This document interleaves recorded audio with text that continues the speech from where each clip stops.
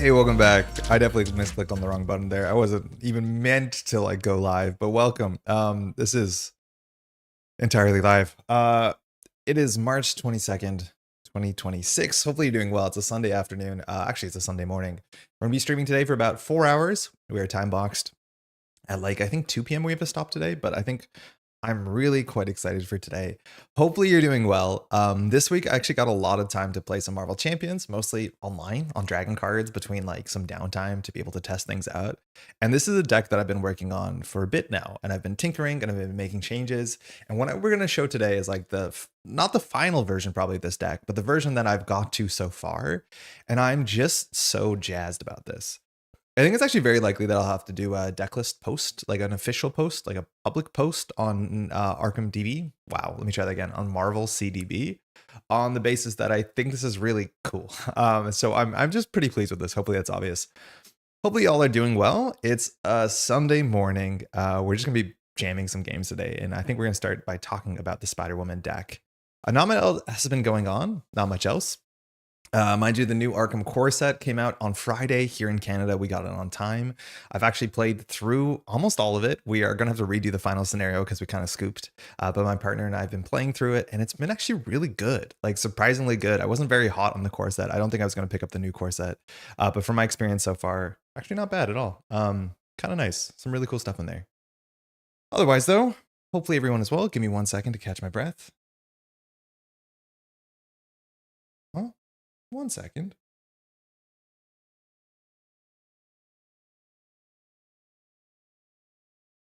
How y'all doing? Okay, perfect. So let's talk about this deck. So often when I go off and I build a deck, there's usually like one interaction or one card that I want to show off. And the cool thing with this deck is we actually were able to show off 2 or 3 kind of card interactions that I really wanted to show off. Specifically, these are new cards that came out in the last 2 sets. So Wonder Man and Hercules actually came with some pretty interesting cards that you can put in your deck, aspect or basic cards that you can build around. And Spider-Woman's a really fun, interesting idea because Spider-Woman is a very weird hero. Now, admittedly, we have played Spider-Woman on camera somewhat recently. It was just a couple weeks ago. Hey, Jalen Horm, how's it going? Happy Sunday. Hey, Jeff, how you doing? Welcome. I don't know if you have any idea how Marvel Champions plays, but how you doing? It's good to hang out and do some recording last night. Hopefully you're well. So Spider-Woman is just really fun. And I think I played so little Spider-Woman when she came out because she came out alongside Hawkeye, and I played just so much Hawkeye, still my most played hero to date. And my partner was playing Jessica Drew and Spider-Woman. So I just saw a lot of Spider-Woman, but I never played her. And now that I've started to play her more consistently, she's creeped up to be one of my most played heroes, and she's just a ton of fun. And of course, the big thing here is this double agent sort of text. It says you can choose 2 aspects, and then during deck building, you have to have an equal number of cards from both of those aspects. What's also really weird with her kit is that she comes with technically aspect hero cards. So this is technically an aggression card. It's red. This is technically a leadership card, but it also has her face on it. So they are her hero kit cards, but her hero kit is actually just about half aspect cards, which is really fun. So that means, and you have to keep this in mind, is that these 2 leadership cards count towards our leadership card count.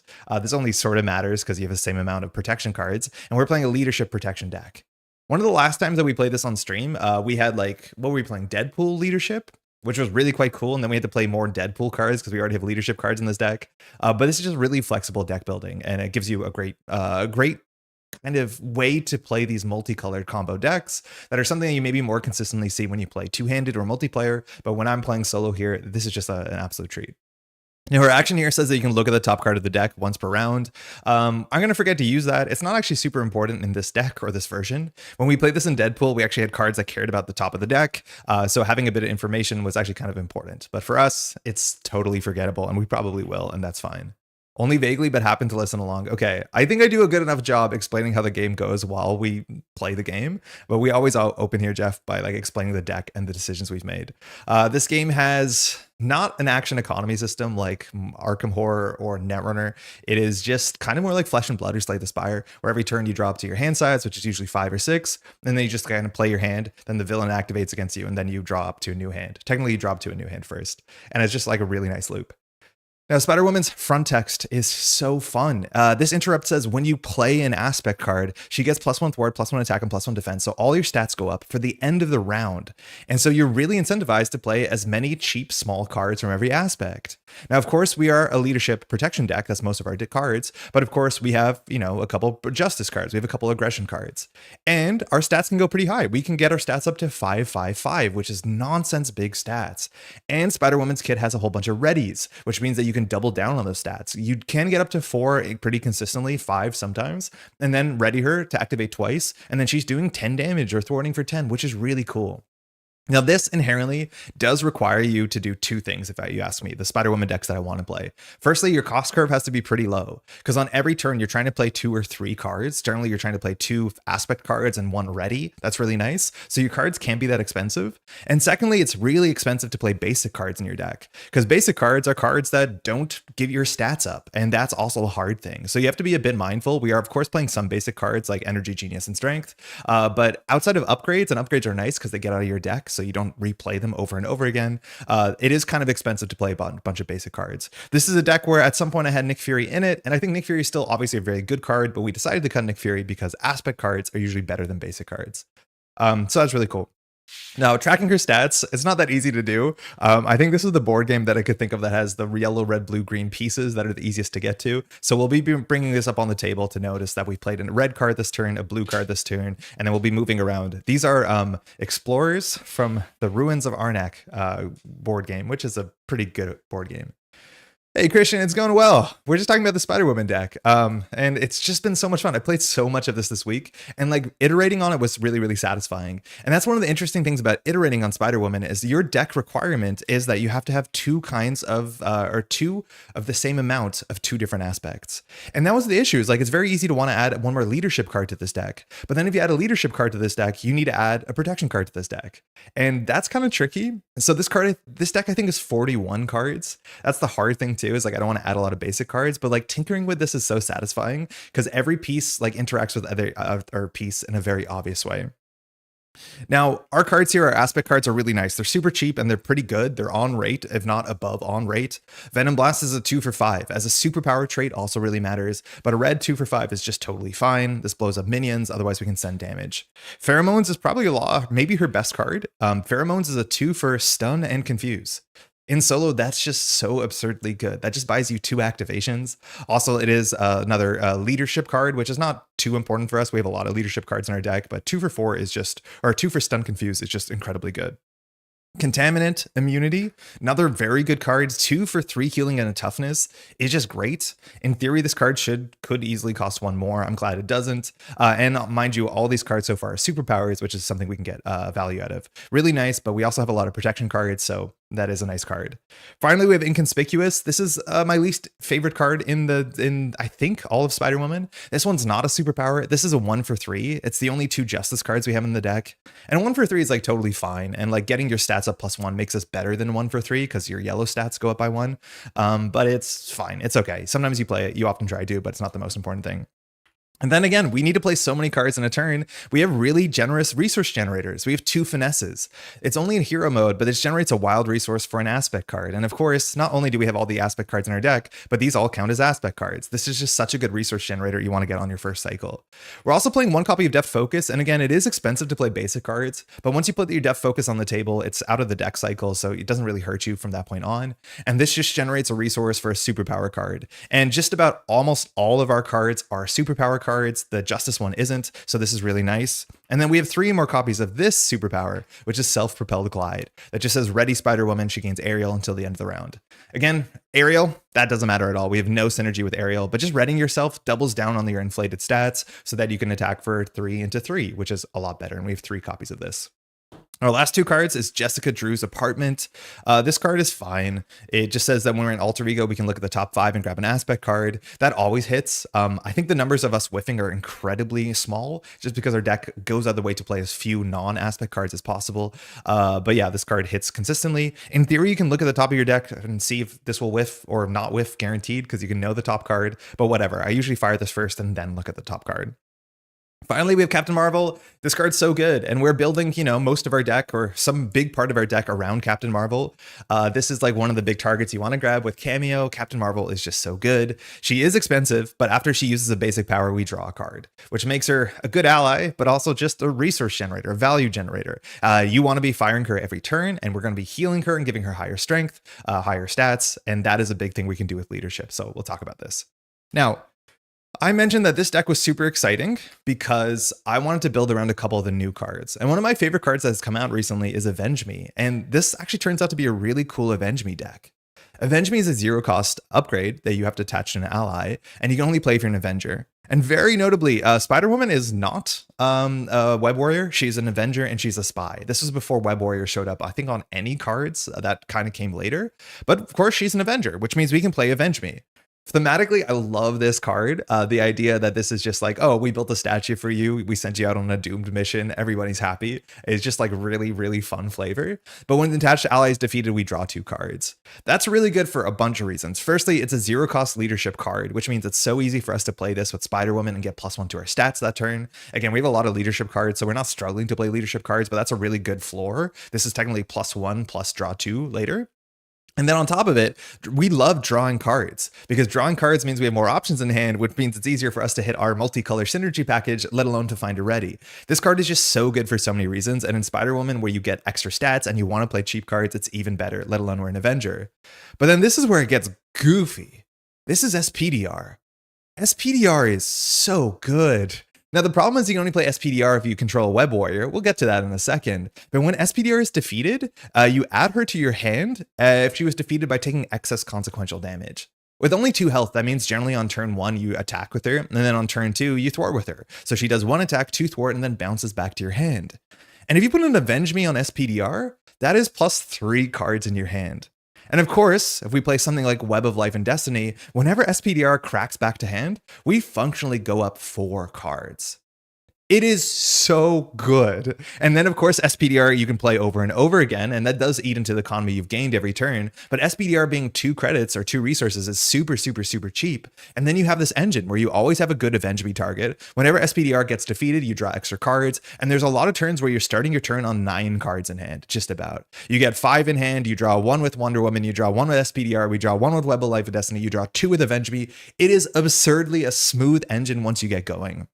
Now, there's an issue that we're not a Web Warrior, and that doesn't totally matter. You can still play SPDR or Web of Life and Destiny. But the cool thing, too, is we can play Warrior of the Great Web, which is this little kind of errata patch card they printed that you can attach to a character that has Spider in their title, like Spider-Woman, and she becomes a Web Warrior. And then on top of that, when a Web Warrior ally leaves play, we also get +1 attack, which is really good because number up is good, but also we ready ourselves consistently. And so technically now, when SPDR cracks back, we draw 3 cards plus SPDR, we get +1 attack.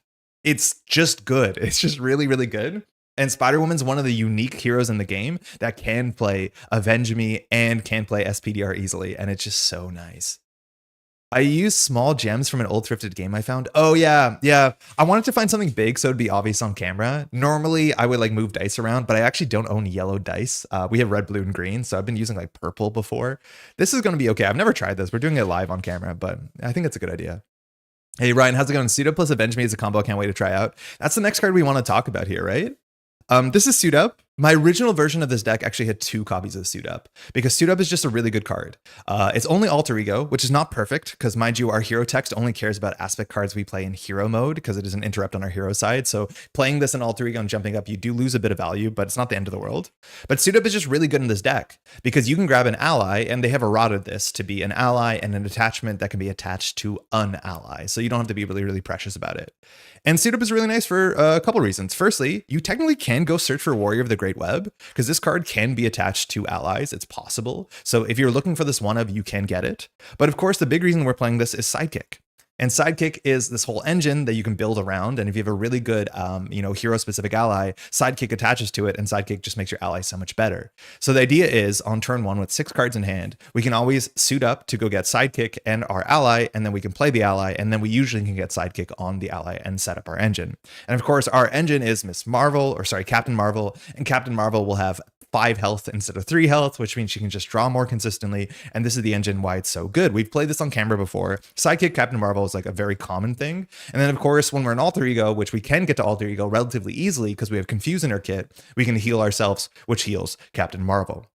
Now, originally I was playing 2 Suit Up, and I've actually cut down to only 1 copy of Suit Up, and I'll talk about why that is, but I haven't found it to be super necessary. Like, Captain Marvel is really good, but we're not a deck that really needs to rush out Captain Marvel as soon as turn 1, so it's a nice thing to show up. But then the really cool floor with Suit Up is like, you Suit Up, you can just grab any ally, and you can just grab Avenge Me, and that technically means that you are going not down on so much on cards, you're about kind of staying the same on cards, but the fact that Suit Up now can grab a 0 cost upgrade that's always good is always good. Like, that's a really nice thing to do. Now, of course, there's other payoffs, and the problem I had with this deck is the same problem I had the last time we played Spider-Woman, is I can only fit 2 copies of Side by Side into this deck. And this is such a good payoff for playing the ally package, the sidekick package. You can only play this if you have a sidekick, and you can only play this if your sidekick is exhausted, which is something you have to watch out for. But then when you play this, you ready your sidekick and ready yourself, and then either give +1 stats to each of those characters until the end of the phase, or heal 1 damage from both characters. And healing damage from ourselves is like okay, but healing damage from Captain Marvel is amazing because then she can keep going. So on the turns that you play this, you draw 2 cards with Captain Marvel, so it makes the card kind of free. Very, very good. I'm not playing 3 side-by-sides. It's hard to add more leadership cards to this deck because then you equally have to add more protection cards to your deck, and then your deck just gets bigger. So I can't figure out. 2 is really good, and once we're set up, this is one of the best cards we can draw. I would love to have 3, but I don't know if we're meant to do that. Finally, think here for leadership, we have Inspired, and there's a whole bunch of cards you can consider attaching to Captain Marvel to make her bigger, to make that Voltron ally thing. I think the simple +1 thwart, +1 attack has been my favorite so far, just because guiding Captain Marvel up to 3 thwart, 3 attack has some really good breakpoints when you're playing solo. There's a lot of 3 health guard minions, there's a lot of 3 side schemes that you have to clear, and so just getting her to 3 is just a perfect breakpoint. But there's a whole bunch of cards you can play here. You can give her a reinforced suit, or if you want to give her more, more health, that's fine. You can give her those claws that do damage whenever she thwarts or attacks, like that's fine. But this one has just been the workhorse card that I've enjoyed the most. Now, the reason why, and one of the big reasons why I cut the second sidekick, or team up, what's it called? Suit up, is Evaluate Threat. And we talked about this last week. Evaluate Threat is just such a good card. It comes in with 2 threat, so we have to work slightly if we want to clear this ourselves because we only come in with 1 thwart. But when we clear this, we can search our deck or discard pile for an Avenger or Shield ally, add it to our hand, and then for the rest of that phase, the card is 2 cheaper. And that just turns out to be sometimes a more flexible way that we can get access without having to jump down, without having to play too many suit ups, which are not the best cards with Spider-Woman, but it means we can get Captain Marvel for 2 resources, and that's really quite good. It's just flexible, it's kind of nice. Now, notably with Evaluate Threat, you can get any Avenger or Shield card, it doesn't have to be an ally, and just for that, we're also playing 1 copy of Maria Hill, which Maria Hill is just not bad as a leadership card any way that you can put her, and in this deck, we love drawing cards, so if the worst case scenario is we have Captain Marvel in play, we can just clear Evaluate Threat, we can get Maria Hill for free, put her down, draw another card, and then we've played a leadership card. Like, Maria Hill is just the other thing, because oftentimes we get Captain Marvel in play and she stays in play for the whole game. So Maria Hill is just the other card we can get with Evaluate Threat, and the floor on that is pretty good. You could go the way to play Nick Fury here. Again, I play Nick Fury in everything. Nick Fury is just that good, but you are somewhat disincentivized for playing too many basic cards in a Spider-Woman deck. But of course, you can play Nick Fury here if you want. You could play Quinn Carrier, you could play any of these setup cards. I found her economy to be pretty good, but it's just Maria Hill and or Captain Marvel at this point. Now, this is the other card that I wanted to build around, and I like this card a lot. It's really weird, it's really interesting, and it's one of the new cards that I wanted to play. It says Hero Interrupt. When a character other than your hero would take any amount of damage, as long as you share a trait with your hero, you can reduce that damage by your defense stat. This is a really cool thing about Spider-Woman, is that her stats go up for the whole round. Now, we're not going to be defending a lot. We have enough healing, incidental healing, and incidental toughness gain that we can just usually take attacks to the face. Sometimes we will defend, and that's just a nice way to use your stats that you've boosted. But one of the coolest things we can do with Stronger Together, well, there's 2 things, is firstly, well, we can keep Captain Marvel around. This is like kind of minor value, but you end up in this problem situation where if Captain Marvel is on her last health, Activating with her will defeat her. Because she draws a card, she takes the consequential, she's defeated. And then you run into issues where, like, side by side, you can only largely want to play when she is exhausted. And if she's on her last health, you can't exhaust her easily, because if you exhaust her, she will get knocked out. But then you want to use side by side to heal her, and you run into this issue. So first thing that you have to keep in mind is that you can always stronger together in reaction to prevent the consequential damage to keep Captain Marvel around. And that is really kind of nice. It's only technically one healing for a card, and technically you're drawing a card to lose a card, like it's kind of a wash, but it is also just a cheap protection card, which gets your stats up for that turn, and it's kind of nice. Is Stronger from Wonder Man? Yeah, I believe Stronger is from Wonder Man, because just about any cheap energy card is in a Wonder Man kit. I think that's already a pretty good floor. The other really cool thing about this card, and we don't struggle to play protection cards, is that when you play this, so say that we have Maria Hill's not a good example because she is, of course, not, doesn't share a trait with us. But if we have SPDR and the villain attacks SPDR, in theory, when you play Stronger together, this interrupt also triggers our hero's interrupt, and our stats will go up by 1.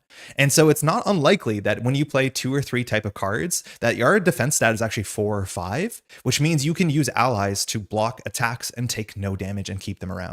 You'll see that we have other allies that we're playing that take all extra consequential, but Stronger Together is just really flexible because it's a nice way to play a protection card during the villain phase. It's a nice way to use our defense stat without exhausting. It's a nice way to keep our allies around, and half of our allies have really bad consequential numbers. It's just been way more flexible than I thought it would be, and you just are incentivized to play these like cheap protection cards or cheap aspect cards to keep your stats up. It's been cute. It's kind of been cool, and actually using it to keep your ally around, to keep Captain Marvel around, has happened a fair bit more than I thought it would, and it's just a nice way to deal with like weird attacks. Like you can just block 3 or 4 damage for one card without exhausting, as much as you do have to exhaust your ally if you want to defend with them. Kind of a neat card. Liked it a lot more than I thought it would.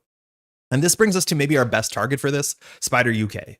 Spider UK, firstly, if you want to attack with him, Spider UK takes 2 consequential. That sucks. And so Stronger Together will always defend 2 because 1 stat plus this is a protection card, so we do have 2 defense. But the big thing about Spider UK is that it hits back as an interrupt. And so Spider UK technically doesn't need to block damage if the minion attacking you is defeated, but we usually have about 3 protection cards, 3 Web Warrior cards in play. So Spider UK will one-shot a lot of things attacking you.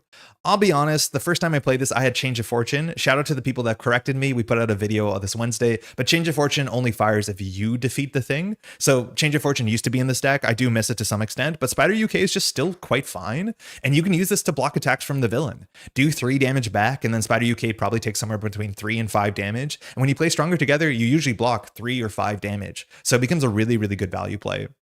We're also playing Scarlet Spider, who's one of my favorite. Oh, not you. Where it's one of my favorite protection Web Warrior cards. And this says when another Web Warrior character would take any amount of damage, instead put it on Scarlet Spider. This just means we can go infinite to some extent. Scarlet Spider just is like a huge battery of health. It means with Spider UK, we can keep blocking with Spider UK, and Spider UK is not defeated. And eventually we will be, relatively quickly, hopefully, a Web Warrior. So we can just take attacks to the face, and if it's a big boost card and we're scared of it, we can just put it on Scarlet Spider. Scarlet Spider is just a really good card. It just gives you a huge amount of safety. And it does mean that you can block aggressively with your allies, or don't at all, because Scarlet Spider at the end of the day is like it's blocking, which is kind of cool. That's all the allies we're playing. We're kind of short on allies. I don't think the allies are amazing because usually our ally slots are actually really full with this deck, because we always will have our Captain Marvel in play. We always need a slot for SPDR because she's bouncing back and forth. And then we usually have 1/3 slot, and it's either for Scarlet Spider or Spider UK. I've tried things before like Silk. Protection Silk is really cheap and it's a really easy thing to play. Mind you, we just get synergy for Web Warriors entering play and leaving play, more accurately leaving play. But Silk is a card you could play. But I haven't found it to be super necessary because we have a limited amount of ally slots. I think it's maybe worth looking at the Triskelion, and like the Triskelion is just fine. It's a cheap leadership card that gets out of your deck, and it just gives us another slot. The issue is every time you add a leadership card to your deck, you have to add a protection card to your deck, and I want to keep my deck size as close to 40 as possible because we are slightly a combo deck. Now, Spider Tingle. I love this card, and I can't believe this is a superpower. Almost all the Web Warrior synergy cards in protection are superpowers, which means Deft Focus works on this. And this card is just perfect. It says when you would reveal an encounter card, before you reveal it, take a damage. Then, only if that card is revealed to be a treachery, do you discard Spider Tingle. If you can cancel a treachery on Expert, it is worth so much. Like the cards that say She-Hulk attacks, give her a toughness. Like those are really, really strong. And I will usually play SPDR, not attack with SPDR, fire Spire Tingle to put SPDR 1 damage, which is way better than anything else SPDR can do. And then next turn, thwart for 2, return to hand, draw 4 cards. Otherwise, you just put it on yourself. If you don't have a toughness, you'll put it on one of your big allies like Scarlet Spider or Spider UK. But just having a card for one resource that cancels activations or cancels encounter cards, specifically treacheries, is so damn good, let alone it's a really cheap protection card, which keeps our stats up. What doesn't kill me? This is the one up in the deck. This is the slot that you can do so much with. If you find a better card for this, please let me know. This, I'm not the most happy on the slot. This used to be a Change of Fortune at some time. It used to be a Hanger Bay for a minute too. It depends on the scenario you're playing, but Hanger Bay Spider UK is actually pretty good. But what doesn't kill me is like really easy to play because we have wild generators. It just says heal 2 damage, ready your hero. And that's good text. We like being ready. We love boosting our stats because this is technically +1 attack, heal 2 damage, ready your hero. It's not bad at all, but it's not at all necessary. Lastly, the Night Nurse. Night Nurse is just really good. We have big stats on ourselves once we boost ourselves, so being stunned or confused does suck. And the Night Nurse is really easy to play. She gives us incidental healing, and she clears status cards. That is all the protection cards we can play, because we have to keep an even amount of leadership cards, and we have energy, genius, and strength. This deck so far has not dropped a game. For what it's worth, and this is just such a curse to say at the top of the video, I haven't ever lost a Spider-Woman game on Expert. I think she's just that good and that flexible. She has access to toughness, status cards. Like we talked about Vision being the sort of like jack of all trades last week, but honestly, like Spider-Woman feels like that and more to me. She doesn't have all the access to all the like status techs like Retaliate and Stalwart, but she can just do a bit of everything. And she incentivizes you to have these really good engines, like your ally drawing engine. It's just the most fun, and just like trying to play multicolor and allowing you to play multicolor has been such a satisfying thing to do. She easily could be one of my favorite heroes. I've just been enjoying every deck we play with Spider-Woman. They're flexible, they're fun, they're powerful. And this version allows us to try 2 cards I really wanted to try out. Avenge Me and Avenge Me SPDR is such a nice combo, and Stronger Together. And they both work out and show like that they were definitely worth a deck slot, which is great. Stronger would be great for a Quicksilver deck also. Yeah. Wait, why? Cool card though. Hey Jai, hey Crashbase, how you doing? Can't stay to chat, but holy hell, 16 hours of Showdown stream, I'm dead beat. I only tuned in for a bit of it. I couldn't see all of it, but like, oh my god, the conversion rate on Seb decks is absurd. Hopefully you're well. I can see Captain Marvel being a common cameo choice for sidekicking. Ryan, how's it going? I think it's going to be the most common. I've said it before on the channel. I'm not excited to play cameo. We definitely have to try it at some point. I find this card to be a bit of a bummer, but the fact that it's at least a leadership card, which I wish this wasn't, means that, yeah, you probably want to play her. You probably want to put cards attached to her. You probably want to play sidekick, because notably cameo says add an identity specific ally from another hero to your deck. And very cool, sidekick doesn't care that it's your identity specific ally. It says attached to a identity specific ally. So that's actually kind of sick. So if you're playing leadership, you can play that whole package if you want to. That's for sure. Good on you for using Warrior of the Grey Web. I would have just called Spider-Woman a Web Warrior. Yeah, Max, some people do that for sure, where they just errata it. Like if you're playing core set Spider-Man, they'll just say like, oh, Spider-Man's a Web Warrior. I don't care. We are doing what we are. It's technically rules complete. Another thing I wanted to say is that an earlier version of this deck had Honorary Avenger in it. And I think Honorary Avenger is a card that you probably need to play if you are playing more copies of Suit Up, because Honorary Avenger gives you +1 health. It's something you can grab with Suit Up, which is okay. But the issue is that if you play Suit Up in Alter Ego, once you jump down and you go grab an Avenge Me, you can't play it. And so the only way you can play it is by making your alter ego an Avenger, and the only way you can do that is with Honorary Avenger. I found out that Edge Case was like not worth the card slot, especially because basic cards are not amazing in this deck. But if you are playing 3 suit ups and doing a lot more value in alter ego, I would definitely consider it, because you can't build statues unless you're an Avenger, which is a bummer. Spider-Woman is a bit harder against steady and stalwart villains. That's a funny thing that I actually realized here. So we're playing against Expert She-Hulk because we didn't get to her last week. And since stage 1 of She-Hulk gives her steady, and that does suck. And I found out like maybe the best thing you can actually do is let stage 1 go through, because stage 2 is bad, but it doesn't have steady. And honestly, steady does stink. It stinks for sure. Quicksilver's a bit squishy and I think builds up his stats good. Yeah, okay. I can see that. I think Quicksilver's thing though is, does it build up every stat? Like his thing that gives him +2/+2, I think it's only attack and thwart. But yeah, you do still get there. X23 with Honey Badger Sidekick is really fun. I think that's the last X23 deck I've played, and it made me not want to play X23 leadership ever again, because you just trivialized the scenarios on Expert. Like there are turns where you're like, oh, here, I'll just do burst 22. And it was not even a good turn. It was just like, oh, I have 2 cards. It's nonsense how good side by side is with Honey Badger, because everything readies you. Your stats are like +6. It's just silly. I did play that and thought like, okay, I don't think I'm gonna play Leadership X23 again. It is just buck wild. Okay, let's give this a shuffle. Have some coffee before it gets super cold. We'll figure out where we're gonna put these folks. I think we're gonna move them from below to above. So above means we've played the card, or I'll probably just put them in front of me. So red, blue, green, yellow, hopefully color blindness isn't making this inaccessible, but that's how it'd be. It's weird that this game doesn't have icons for the different like aspects. Like Avenge Me's underneath me. You can tell it's a leadership card because they wrote on it. But generally in games, yeah, you need to make it obvious that like it's not just color that's denoting your different cards. And I'm glad they put leadership on it. I think that's one of the things I actually get annoyed when it comes to registration versus resistance is that one is all color coding. And I feel like that's the first time they've done that in Marvel Champions. I don't like it at all.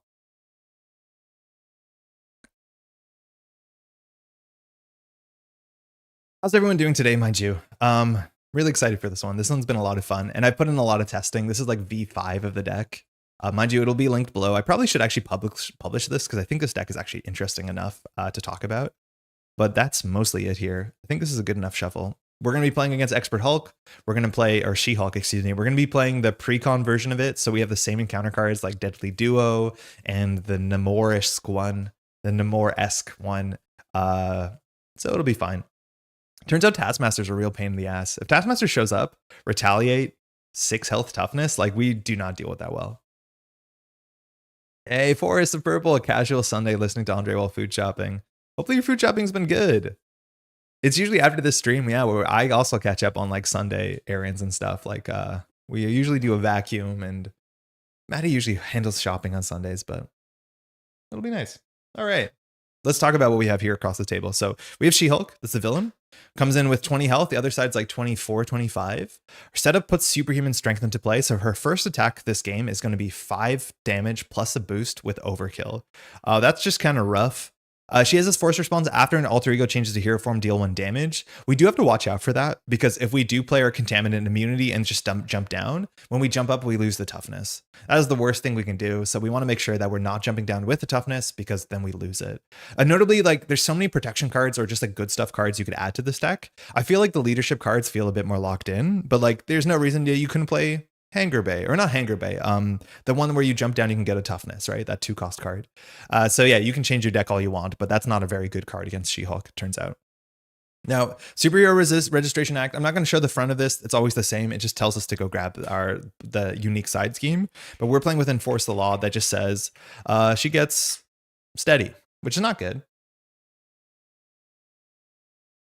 Letting this go through is totally fine, because the second side has 9 threat, which is okay. One thing that I really noticed playing She-Hulk is that She-Hulk attacks for 5, but she only thwarts for 1. So I'm actually not that scared of spending more time in Alter Ego, because she doesn't really thwart that much. Like all of the leaders, there's a card that just says like they thwart against you, and hers always give her a toughness, which is whatever. But yeah, we can spend a bit more time down in Alter Ego. And we're going to have to, because legal practice is here, and this one's really hard to get rid of. It says Alter Ego response, after you change form, so change to Alter Ego, you have to exhaust yourself to remove 3 threat from this, and that's the only way that you can remove 3 threat from this. This really sucks. It means generally on turn 1, if we don't want to clear this, if we want to clear this quickly, we cannot block the first attack, because She-Hulk will attack us again for 5. This is superhuman strength. And if we defend, well, then we can't jump down and immediately get rid of legal practice, which has an acceleration icon. By far the hardest part of She-Hulk is the first 2 turns. Once this stabilizes and she only thwarts for 1 and attacking for 3 is, not nothing. Things get a lot easier, but it's like super front loaded in a way that I don't think I love. I'd rather it be the opposite, where things get more interesting and difficult as you set up, as opposed to like, oh, she gets trivial once you set up. But yeah, first turn is like the turn you can die on. After that, it's not that scary, because her attacking for, again, when we jump up, we take a damage, we're on 10 health. Then she attacks us for 5 in a boost card. If we don't have an ally, and mind you, this attack is overkill, but if she just gets another encounter card that says she attacks twice, we just lose. And it's not because we made good decisions. The only decision we can do is get an ally on turn 1. So we might not rush out, what's it called? Our Captain Marvel. We might not rush out Captain Marvel because we don't want to block with her. Problem I have with Sidekick Honey Badger, hey Gulby, is that her obligation bounces Honey Badger. I don't think it's the end of the world because it bounces her to hand, right? It's been a moment. I know that you can break the combo to that, but like I think you just rebuild it. I wouldn't recommend Voltroning Honey Badger because you do want her to leave. But yeah, it does make Sidekick a bit worse because you do lose Sidekick there. But I don't know. I generally the turns that that are Sidekick, like the villain dies quickly. So I haven't really had to spend too much time on the table with that risk, but I could see it being a problem. All right, alter ego here. Our text doesn't matter. We can look at the top of the deck. It like sometimes you do that for sequencing issues, or like more accurately, if you see a resource on top of the deck, you'll use Captain Marvel first before playing a card. But for this deck, it really isn't important. Let's go. Avenge Me. We usually don't keep these because it doesn't do anything. We don't have an ally, but let alone obviously an alter ego. We can't even play it. This is a card that I think we do consider. And mind you, Evaluate Threat is one of the last changes I made to this deck. Usually before that, we were on two copies of Suit Up. I think I'll put this in the maybe category because getting this down on turn 1 means we should be able to clear it on turn 2, which means we should get Captain Marvel on turn 2, just about. But that's a maybe keep for sure. Jessica Drew's Apartment. It's like this is the turn where it's good. This card fires more than you'd think because you do have Confused, so you can jump down. I'll keep this in the maybe category. It's okay. It's generally down 1 card this turn because it always draws a second card. It's just, that's it. You're just losing a card. We don't keep Stronger Together. It doesn't do anything. We don't need this. Pheromones. This is like the easiest keep if the villain doesn't have Steady. With Steady, this is still Stun or Confuse, and She-Hulk has, I think, 2 upgrades that give her Stalwart out of nowhere. Maybe it's only 1. I think it's 2. So, like, you can't even rely on Stun or Confuse. This is probably not a keep. We don't struggle to play leadership cards, too, if we want to get our stats up. The issue on this board state, because we can't throw 3, because we can't touch this, there's no huge incentive to get our stats up as big as possible, because that's it. We're just attacking for more damage. So, this is probably not a keep. Finally, we don't keep that. Okay, so this is what we have so far. I think we can keep both of these. We'll probably just look for relatively cheap ally, like a Maria Hill would be really nice. Getting our stats up means we can clear Evaluate Threat, but I think that's mostly it. Not a great start so far. Okay, SPDR. Notably, we can't play SPDR. SPDR can only be played if you control Web Warrior cards. So we still have, and this is maybe a reason to consider playing Silk as well. We have like 3 or 4 Web Warrior cards we could draw here, like this one. And this one's one that we probably do just play this turn and set up because Spider UK is a panic blocker if we need it, and She-Hulk is maybe going to hit us twice. Self-propelled glide, we don't need this. Again, we are a bit of a setup deck, so we'll get there. Self-propelled, we have no reason to ready ourselves. And then finally, give us a double. It's a Pheromones. Okay, bummer. So pretty ugly start so far, I'll be honest. So I think all we're going to do here is play Spider UK for panic, and then play Evaluate Threat. It sucks that we lose SPDR because she won't be coming back for the first cycle, but it doesn't look like we're setting up pretty aggressively. Spider UK will be our panic blocker for She-Hulk. Our stats are still going to be like 2 attacks, so we can go into She-Hulk, but that's it. If we want to play Jessica Drew, Jessica Drew can draw us a card. We can play Spider UK and we can float Evaluate Threat. I mean, that's not bad. It means we can also hold on to SPDR for next turn where it's playable with Spider UK, and I could see that being good. So if we're going to do that, we don't play Evaluate Threat on this turn and we play it next turn. Technically next turn we might need to increase our stats because there could be a minion coming into play, and then playing a basic card feels bad. But I honestly think holding on to SPDR while we set up Spider UK is not bad at all. And then we can actually get a bit greedy with Jessica Drews. The cool thing with Jessica Drews is like sometimes you use this to go grab your good cards. Sometimes you use this on your later cycles to take cards out of your deck, right? Like when you're jumping down and you've already played most of your cards in hero mode, as you tend to do, just taking like your Suit Up out of rotation when you're already set up is like totally fine. It's kind of weird how you can do that. I think we'll try that. We'll just play Jessica Drew and we'll use it. So we'll just look at the top 5. And we can grab an aspect card. So Captain Marvel's on the top. We could have looked before, but that's fine. So we can't add her to our hand. Sidekick we can add, but then we're throwing it out. So we want to grab a card we aren't concerned about throwing out. Venom Blast, Spider Tingle, Finesse. So these are our 3 options. Spider Tingle is actually really good because dodging an attack from She-Hulk is sick. Venom Blast is really nice at dealing with minions. Sidekick is a card that we actually don't want to draw. It's a bad draw. It's only good with our Suit Up, and it's only good with Captain Marvel. So I honestly think we do throw this out because I don't think we're happy to draw this. We're not going to draw next turn guaranteed because like we're shuffling our deck. If that's the case though, I think we just take out the Spider Tingle because I don't think we're super stoked to draw this right now. We have 1 Web Warrior on the table. Maybe that's not the end of the world. It's a cheap card. I don't know. If we draw Captain Marvel and then naturally draw Sidekick, we're happy because that's way easier than playing a Suit Up. I'm not sure what we're meant to keep. Whatever we take here, we're throwing it out. I think we'll just throw out the Venom Blast. We'll shuffle. That might be right, might not be right. It's a fun question every turn. Wait, did I do the math wrong? Yeah, I did the math wrong. If we're playing Spider UK, we can keep one card. So we can keep Evaluate Threat or SPDR. I'm assuming keeping Evaluate Threat is more importantly. Yeah, I think we did this way wrong. Okay, that's fine. So I think we'll just play Spider UK, but more accurately, we'll jump up. First, we can look at the top of our deck with our Alter Ego. We know we're drawing into an energy. I mean, that's good to know. We can make slightly better decisions about what we're going to do next turn. Makes me want to keep SPDR because SPDR will be 2 cards and we'll have a Web Warrior. If that's the case, though, this hand stinks. So maybe we could have grabbed something else with Venom Blast, like the... Yeah, actually, maybe it was better not to grab the Venom Blast. Because say that we jump up. Unfortunately, we saw this energy, but we could like play the protection card, the Spider Tingle. We could play Evaluate Threat. That might have been fine. Oh no, we still have to play Spider UK, so never mind.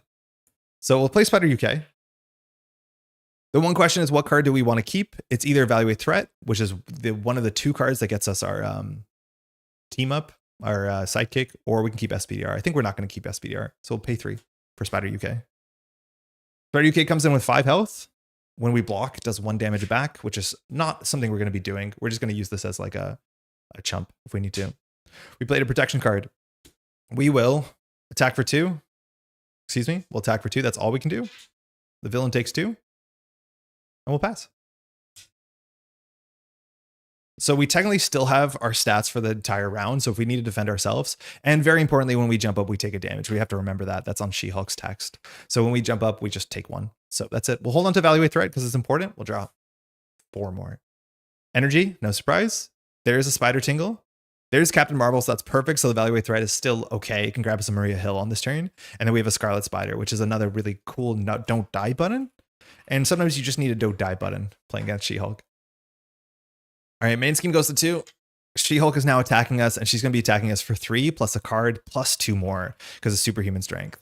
So this only is around for 1 attack. We technically want to be ready as much as we can. We have some healing still coming up in our deck, but we're going to discard this, and I think we're just going to take this to our face. So it's 5 damage plus 6, 7, 8. That's the worst it can be. Gamma Slam. It's good to get this out of the deck, though. This card is awful, especially because it can discard our highest cost ally or support, so it can just eat Captain Marvel. But we'll just take 8 damage here, which is terrifying, genuinely terrifying.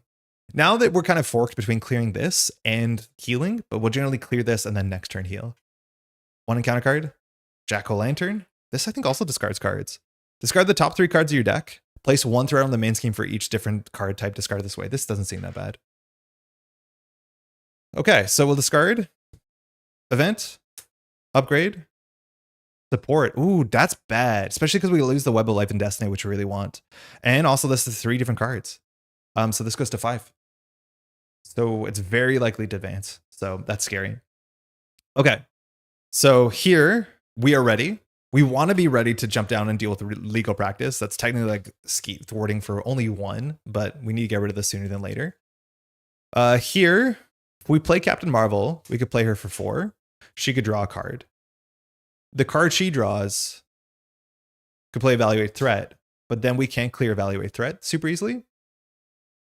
Notably, we can go +1 card with Jessica Drew's Apartments. And I think there's a chance that we want to do the Evaluate Threat this turn and go grab as well our friend Maria Hill and actually draw a lot of cards this turn. Jack-O-Lantern, actually 3 damage is kind of tricky. It's not the easiest thing for us to clear on this board state. We could do it with Spider UK and Maria Hill, which might honestly be fine.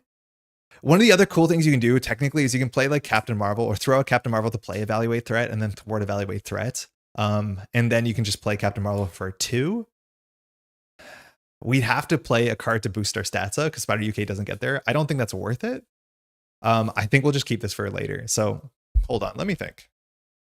So we do 1, 2, 3, 4 for Captain Marvel. That's okay. The issue is Evaluate Threat. We have to play if we're Avenger or Shield. So we have to play it before we jump down. So the card that we get from Captain Marvel cannot be used for this. That means we're probably going to play Evaluate Threat first. Then we're going to jump down. We're going to grab a card with Jessica Drew, paying 4 on Captain Marvel. Captain Marvel can clear Jessica through. Jessica Drew can get us Maria Hill. That's not amazing. I don't think we mind if this goes through, though. Yeah, I don't think that's amazing. I think we'll just play Evaluate Threat and keep it. because we can keep it for a turn where it matters a bit more, because it doesn't seem like it matters that much. I think we'd rather like knock out the Jack-o'-lantern because it unschemes too, and that's more important. That's probably how we're going to use Captain Marvel. So if that's the case, we still don't have to do anything in hero mode besides play this. So we will. I'll spend 1 for evaluate threat. So it's in play, it has 2 threat. We'll probably clear this on a later day. We'll jump down. We can look at the top of our deck. We're not going to do that yet because we're just going to use Jessica Drew's apartment. So here we get a look at the top 5 of our deck for an aspect card. We definitely need this to hit. Finesse, side by side, okay. Inconspicuous, we want that in their deck. Finesse and Stronger Together. I'm just going to take the Stronger Together here because we don't really need it right now. We'll shuffle those cards back. Those are really good cards. We haven't found any research generators. And then we'll spend 4 on Captain Marvel, who's our ally. And when we use her tech, she can draw a card. That card we might not keep, but we can draw through. She-Hulk is probably going to scheme for like 2 or 3. So like, I don't honestly think we care if Enforce the Law goes through. It's not the worst. And next turn, we're definitely going to have to recover. It'd be nice if we just naturally drew Sidekick, because then Captain Marvel gets a recover as well. Okay, so we're going to exhaust ourselves to go deal with the legal practice. Not that one. The legal practice just says exhaust your alter ego to get rid of this. So that's good. That shouldn't be coming back. Okay, Captain Marvel, mind you, is on the table. And when she does a basic, we go get a card from the top of our deck. We can look at it first. Ooh, it's a finesse. We'll probably hold on to that, honestly.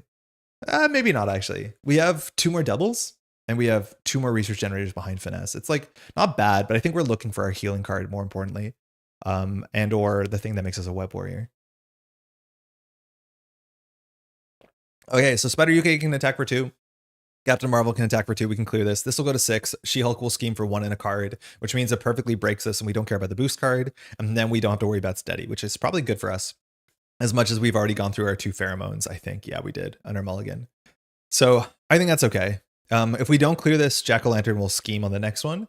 If this, we could drop it down to 2. It'll go up to 3, 4, 5, 6, 7, where it just as likely to advance. So Captain Marvel will attack for 2 into Jack-o'-lantern, drawing a card. It's a finesse. And Spider-UK will take a fair bit of consequential doing the same thing, defeating Jack-o'-lantern. And we'll pass. Questions if we hold on to the finesse? My guess is no. I think we really need to draw our healing cards. This card's not bad, but we're going to have a 7-card hand functionally with Jessica Drew's apartment. Maybe that's a reason to keep this. Nah, it's okay. I'm going to go deeper. We have another one. We don't need the research generators. They're nice, though. That's exactly what we're looking for. Okay, so now I kind of wish we had it because this card is exactly what we need. Toughness plus 3 health is perfect. Self-propelled is already. Inconspicuous, that's threat removal. That's what we wanted. We have a Maria Hill, which we can always discard her to bring her back with evaluate threat if we need to. Strength is a double, so now the finesse would have been really good. And we get the Warrior of the Great Web, which is something we want to set up as much as we lost a bunch of our whole our cards for the first cycle. So second cycle will be important. All right, we're going to have one more card here. Yeah, the finesse actually would have been a really good keep. So this goes to 6. She-Hulk is going to scheme for 1 of the card. 1, 2, 3, off shield operator. So this goes through. So she loses steady, which is fine. So the second side of this, if this goes through, we do lose. She's going to hit harder, which is not great. But otherwise, losing steady is, I think, a lot better for us, as much as she can get stalwart. So this is Mighty Avengers from registration. So it's not this, it's this. So it says the enemy leader is attacking, it gets +1 attack, +2 instead if the attack is undefended. So she attacks for 5 if we're not blocking. That is genuinely terrifying, as much as there's 9 threat. Ground Stomp. I think this exhausts someone, right? Exhaust each character you control. If no character was exhausted this way, this card gains Surge. Jesus, is that bad? Holy crap, is that bad? Okay, not only is that bad because we can't recover, which means we can't jump up because we'll be at 1 health, but on top of that, we can't even use Captain Marvel. So I think we're going to stay down here in Alter Ego. That sucks too because Warrior of the Great Web really wants us to play this, but we have to be in Spider-Woman side. But that's a really, really, really bad ground stomp. That's awful. I think we're still going to jump up and not care. We're going to play Contaminated Immunity, and if we have to chump block, we'll chump block with someone else. But we lost a lot of value that turn. Okay, here we'll just use Jessica Drew's. So we'll look at the top 5. 1, 2, 3, 4, 5. Avenge Me, Inconspicuous, Venom Blast. So at this point now, we drew the Inconspicuous as the not super useful. I think Spider Tingle is probably the card we're going to keep We're going to play a protection card here anyways, but we don't really have to be stats maxing. The other option is to grab an Avenge Me and attach it to Spider UK, but I think with our hand, because we have a double, we're going to play Maria Hill, no problem, and use her as a chump block in a panic. So 5 damage is just 5 damage. It's not bad, of course. Eventually we can just get out of the deck and put it on Spider UK, who's going to be leaving sooner or later, or we can put it on Maria Hill, which will be better. So I think we'll just get that. It's cheap. As much as actually this hand might have extra resources in it, because I don't think we can spend all these cards super easily.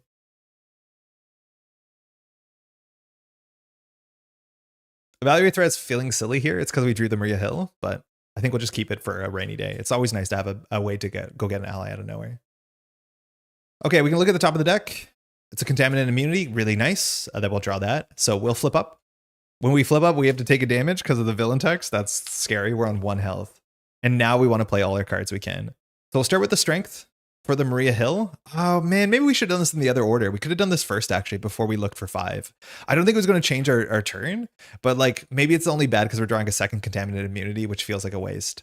But Maria Hill, excuse me, Leadership Maria Hill draws a card for us. So she won't be doing anything here. She'll just be blocking if we need to. We played a leadership card. We'll pitch Inconspicuous for Warrior of the Great Web. I just put this here. So now, for all intents and purposes, we are a Web Warrior. Also, whenever a Web Warrior leaves, we get +1 attack, which is something we'll be tracking. Usually we get +1 on the SPDR turns, but that's fine. Then I think we're just going to spend 1, 2 on Contaminant Immunity. So we played a protection card. We heal 3 health and get a toughness, which is good. I don't think there's any piercing in She-Hulk. And finally, we'll just attach an Avenge Me to Maria Hill, who's going to be on her way out sooner than later.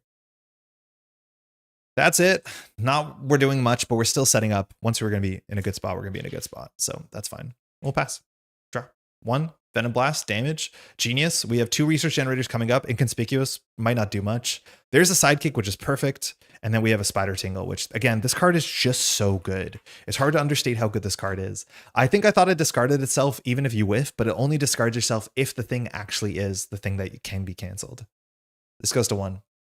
She-Hulk is now going to activate. She has technically 5 attacks. We're not going to block. 5, 6, 7, 8. Huge damage. That's why we do toughness. 1 encounter card. Jester's Yo-Yo. Oh, this one's bad, right? Discard the highest cost card you control. Otherwise, this card gains surge. Yeah. There is 2 cards in this deck that really goof with Captain Marvel. This is one of them. Luckily, Evaluate Threat will be here for that, but we did just lose Captain Marvel. She's discarded, which feels terrible. But Evaluate Threat will bring her back and we can just clear her immediately. So not the end of the world. As much as Gamma slamming Captain Marvel is like game losing on this board state. Okay, we do need Jump Down Recover. We are going to deck out, but as long as She-Hulk is not attacking, she doesn't do that much. We have a fair few cards left here. So I think we're just going to rebuild the engine, especially because we have in our hand a Sidekick and a double. So Maria Hill is going to thwart for 2 on Evaluate Threat. And this is why we keep this thing around. This is a really nice way to go get our cards. So we're going to grab an Avenger or Shield card. That's Captain Marvel. We're going to add her to her hand, and then we're going to go ahead and just play her for 2 less. She's back, technically healed, so that's nice. She has 3 health. I'm not worried about 1 threat here. In theory, we should be slightly mindful because, you know, there is like advances we still haven't seen yet. We don't have to commit to any of these cards yet. We've played no aspect cards. We have a panic blocker. We don't have to jump down this turn because we have our panic blocker. I don't think we're going to deck out because of that. I'm okay playing Spider Tingle and Sidekick and just calling it a day. So I'm going to attach Sidekick here. We played a leadership card. Sidekick's really good. She gets +2 health. I guess we should be drawing a card here, so we will. I will attack for 2. We'll just thwart for 1. It's fine. We'll just say stave. So Captain Marvel will thwart for 1, and then of course we draw a card.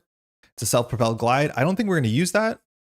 We get Venom Blast for 5 damage, but I think Spider Tingle is just so good as a conservative angle because the cards that we lose to are almost all encounter cards. It's the card that we can't play around.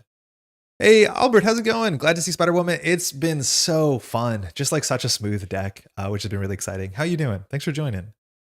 So yeah, what's resource efficient is playing Venom Blast. If we jump down, we could like technically play Spider Tingle. We're now a Web Warrior, let alone Spider UK has extra health. So I think I'm just going to rip through our deck. So we'll play the Spider Tingle. I won't hold on to this. We played a green card, and then we'll just attack for 3. And That's it. Doing 5 damage is actually not bad. We're going to draw 1, 2, 3, 4, 5, plus 1. If Maria Hill blocks here, which she is, shoot us 2 more. So we're going to be decking out no matter what. Like 1, 2, 3, 4, 5. Maria Hill gets decked out as 2. So we hold on to the Venom Blast, we don't deck out. I'm a bit scared of decking out on 4 health, as much as we do cancel an encounter card. So I'm going to hold on to the Venom Blast just for now. It might be a bit cowardly, but it just means we don't deck out when we're on 4 health, as much as we do have a bunch of these allies to block for. So we'll just draw this and 4 more. Depth Focus, that's perfect. We still have 1 more Finesse left, but this just plays our superpowers cheaply. Night Nurse, good. We want some healing. Side by Side is so powerful. And then we have a Suit Up, which this card doesn't do much. We could jump down and go grab technically SPDR, and we can go grab an Avenge Me, and that actually might be the play, because we are going to jump down to Alter Ego in this hand. This goes to 1. She-Hulk attacks. It's going to be for 4 on a card, because we will block with Maria Hill. 3, 4, 5, 6. Maria Hill's defeated, which means she gets avenged. So we're going to go draw 2 more cards. Hey, Donkley, how you doing? 1, 2, Inspired, and Finesse. So our last card in our deck is a side-by-side, which honestly, that's fine. We're going to be drawing it. We'll probably do a double side-by-side turn, so we get some incidental healing. So we're going to draw an encounter card, but first we're going to do Spider Tingle. So we're going to go ahead. We can take the damage on ourselves. I think that taking the damage on ourselves is fine. Hold on, there's too many spider cards. So we're going to use this and to put a damage on Spider UK instead. And if this is a treachery, we just don't fire it. It's not. It's Taskmaster Shield. Love to see Spider UK. Yo, Wasteland Sniper, how's it going? I realized today that it doesn't work with Change of Fortune because it's not you, but Spider UK and Scarlet Spider is just like such a fun combo. Attached to Taskmaster, sorry, wrong shield. Attached to the enemy leader. When attacked character would take any amount of damage, reduce that damage by 1. I don't think we care about that. Spend physical and mental to get rid of this. Discard this card. Okay, it's back to us. So we have basically stabilized, which is good. Threat is not a problem. She-Hulk now schemes for 2. That is the sort of small issue here. This is an easily a side-by-side turn. I honestly think we can thwart here with Spider UK just to get Spider UK back in the bin. I think redrawing Spider UK at full health will be okay. We're probably going to jump down this turn. And then we just want to play 2 side-by-sides, which we know they're coming up. We have to figure out how greedy we can be with this hand, because we are going to be drawing 2 more cards, which is nice. Spider UK should be at 2 health. Oh my god, I went up, not down. Yeah, wait, we've never done that before. Thank you, Golby. Yeah, I went up. This is health, not damage. That's how we do it. How was that? That was so weird. This should have been at 3, should go down to 2. Yeah, thank you. So we'll thwart for 1. I mean, Spider UK is not going to miss the bin. I thought it would happen. That's okay. No, we won't do that then, because then Spider UK can fire Spider Tingle 1 more time. So we're not going to use Spider UK. All right, we know what we're drawing into. The thing is, when we draw this card, we deck out. And one thing that you want to keep in mind is the cards that you want to put back in rotation, put them back in rotation before you deck out. Now, none of these cards we really need back in rotation. Inspired is nice because it brings up Captain Marvel's stats, but it's not the most important thing to get here because we're not hitting any breakpoint. It's just a bit of value over a long enough period of time. So the cards that I don't want to put back in the deck are Suit Up. I don't want to put Suit Up back. We could play it this turn because we're going to jump down to Alter Ego to recover, I'm pretty sure. But I think that's mostly it. Side by side, probably going to play a Finesse here. So I think we'll do Depth Focus. I guess that means we'll use Captain Marvel first. So shield just attack for 2 into the villain. Oh, it's only for 1 because of the shield, right? Yeah. Yeah, it is. So I don't think we do that unless we clear the shield. I think we'll just thwart for 1. Draw a card. Side by side. Shuffle. It actually might have been better for us to attack for 1 or thwart for 1 because our stats are not good right now, but it doesn't matter. We're going to have to get rid of that shield this turn because I think we're going to leak a lot of damage if we don't. Really excited by the Spider UK and Change of Fortune combo until I realized the UNs. Yeah, you ran into the same problem. Let alone, I published a video last week where we're using Nova with Change of Fortune. It's like, oh, that doesn't work at all. Yeah, it would have been so good. Realizing Spider UK is an interrupt was like a really nice learning. Okay. A nice thing about Spider Tingle 2, it feels like a card that would be a hero interrupt. It's not. You can use as an alter ego, and that's actually sick. Where you lose to the double activation, double scheme, you can prevent it. Really good card, Spider Tingle. Oh my god. Okay, so side by side draws more cards. It also does some healing, but we need to activate ourselves. If we want to get rid of this thing on the table, I think we can get rid of Night Nurse, which putting her back in rotation would have been a bit better. I think we messed this up. Yeah, we probably should have done this first. I think we goofed this because I think we were meant to spend this to get rid of the shield before we deck out. So I think I'm going to do that. I'm just going to retcon it because we knew what we're drawing. We'll clear the shield by spending mental and physical, and then we'll just shuffle these in. Drawing the suit up is not amazing. It's a card that you'll pull out of your deck with your apartment, but that's kind of it. And then here we can kind of safely jump down. We're just going to try and use our side-by-sides first because it gives us some healing and some more card draw. Okay. We don't want to be greedy. We should play Finesse and Death Focus. And then the two of them together can't do much besides play Venom Blast. Like, we've been not playing our research generators, and it's honestly felt fine so far. I think we definitely play Finesse because it just helps us play everything. And maybe we don't play Death Focus. This is where I'm realizing like we scheduled this really bad and we should have done all of this before decking out, because getting Death Focus back into the deck is like kind of okay. Because if we do 1, 2 for Finesse, Finesse plus side-by-side plays side-by-side, we draw a card. Is Inspired better than Death Focus? I think it is. I think we haven't seen any minions. So let's try something like this. This might not be perfect. So we'll do 1, 2 for Finesse. Still haven't played any aspect cards. Then we will just simply...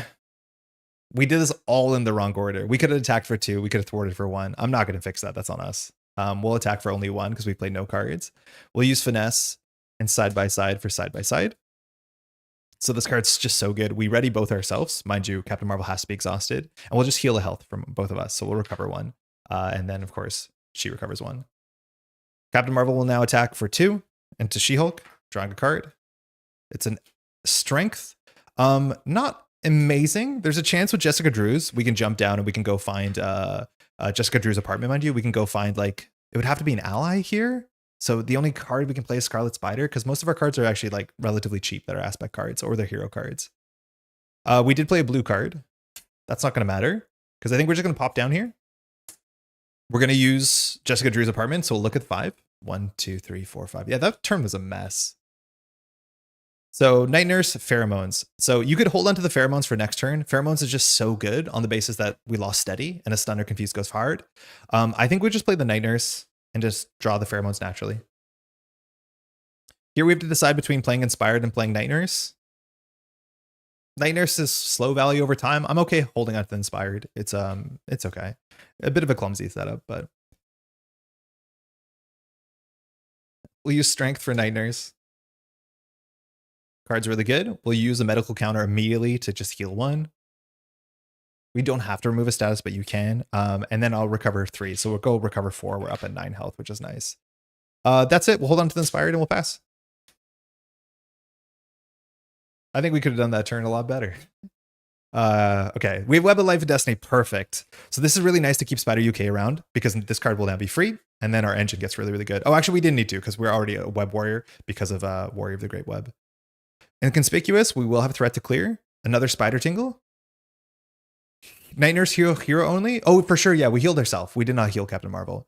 Stronger Together. And then we have an Avenge Me. So we really want to get Spider UK sooner than later because we have the loop set up right now. And it's really quite good. That's all we have.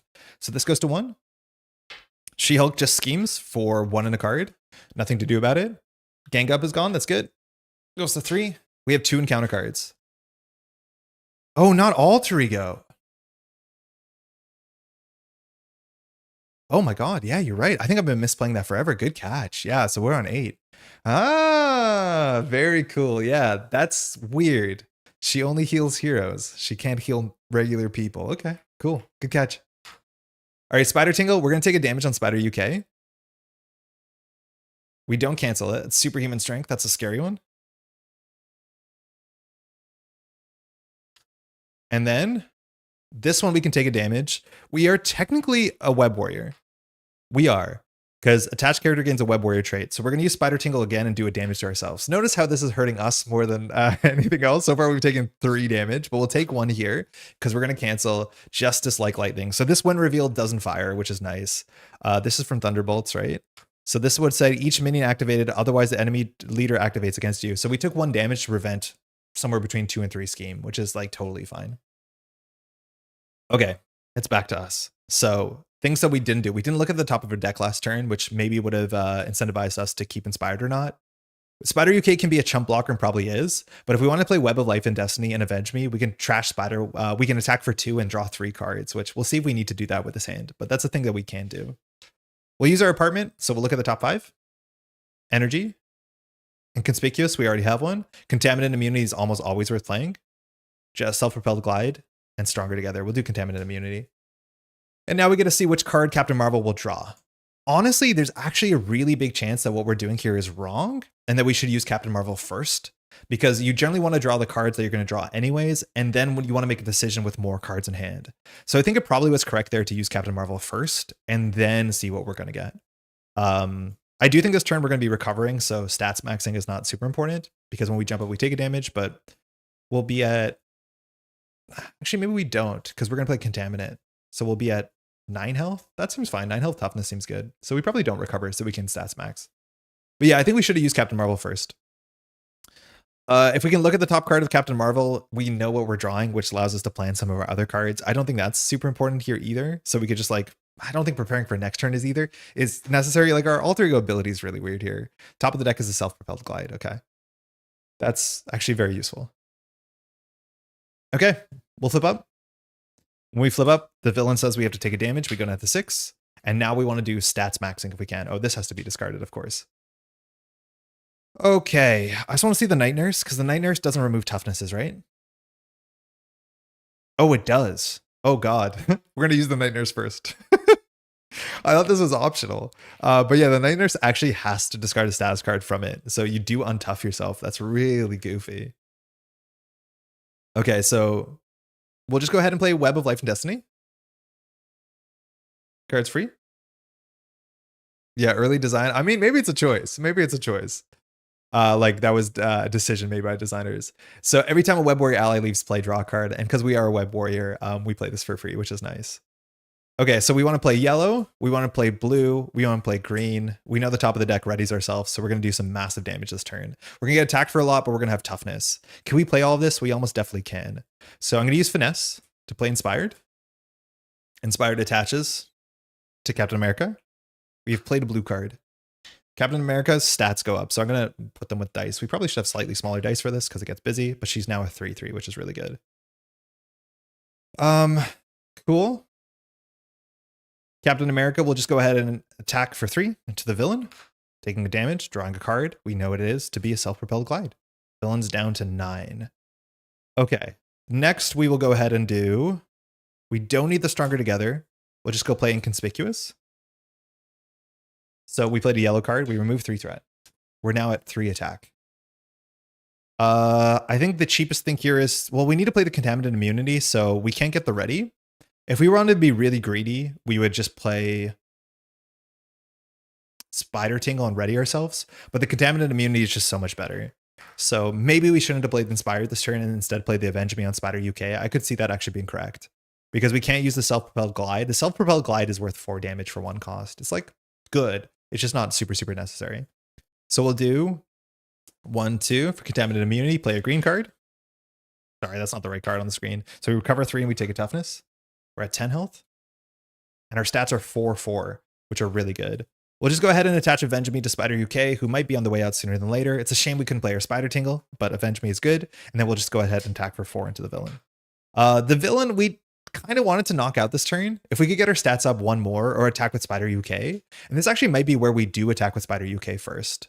So there's a big chance that before we play Contaminant Immunity, we should attack with Spider UK.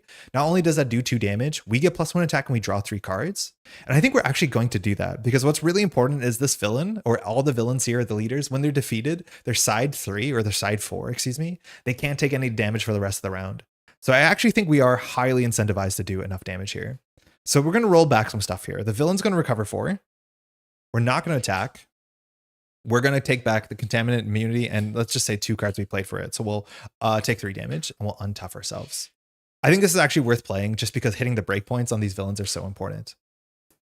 So now we're going to use Spider UK. Spider UK is just going to attack for 2 into the villain. And this is why we do what we do. The villain's going to take 2. Spider UK is defeated and we have a bunch of triggers here. A lot of triggers. And this is why like Avenge Me with Web Warriors is so fun. So Warrior the Great Web gives us +1 attack. Spider UK is discarded. Web of Life and Destiny says when they leave play, draw a card. And then Avenge Me says when they leave play, draw 2 cards. This is so much better because we'll be able to hit 7 damage cleanly. We have another Avenge Me, and we have a Finesse. Okay, perfect. So now we're attacking for 4. We just need to get our damage up to 7, or more accurately, just play Self-Propelled Glide. So I think we just play the Finesse. The Finesse plays the Contaminant Immunity. Wait, we're short 1 there, so we probably don't play the Finesse. We definitely just need to play the Self-Propelled Glide and the Contaminant Immunity. Putting an Avenge Me on Captain Marvel is not super worth it, so I think I might just hold on to the Finesse for next turn, as much as like we're getting to the point where we don't need more research generators. But I think this is a much better line. So we'll spend 2 for Contaminant. So again, sorry, not that card. Contaminant? Contaminant. No, Contaminant. I can never say or spell this word. So we'll go up, play a green card, we'll recover 3 and get a toughness. We'll attack for 1, 2, 3, 4, 5 into the villain. We'll now play Self-Propelled Glide. And then we'll attack for 5 more, defeating the villain. So the villain advances to side 4. I think we'll hold on to the Spider Tingle. So side 4 has Steady again. So that's back. When revealed, deal each player an encounter card. Be a nice time to have Spider Tingle, but we do have a lot of health. We don't want to be blocking with Captain Marvel, so we're taking some risks here. We haven't seen a lot of the double attack cards. We do notably have 4 defense and a toughness, so we can always just block if we want to. And after an alter ego changes the hero form, that text is the same. I'll hold him to Spider Tingle, and we'll pass. That's the Spider Woman thing. 2, I really want to hit the SPDR loop. 3, Pheromones. Unfortunately with a Steady, Inconspicuous, and an Energy. We will be drawing another card. I think we have, unfortunately, no more side-by-sides into the deck because we hit that at the wrong time. This goes to 1. The villain is now thwarting a bit harder, but attacking the same. So this attack is for 7 because we're not blocking. So 3, 4, 5, 6, 7, and it has overkill. So 7, boost on Focused Rage. There's 2 of these. They're hard to get rid of because you can't. They just happen. And Focused Rage says She-Hulk gains Stalwart. And after She-Hulk schemes, get rid of this. So the toughness just takes its attack. 2 encounter cards. First encounter card. Songbird, I think this is going to confuse us. This is the Songbird minion. Confuse your leader, yeah. We can get rid of this with Night Nurse if we need to, but so far I don't think we've thwarted much. Second card. Rapid Response. This just adds threat. I don't think this card does what you think it does. It just says, I'm sorry, not you. I need to always go back and change any card that has the same name as another card, add like hero card next to it so I don't do this. Discard cards until a minion is discarded. It's penance. If you are in hero form, deal damage to your hero equal to the minion's attack. The thing is like the minion doesn't go into play. I feel like this card was meant to put the minion in play, but we just take 2 damage. Cool. That's it. All right, not too bad. That's usually a pretty big turn. Now She-Hulk can take damage. Jumping down is a bit scary because she thwarts for 3 in a card and she has Steady, but we should be okay. This is why we want to get Captain Marvel's attack up to 3, because we can knock out Songbird and draw a card and see what happens. Our hand has no obvious damage, so I think we'll start there. Captain Marvel will attack for 3, knocking out Songbird, drawing a card. SPDR? No, Scarlet Spider's fine. It's a nice little kind of insurance policy. So cards that we have yellow card is okay. I do think we want to play the Pheromones, so we can probably just do like Avenge Me Finesse Pheromones. That we can probably play. Is this another turn where we float 1 card really ugly? We did not rush out our resource generators, and I think we're slightly feeling it here as much as we're still playing like 2 or 3 cards a turn. Yo, City, how's it going? Pheromones is fine. We are confused. Let's just go ahead and fix that. So we'll use the Night Nurse. So we'll heal 1 and remove a status counter. No matter what, I think we're doing 1, 2, 3 for the Scarlet Spider. We played a protection card. Scarlet Spider now can just take damage for us. So we have this panic. We basically just got 5 extra health, let alone it draws a card and gives us +1 attack when it leaves. And we can, in theory, thwart with it. It's a really good target for Spider Tingle. I honestly think Spider Tingle might be better than Pheromones here. I think it's going to be hard to overwhelm. Oh, sorry, Stalwart. So there's no reason to play the Pheromones. So yeah, that's worth remembering. So I think we're just going to do Finesse to play the Spider Tingle. We've already played a protection card. Spider Tingle should be really easy. She's Stalwart? Yeah, she's Stalwart. We're not going to play it. Then we'll Avenge Me on Scarlet Spider. We're going to throw out the Pheromones, I think. So we've played 2 cards, and we'll just attack for 3. Cool. 21 damage. Good enough. We won't do anything with Scarlet Spider, and we'll pass. In theory, with Scarlet Spider, like we can consider blocking here, and that's because the text on Mighty Avengers is slightly less damage if you block. Because if you defend, she only attacks for 4. If you don't defend, she attacks for 5. No matter what, 4 and a boost is probably going to knock out Scarlet Spider, so it's okay. When Scarlet Spider gets knocked out, we draw 3 cards, which is like really quite good. We draw 5. Contaminate, that's nice. We want to take some damage. Suit Up, we could probably do something with that by jumping down. Self-propelled for a ready, so let's see how many cheap cards we can get. Stronger Together can protect Scarlet Spider. Mind you, Scarlet Spider can now take 3 fewer damage, which is really quite nice. And we have a Pheromones, which is unfortunate. Excited to see some ESL today. I haven't caught up on last week, so I have no idea what the new points list looks like, but I'm excited. I'm doing the streaming myself, so it's going to be fun. All right, the villain's attacking for 4 or 5 in a card. I think we'll just use Scarlet Spider here. We'll block. So Scarlet Spider will just take the damage no matter what. This just like mitigates the damage by 1. So 3, 4, 5, 6 on Taskmaster's Academy. That means if we play Stronger Together here, we don't get the protection card next turn. And all this does is it keeps Scarlet Spider around for 1 more attack. Is that worth it? Because this is going to mitigate 3 damage. So Scarlet Spider goes down to 2 health. That might be worth it. We have a Spider Tingle, so we're not really worried about cards coming from the deck here. I think that's fine. If Scarlet Spider gets knocked out here, we draw 3 more cards. And honestly, drawing 3 more cards with this hand is okay, because this hand's not that good. We probably just like play Contaminant Immunity, ready ourselves, attack twice. I guess Captain Marvel will change it. Yeah, let's try it. We'll Stronger Together this. So instead of taking 3, 4, 5, 6, we have 1, 2, 3, so Scarlet Spider goes down to 2. It's not that big. Essa Wu and Nebula just got nerfed. Okay, cool. That's good. 1 encounter card. That one. We'll use Spider Tingle here. We'll take a damage to Scarlet Spider. Scarlet Spider is going to do 1 more good block anyways. It's an encounter card. So we do technically beat parts of this. Spider Tingle says canceled when revealed. So we're not going to do half the text on exhaustion. So we're still going to be ready, but we do not cancel Surge. 1-2 punch. This is perfect. So this is 1-2 punch from the leader. So She-Hulk attacks you, give her a tough status card. So She-Hulk is going to attack us. We're not going to block. This is perfect. So She-Hulk attacks for 1, 2, 3, 4, 5, 6, 7. Second 1-2 punch. And we're just going to put all the damage on Scarlet Spider. Because from my understanding, Scarlet Spider doesn't need to be able to take the damage. We can just always assign damage. So when another Web Warrior character would take any amount of damage, which we are a Web Warrior, Scarlet Spider takes that damage instead. So Scarlet Spider takes 7 damage. Scarlet Spider just on this turn blocked 13 damage for us, functionally. Gets knocked out. Notably, Warrior of the Great Web. I think it's only for the phase, right? Yeah, so the +1 attack won't matter here. But Avenge Me will matter. And Web of Life and Destiny will matter. We'll draw 3 more cards. We draw Self-Propelled. So Redding is good. If we can get our stats up, we might be able to knock somebody out. Venom Blast is damage. And a Genius be able to play these cards easily. It's back to us. I think there's a chance we have lethal this turn. I think there's a big chance we have lethal. Because already Venom Blast is like 5, 6 damage. We can ready, that's 7, 8, 9, 10, 13. Okay, maybe not. I think we draw another Venom Blast, we probably do. Our deck is only 3 cards left. I think we're just going to send it because there's not much we have to worry about here. So let's send it. We'll start with Captain Marvel. She attacks for 3 into the villain. Draws a card. That's an advance. I drew from the wrong deck. It's a SPDR. Okay, that's perfect. Let me shuffle this. Captain Marvel attacks and draws on counter cards. A bit worse. Now, this is the awkward part with Captain Marvel's at 1 health. You need to have a Stronger Together. Otherwise, she's kind of stuck here because you can't can't play side by side if she's not exhausted. So, of course, we can jump down to Alter Ego and heal her. Okay, Contaminant Immunity is worth playing.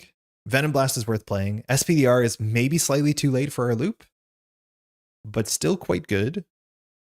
So we can do an extra. This does 5, 6, 7, 8, 9, 10, 11. If we can play Contaminant Immunity, which we can, this will be an extra 12, 13, 14 damage. We don't have lethal this turn, but we're very, very close. I think that's all we do is we just send as much as we can. It'd be nice to play SPDR, and I think we do because extra damage is not super, super useful. So I'm just going to do Genius into SPDR, and then we'll just attack with SPDR. This is where you want to put Avenge Me on because it's really quite nice. But SPDR just bounces back, draws a card, gives us +1 attack. That's really good. Our deck has a lot of readies. We'll just attack for 1 because we want to make sure that she gets knocked out by 2 Thwart next turn. This is kind of scary because we saw advances coming up. So maybe we will just do 1 thwart into this for safety. So we'll do 1 and finesse for Venom Blast. 5 damage to the villain. We played a red card. So I think we just played 2 self-propelled. No, we probably play Contaminant Immunity and then flow to self-propelled. Wait, this turn is ugly. Why do I never plan these turns out well? We could just jump down. We don't have a way to cancel in advance because we don't have a Spider Tingle on the table. Do we really need a toughness? I don't think we do. 3 health and a toughness is 2 health and a toughness. But with Night Nurse, it's just 1 health and a toughness. I think we just send it. I think we don't have to be worried about it. SPDR will probably be our blocker. So unfortunately here, we're just going to play. Okay, what's the math? Here, if we attack twice, we do 2 into 2 into 2. If we play Contaminant Immunity, it is just 3. Yeah, that's worse. So we'll thwart for 2. We'll play Self-Propelled Glide to ready ourselves. We'll attack for 2. We'll play Self-Propelled Glide to ready ourselves. And then here, I think there's a chance we can't just jump down. It's pretty low risk. This can go to 1, 2, 3, 4, 5, 6, 7. No, it's actually higher risk than I think. We'll attack for 2. We should have lethal this turn. We'll pass. Drawing 2 encounter cards though. Maria Hill and What Doesn't Kill Me. That's up. Hey, Supernaut, how's it going? United We Stand is great. I use it in all my Spider-Woman decks to keep Carol in check. United We Stand. Sounds like an alliance card. Play only if you have the Avenger trait. Heal 1 damage from up to X friendly characters where X is equal to the villain stage number. I don't think I've ever seen this card. I definitely own it. That seems fine. That honestly seems okay. Yeah, that seems okay. I think if you're even playing this without Sidekick, this seems okay. This is a cool card that gets better on higher difficulties. It's also X-friendly characters, not character, which is cool, so you can spread it. That's a neat card. Been playing Core 2 for Arkham, pretty solid overall, a good amount of replayability in the core set. Yo, Supernaut, me too. My partner and I, we lost pretty bad in the finale last night. We're playing it with the recommended, like the pre-con decks, which are pretty bad. And we're having a good time. And it's like the encounter cards are really nice. Like the new encounter sets, barring 1 or 2 cards, are really cool changes. And there is a surprising amount of replayability for the narrative like choices in the last scenario. Yeah, the finale looks kind of rough. And like at the end of the day, like we're playing Isabel and we're playing Joe Diamond. We just don't have enough consistent damage. Right? Like everything has retaliate, which is surprising. I think elusive was a really nice change. Like the Night Gaunt equivalents, the bats having elusive was actually really fun. I never have liked elusive, but I actually really appreciate it in this set. But like everything has retaliate. And it's really, really scary. I overcame as Izzy and Trish. I think having high evade seems really nice, and we have a 2 evade and a 3 evade, and it's not cutting it.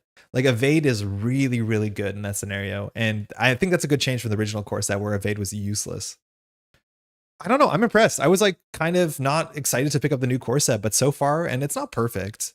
It's not been perfect. There's like some annoying things, like the box doesn't really close well, and it doesn't fit Dragon Shield sleeves. Like whatever. But I've actually been impressed with it, which I'm very happy to be able to say that. Is Arkham good for solo play? Jalen Horn, yes. A lot of people play Arkham solo exclusively.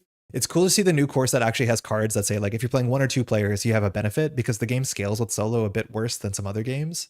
I think a lot of people play it. Like I don't play a lot of Arkham solo. I play Marvel Champion solo, as you might know, but Arkham solo is fine. Good even. I think 2-handed is probably how I'd want to play Arkham solo because there's just more interesting. And if you are playing solo, you are kind of restricted with which investigators you can play because you need to be able to do everything. And that can be quite hard. There is some restrictions, like moving is hard in solo. You just don't have enough movement. The box doesn't close great, which is annoying. How's the Marvel going? So far, so good. This is a deck I've been tinkering on. It has a lot of fun moving parts. Yeah, the box does not close great because the dividers are too tall. You're meant to fold them, but like I don't understand that. But overall, pretty good. And like I already own bespoke connectors, but the connectors are nice. The new tokens are fine. Like it's just been not a perfect package, but a better package than I thought it was. And it's actually been like Maddie and I have been enjoying it a heck of a lot more than I thought I would. New player cards are also fine. I've only been seeing the Izzy cards and a lot of the, oh my God, the new Mystic cards are like so good. You're meant to fold them. Yeah. On What Planet Man? Yeah. They have a little like, score that I do think you're meant to fold them down a bit, or they're meant to like fold slightly when you close the box on them. I don't get it. I don't think it's perfect. All right. She-Hulk is attacking for 4 or 5 and a card. We have lethal within range. So I think unfortunately we just put SPDR underneath this attack. We probably don't have to. I think we can probably just take this.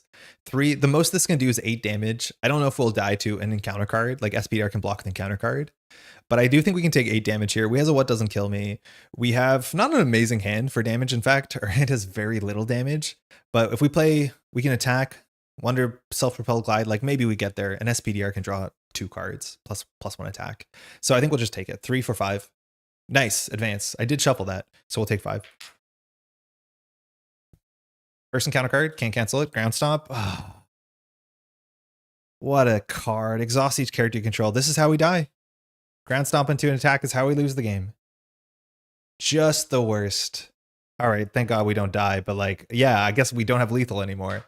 Shield Operator, Patrol, when revealed, place 2 threat on the main scheme. That card is way meaner than it should be.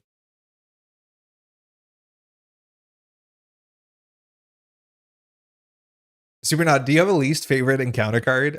Because they reprinted Downpour, I think is what it's called, and Downpour is just brutal. I've played Downpour into characters that have low stats, and you just don't have a turn anymore. I think they changed it so you have a couple more options, but like Hemlock Vale's Downpour was like my least favorite treachery design in such a long time. I think they did change it a bit. All right, well, everything we want to do doesn't work anymore, and we're in a pretty bad spot here. Because we wanted to ready SPDR, we lose a card draw, we lose 2 card draw, we lose everything. So this is bad. Now Shield Operator has Patrol, and this thread is actually getting scary where we can lose to an advance. There's 1 more advance in the deck. Like we probably will lose to it, but like this is brutally bad. So I think we have to play Maria Hill this turn. We have to play What Doesn't Kill Me this turn. So if that's the case, we have to play Maria Hill first because Maria Hill will draw a card. We'll just go ahead and use the Night Nurse just to get a bit of healing in here. So we'll recover 1. Discarded. So I think we just do self-propelled suit up. I think there's a world where we'll keep Avenge Me. It's if we draw a double, and we'll play Maria Hill. So she comes in play, draws a card. It's not a double, but that actually might be better than What Doesn't Kill Me, because I don't think the ready is super important here. What Doesn't Kill Me, of course, just gives you a ready and 2. But if we play Contaminant Immunity, we have a toughness and +3 health. And then we, well, that's kind of it that's going on. Oh, actually, there's a chance we were meant to hold on to self-propelled glide there in like obvious hindsight. Okay, we'll go ahead and Maria Hill is going to be our chump blocker. So we played a blue card already. That's good. And then we have to either play one of these. If we play What Doesn't Kill Me, we have 7 health and we can knock out the Shield Operator. That's probably better. If we play Contaminant Immunity, Shield Operator hits us for 2, regardless. But we block She-Hulk's attack, which Maria Hill's going to block. So I think we're going to play What Doesn't Kill Me. So we'll do Finesse into What Doesn't Kill Me. So we'll recover 2 and we're ready. We played a green card. Oh, wait, that's the best version of this turn by far. So then we'll attack for 3 into the Shield Operator. And then Maria Hill will sword for 2. Wait, that actually was pretty good. Pretty sick. Genuinely sick. There's that one treachery that makes you discard all cards of one type of every discard a card of a type. I think it was like the one card from TFA. I think I like that. I actually like that one. There's like a peril version where you name a type and everyone has to discard 1 card, or the one where you look at your own hand and you have to discard all but 1. Oh my God. The most frustrating change in all of Arkham Horror 2nd edition so far has been Rats becomes Whippoorwills. Fuck Whippoorwills. Whippoorwills are the worst. We were about to concede because we had 3 Whippoorwills in the same location and we couldn't deal with them. I haven't found any auto damage. Like there's no dynamite blast. Like there's no way to deal with Whippoorwills easily. And Rats were like trivial to deal with in fun theme. And Whippoorwills just want me to throw myself into the ocean. I love those evil birds. Jesus, they're the worst. I respect them way more. Oh, Cloak of Resonance. You're right. I almost searched it up. Yeah, Cloak of Resonance does work. I only have 1 of it in my deck because we're playing the precons, and that card is actually really quite good. Man, the Mystic cards are so fun compared to like the protection cards, or sorry, the Justice cards. One more time, the Guardian cards, which who cares? All right, we should have it here. Contaminant, Inconspicuous, Self-Propelled, Genius, Side by Side. Should be easy. Side by Side we actually can't play here because Captain Marvel will be knocked out, but we win this turn, so who cares? Goes to 2. She-Hulk is attacking for 3. We'll use Maria Hill to block. 3, 4. Another focused rage. So +1 thwart. Stalwart. Maria Hill's knocked out. Avenge Me fires. We draw 2. We need to find the teamwork card or stronger together. Spider Tingle, Spider UK. Nope. One encounter card. Shadow of the Past. That's fine. This seems bad, but it's not. Our Nemesis set's pretty soft. And we can just ignore it and do all the damage. So we have the Viper, comes in with 5 health, 2/2, and our hand size is reduced by 1. Who cares? And then we just have the Viper's Ambition, which is just, also it doesn't really matter. Comes in with 3 threat and has a hazard. That's it. I'm not going to shuffle these in because the scenario should be over here and should be relatively easy to get there, I think. I think we're going to attack with Captain Marvel into She-Hulk, taking 3 damage off the villain. Captain Marvel's knocked out. We'll draw a card. We haven't played anything. Pheromones. How funny would it be if we don't actually have the knockout here? Would it be funny? It would be funny. We're just going to use SPDR to attack for 1. We could bounce her to our hand, but this just gives us +1 damage, which is like good enough. So the villain takes 1. SPDR is knocked out properly. When SPDR is knocked out, we draw a card of Web of Life and Destiny, and we get +1 attack. This is why we don't have to be precious about it. We didn't see any of the cool value loops. We'll try and get there for sure. And now we just have to figure out how to play, 2 more cards? So that can't be hard, right? We'll do Contaminant Immunity. No, never you. So we get green, we recover 3, we get a toughness. So now we have 3 attack. Great. We'll just go ahead and use Finesse to play Inconspicuous. So we'll remove 3 threat from this. We played a yellow card. We now have 4 attack. So we can just knock out She-Hulk if we wanted to. We can do not that much better. We technically can play Pheromones. We can just stun and confuse Viper. Doesn't matter who it is. We'll go up 1 more attack. And then here we can just go ahead and play Spider Tingle. It would have been really nice if we drew Stronger Together because we actually could have drawn like 2 more cards. We'll attack here for 1, 2, 3, 4, 5 into the villain. And then we'll self-propel glide to be able to ready ourselves. And then we'll do it again to the villain, do 5 more. In theory, we could have knocked out Viper first, so it'd been very clean, but that should be an easy damage. That's a list. I don't think we hit any of we did not catch on any of the strong recursion loops. We just did not get SPDR soon enough. But you see like all our parts are kind of fun and interesting. Spider Tingle's sick. The Spider allies are really good. Having these like back pocket like draw card effects are really good. Giving our stats when we're ready is really good. Avenge Me is really quite smooth. I do think you can build the version that jumps down to Alter Ego and does suit up a lot and just grabs this thing over and over again. But like SPDR, we never bounced her in a meaningful way. But returning her after doing 2 threat, drawing like 3 or 4 cards off of Avenge Me has just been so damn smooth. With that, we're going to do this again. I think we might play 1 more time against She-Hulk, and I wanted to do this. You're technically not allowed to do this, but they can't stop us. Where I wanted to play with all of the Namor type scenario cards together.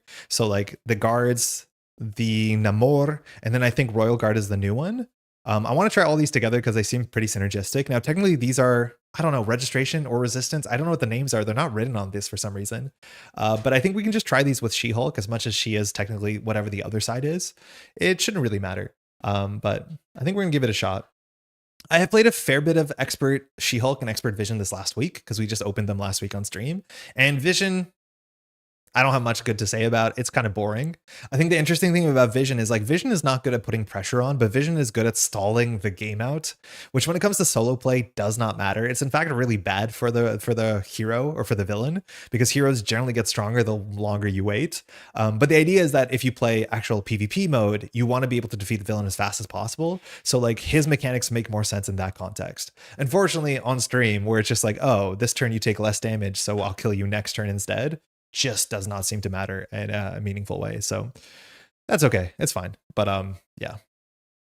Resistance cards are blue, registration are red. Thank you. The problem is registration or resistance to me are like 2 similar of words that I will totally mix that up and not remember that.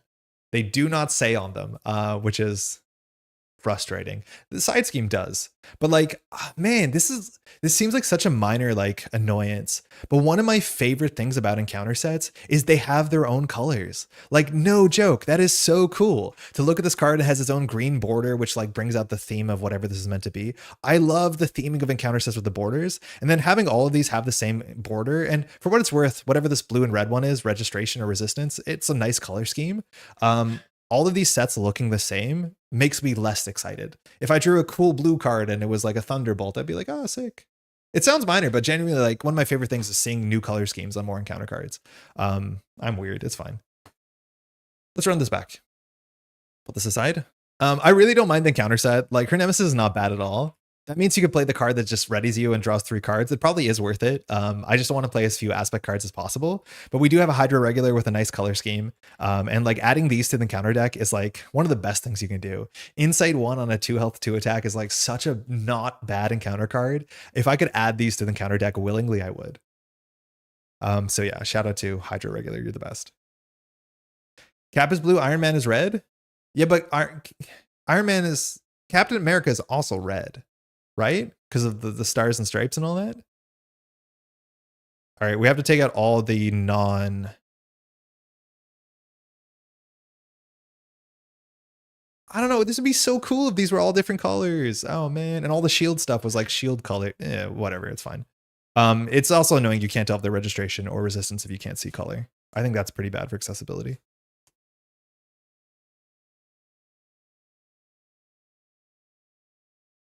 Okay, so we're going to have a smaller deck here, which means it's more likely for us to find the She-Hulk cards. That's something I like to do anyways when I play against the leaders, because their cards are, there's only like 8 cards in the deck, so it doesn't often feel like a massive flavor win. So we're going to play fewer. So instead of 4 encounter sets, we're only playing 3. And we will just commit to the bit. So instead of registration, she'll be resistance. So sick. So I'm going to shuffle this up. We always start with this. With this, we might not have steady on turn 1, which would be cool. And then we have to go grab our sides game, which should be here. After this, I think we're going to play some Web Warrior stuff. I played Sandman Expert. It's a fun matchup. I think that's what we'll go from here. If you have any recommendations of what you want to see this play against, please just let me know. It's a live stream. They pick blue and red for resistance like Cap. They pick red and yellow like Iron Man, but I get your point about different colors being cooler. Oh, because they're meant to be the leaders of the leaders? Yeah, okay. I mean, like, this frame is cool. The green and blue purple frame is sick. Like, not having the ability to celebrate more cool frame colors is like, I don't know. I do sound like a whiner, but it honestly matters. I think it's really cool. Like, man, Hercules' cards look good because they have a good frame. Civil War is essentially Team Cap versus Team Tony. I'll be honest, I don't think I read the comic that came in Civil War, and that's because I only read the comics when I play campaign mode, and, well, you know how the sentence goes. How'd you like the She-Hulk show? The TV show? I haven't watched it. There's actually like a lot of Marvel like cinematic universe or Marvel TV content that I don't watch. Never been the biggest thing. Like the last Marvel thing I saw in theaters, I think it was Thunderbolts, I guess. But yeah, it's yeah, I don't know. I'm kind of interested in watching the Wonder Man show. I know it's reviewed well, and I know nothing about the character, so that's like kind of interesting, but I've heard the She-Hulk show gets like dunked on the internet, and you can't tell if it's because there's a woman in it or because it's of low quality. The woman in it paints a pretty bright target on the internet, unfortunately. Okay. Got to remember that one. These 4 kind of workers that have actually worked out well for us. All right, let's re-rack. Reset health. Villain. Name She-Hulk, side 3. I really like She-Hulk, but yeah, I got mixed reactions. Yeah, I heard that. I'm really fatigued on Marvel, but the Thunderbolt film was really fun. Yeah, the Thunderbolt film was fun. I like it. It was all right.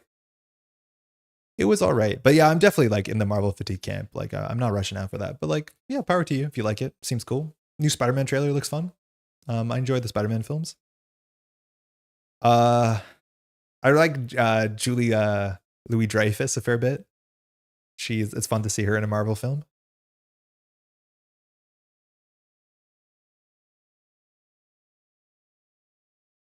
Who did I watch recently?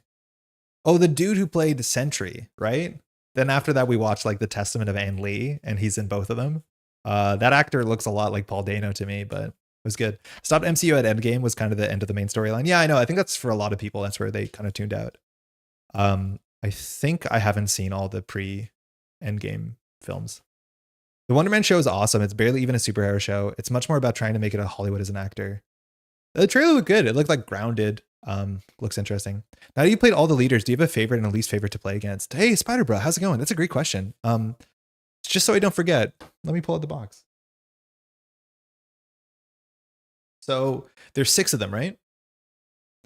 So right now, She-Hulk has been the most interesting. That's where the mouse goes behind the scenes. She-Hulk has been the most interesting. Okay, so Captain Marvel. How hard is it to pull up the villains? That's not that bad. So Captain Marvel is okay. I think actually Captain Marvel is the one that you have to play around the most. She really is not great when you're doing chip damage against her. Like it just, you struggle. And it's neat that you have to actually like manage her before she attacks back. The timing of allies taking consequential after they attack the damage, that's worth knowing. That's a very important thing. But she's honestly been okay. She feels like she has the most theme in some ways, and that's one of the problems, is that because there's only 8 encounter cards when you play solo, because you usually start with, you know, this on the table and an attachment on the table, the deck is like very few She-Hulk cards in it. Her shtick feels more interesting because it's something you have to think about on every turn. So I think Captain Marvel is actually pretty cool. Iron Man, probably the worst. Iron Man just hasn't been that interesting. There is like no attachments. There's like 4 attachments in the whole deck, and some of them are so similar. He's not very scary.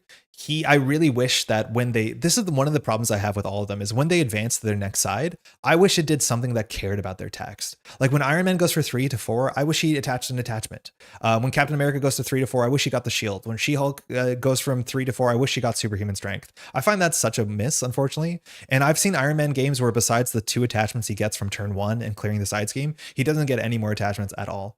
I couldn't tell you any of the Iron Man cards, and that's the issue. The Iron Man cards are attachments, and there's just no acceleration to get the attachments. I think, and I have seen it online, if you can play a version of Iron Man where you play like a couple allies or encounter cards that say like search for an attachment, or you just play more attachments and stuff like that attach to the villain, Iron Man can be a lot cooler. But Iron Man, I think, is the bottom for me. Next is, I guess, Vision. Oh no, this would be She-Hulk. She-Hulk has been okay. She's definitely the scariest one, and it's the one I think you have to, well, not like play around the same way you have to play around Captain Marvel. It's just like she hits really hard, and so your margins can be really thin. And I think the way that she blows you out is kind of unfortunate, where it's like you lose on turn 1. If you don't play an ally on turn 1, you can just die on turn 1, and it turns out it's like 1 in every 5 games where you get double activations. And admittedly, like you could defend, but then you can't clear this. Like, I don't know. Nothing that she does is that interesting besides she exhausts you a lot, and that's frustrating, but that's very powerful.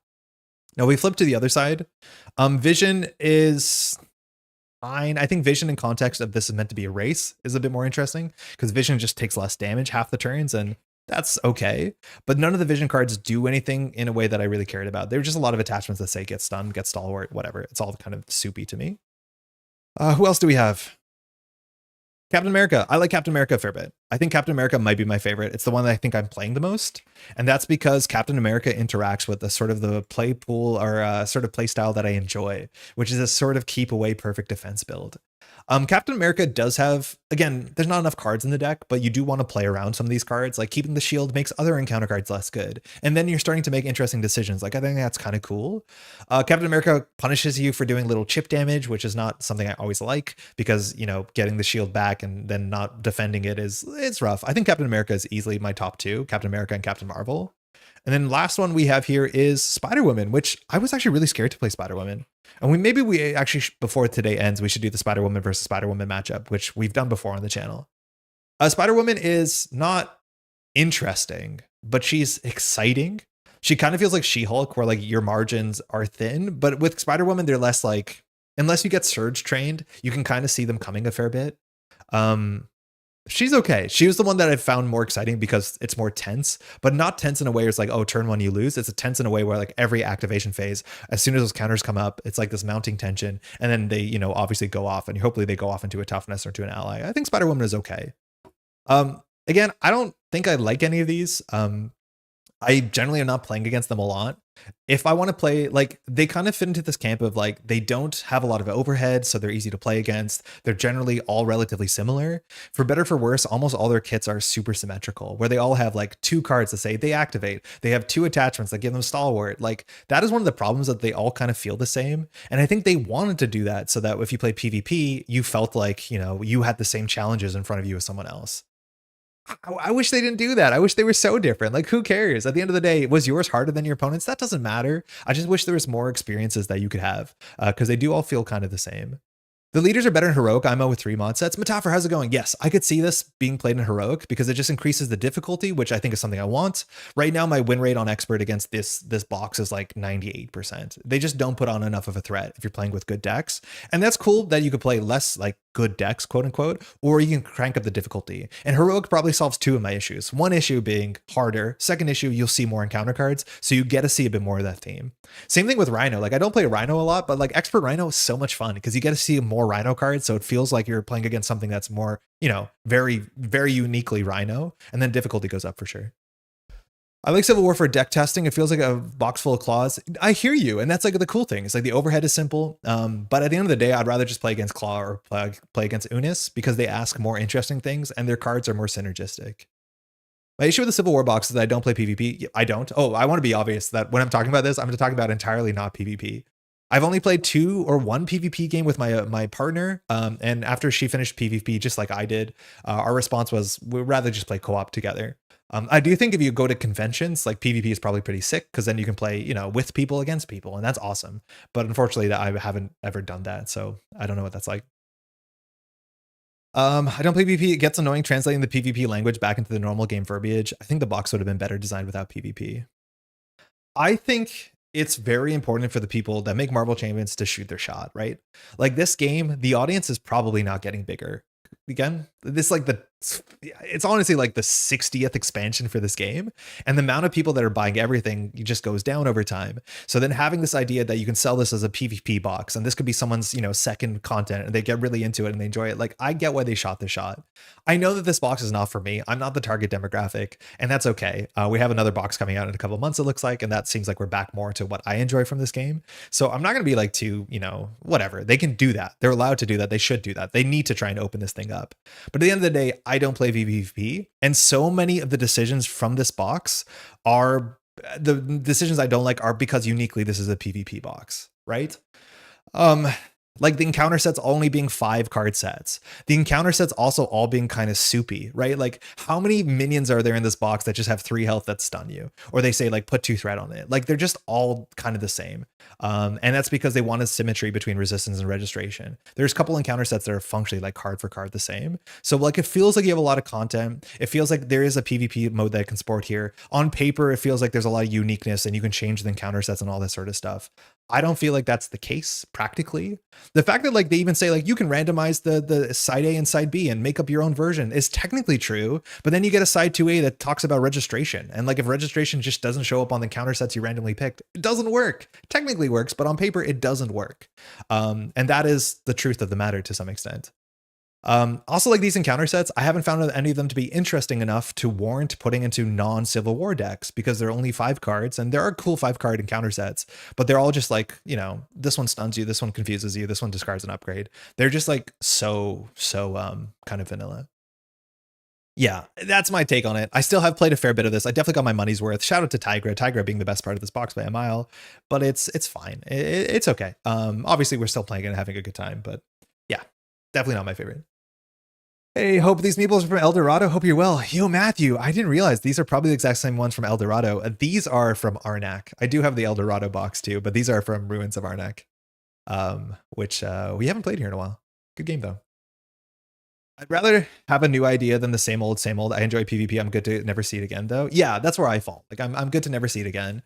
For what it's worth, like, I'm okay with same old, same old. I think it's probably not good for the health of the game, but like, if they just kept printing like Age of Apocalypse style campaign boxes and maybe, you know, change the Age of Apocalypse campaign rules, like, I'd be here forever. Like, shit, it's so good. The base case of this game is so good that like the weird stuff, if it's good, it's good. I do think one thing that's like been coloring me a bit poorly is like the last 2 boxes have been my least favorite boxes. For some, you know, that's the same also in some cases for Arkham Horror. Out of the last 3 Arkham Horror boxes, they've been 2 of my least favorite boxes. I don't know what that is. I don't know whether now my tastes are just a bit more refined, and so they're shooting their shots and their shots don't always land. I can't be too upset about that, but yeah, it's been a mix. Don't get me wrong, I'm glad there are people who enjoy it, but But like you, it's just not for me. Yeah, I knew this wasn't going to be me from day one. Like I love playing campaign mode. I've actually been like, I think this is a problem. I think I'm playing less Marvel Champions because I don't have a new campaign to dive into. Usually when there's a new campaign, let alone there's less heroes this wave, I play those heroes against the new campaign and there's just no new campaign to play against. The new heroes have been good though. Arkham has been rough lately to the point I may not pick up Chapter 2. Ryan, I felt like that, and I only picked up Chapter 2 core set and the new Investigator decks because my local store had such a good deal that I felt silly not pursuing it, which, like, shout out to capitalism. But my partner and I have been playing the core 2 box so far. It's quite good. It's genuinely quite good. I think they made some great changes to it, and I'm excited to replay it. So like wait for reviews and wait for the price or wait for it to have enough content that you think it's worth getting into.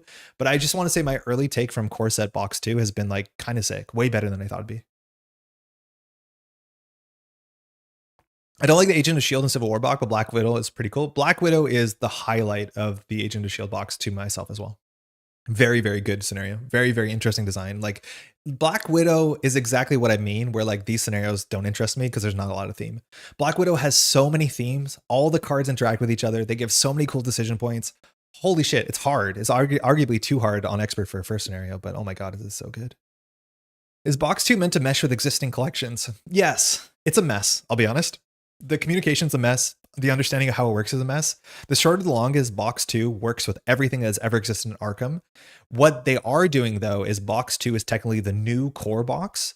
And so encounter sets from that core box will be the encounter sets you're required to use when you play upcoming future content. So it'll say like, go get your, whippoorwills, and then you get the whippoorwills from the core set and you shuffle it in. Kind of similar to like how this shuffles in, encounter sets from other stuff. Bad example, but you know what I mean? Now, the only difference is if you bought the new core set, but then you bought expansions that came out before and you don't have an original core set, those original core, the older expansions will be like, insert the Rats encounter set. And Rats encounter set came out in the original core set, which you might not have because it's not in print anymore. They made a chart. And I can't tell how good this is going to translate. Like, obviously, they had to do the best they can. But there's a chart that will say, like, whenever it says rats, instead shuffle in whippoorwills. This will mess up the theme of some encounter sets, and it'll make something that's different. It hasn't been incredibly play tested, but you'll be able to play the game, so that's fine. But the short of the long is, technically, everything works together. The only weird thing is that there's a translation model between certain encounter sets from old cores and new cores. Technically, the content that came out before this core requires the old encounter sets, but you can flip them in, no problem. Just make it make sense. It should be fine. They're technically doing something just like they're doing in Marvel Champions, which admittedly doesn't seem like anyone cares about, which is like environments. So they're only going to be play testing cards for the current environment in Arkham Horror, which is like the last 3 years. That technically does mean the new core set that just came out on Friday and cards that came out before the core set. So who knows if those are going to be a balanced play space, but they are only now playtesting with newer cards and only doing erratas for newer cards because they cannot maintain a legacy environment that's been around since 2016. And yeah, of course they can't. It sucks. Notably, also the hard thing is stuff won't be reprinted. Happy to hear that. I'm a big Lovecraft fan. Yeah, it's been good. It's been really good. We're just diving into our catalog. I wouldn't rush out and get it. Like if you have old catalog, play the old catalog. It's great. It's really, really good. In fact, I think old Arkham is some of the best Arkham, which sucks because it's hard to find, if not impossible. But yeah, the new core set will be in print for years. There's no rush getting it. A bit separate for the moment. Yeah, I don't know if I will. I think I'll put it all together. But like my play group, we're excited for the new environment just because we've been playing for such a long time. And with the big card pool, games are getting a bit too easy. So we are excited to be limited with what we can play, just so we can also like be forced to play new cards. So there's upsides to that. All right, She-Hulk round 2, this time for resistance, I guess. The rules say you can do it, so why not? So we randomized these 1A and 2B, or 1A, 2A, these two main schemes. We'll see 2 if and when it shows up, but 1 we'll have to deal with now. Thank you, yep, but of course. Rallying Call, ha! So Rallying Call, each minion gains guard. That shouldn't be super impactful. And that's what I mean, like very Civil War. Usually not very impactful. Hey, Jindrek, how's it going? Discovered your channel very recently with the 1000th game when you played Quicksilver, and I love your presentation. Thanks for the effort. Thanks for the kind words. That's very kind. Welcome to the channel. I'm glad you appreciate the presentation. A lot of time goes into that. And it's like something I pride myself on, to make things accessible and to make it obvious why we're having fun with what cards is like just a treat. So thank you for the kind words. Welcome to the channel. 1000th stream game was actually pretty sick. Shout out to like Quicksilver for just kind of being the best. All right, you know the deck. Very cool deck. Oh, that's not us. We're going to do that matchup, I think, today, but we are, in fact, Jessica Drew, Spider-Woman. Our deck is playing Avenger plus Web Warrior synergies. We have Avenge Me to draw cards. We have ways to boost our stats. We have easy access to stun and confuse. Now, this turn is a bit scary because She-Hulk is going to hit us really quite hard. She's attacking for 5 with overkill because of superhuman strength. It'll be discarded after her next attack, but she does have overkill. And notably, when we jump up to hero mode, we have to take a damage. That does disincentivize flipping up and down a fair bit, which is a cool way to kind of get the let them lift kind of vibe in, but whatever. Legal practice is something we try and clear on turn 2 as much as she doesn't scheme very hard, but that means we have to enter turn 2 unexhausted. So we generally jump down, like our play patterns usually jump up, get really messed up. Turn 2, ideally jump down, exhaust to get rid of this. Turn 3, recover, jump up. That's usually the play pattern. We could always stay down for an extra turn because she schemes for 1 in a card. This might not crack. And if it does, like whatever, maybe side 2 is not that bad. Specifically in the pre-con version of this where she loses steady, like getting to side 2 sometimes is a benefit for certain decks. All right, hopefully that was enough. Let's go. Not what I meant to hit. Let's draw. Depth Focus, I mean, seems good. We have a lot of superpowers. Why not start with our research generators? We struggle to get those on the table. I'll slide these down for now. Avenge Me, we don't need to keep this. Obviously, we need to attach it to something that's not guaranteed. This is a maybe keep. Inconspicuous, can't play it. Legally are not allowed to play it because there's no threat we can remove from this. Legal practice is on the table, but you can't remove it using events, so that's a problem. Scarlet Spider, I don't like to rush this guy out. Maybe it's the case if we draw a double because we're going to get attacked maybe twice on turn 1 and you can just lose to that in solo. So this is a maybe camp. This is still probably just a maybe on Depth Focus. We definitely want a superpower to play with it. Self-propelled glide. I mean, Monkey's Paw. This is a superpower. It's not the one we want because their stats are not very good. So I don't think we'll keep it, especially because on this turn, there's nothing to do. This is a really weird scenario. And we haven't seen these sort of setups since like Rise of Red Skull, where on turn 1, there's nothing to do but damage. Usually there's a bit of threat now on the side, on the main schemes. There's a side scheme in play. There's a minion in play. But honestly, this is like very much 2021 Marvel Champions. And it feels so strange. We're like, we really are not incentivized to do anything on turn 1 besides do chip damage to She-Hulk, which I don't love it. I really like it when there's a side scheme on the table you actually can interact with. Side by side is unplayable. All right. So far, so bad. We definitely don't keep these. I think we could hedge for Scarlet Spider if we draw a double, but that's most of our hand. The best draw here we could get is Pheromones by a mile. That does just kind of push the superhuman strength problem down the road. We don't have a lot of allies in our deck, so if we're worried about being destroyed by She-Hulk on turn 1 double activation, like Scarlet Spider seems like a fine hedge. So we'll hedge here. Tried a Spider-Woman with 2-Gun Kid and a Shield Deputy and Bambino equipped, but it was just actually still combo very hard to pull off. Try that out if you want in what is it? Wonder Man. It's really good. The Wonder Man version that can do the 2-Gun Kid combos are kind of sick with Unified Strike. I think we played that on stream like 2 weeks ago. It's really, really cool. But 2-Gun Kid is worth building around. Hopefully it wasn't terrible. Bambino seems nice too. I think Unified Strike with all that makes a lot of sense. All right, unfortunately, a dead card. Man, this has been drawing really poorly. Okay, Maria Hill is a good reason. She's not going to do anything on this turn besides be our panic blocker, so probably going to edge out Scarlet Spider. And Avenge Me would be really good on Maria Hill. Stronger Together? That ain't it. Contaminant. Okay, also probably not it. We might just play this as a 2-cost toughness, which stinks. But yeah, it is a superpower, so we have some options there. So this hand ain't good. This hand is definitely not good. A single double would have done a lot. So we might just like play Depth Focus. Depth Focus will play Contaminant, and then we draw a card with Maria Hill first, and that card obviously plays for one of these other cards. I think that's what we have to do. There's no reason to stay in Alter Ego here because we want to play our cards in hero mode because of our text, so we'll just flip up. In theory, we've been missing this, and it's just because it's not important. I guess we'll see the top card of our deck. It's another Contaminant immunity. We can see that with our Alter Ego, so we're going to be drawing into that. Doesn't really matter. We'll flip up.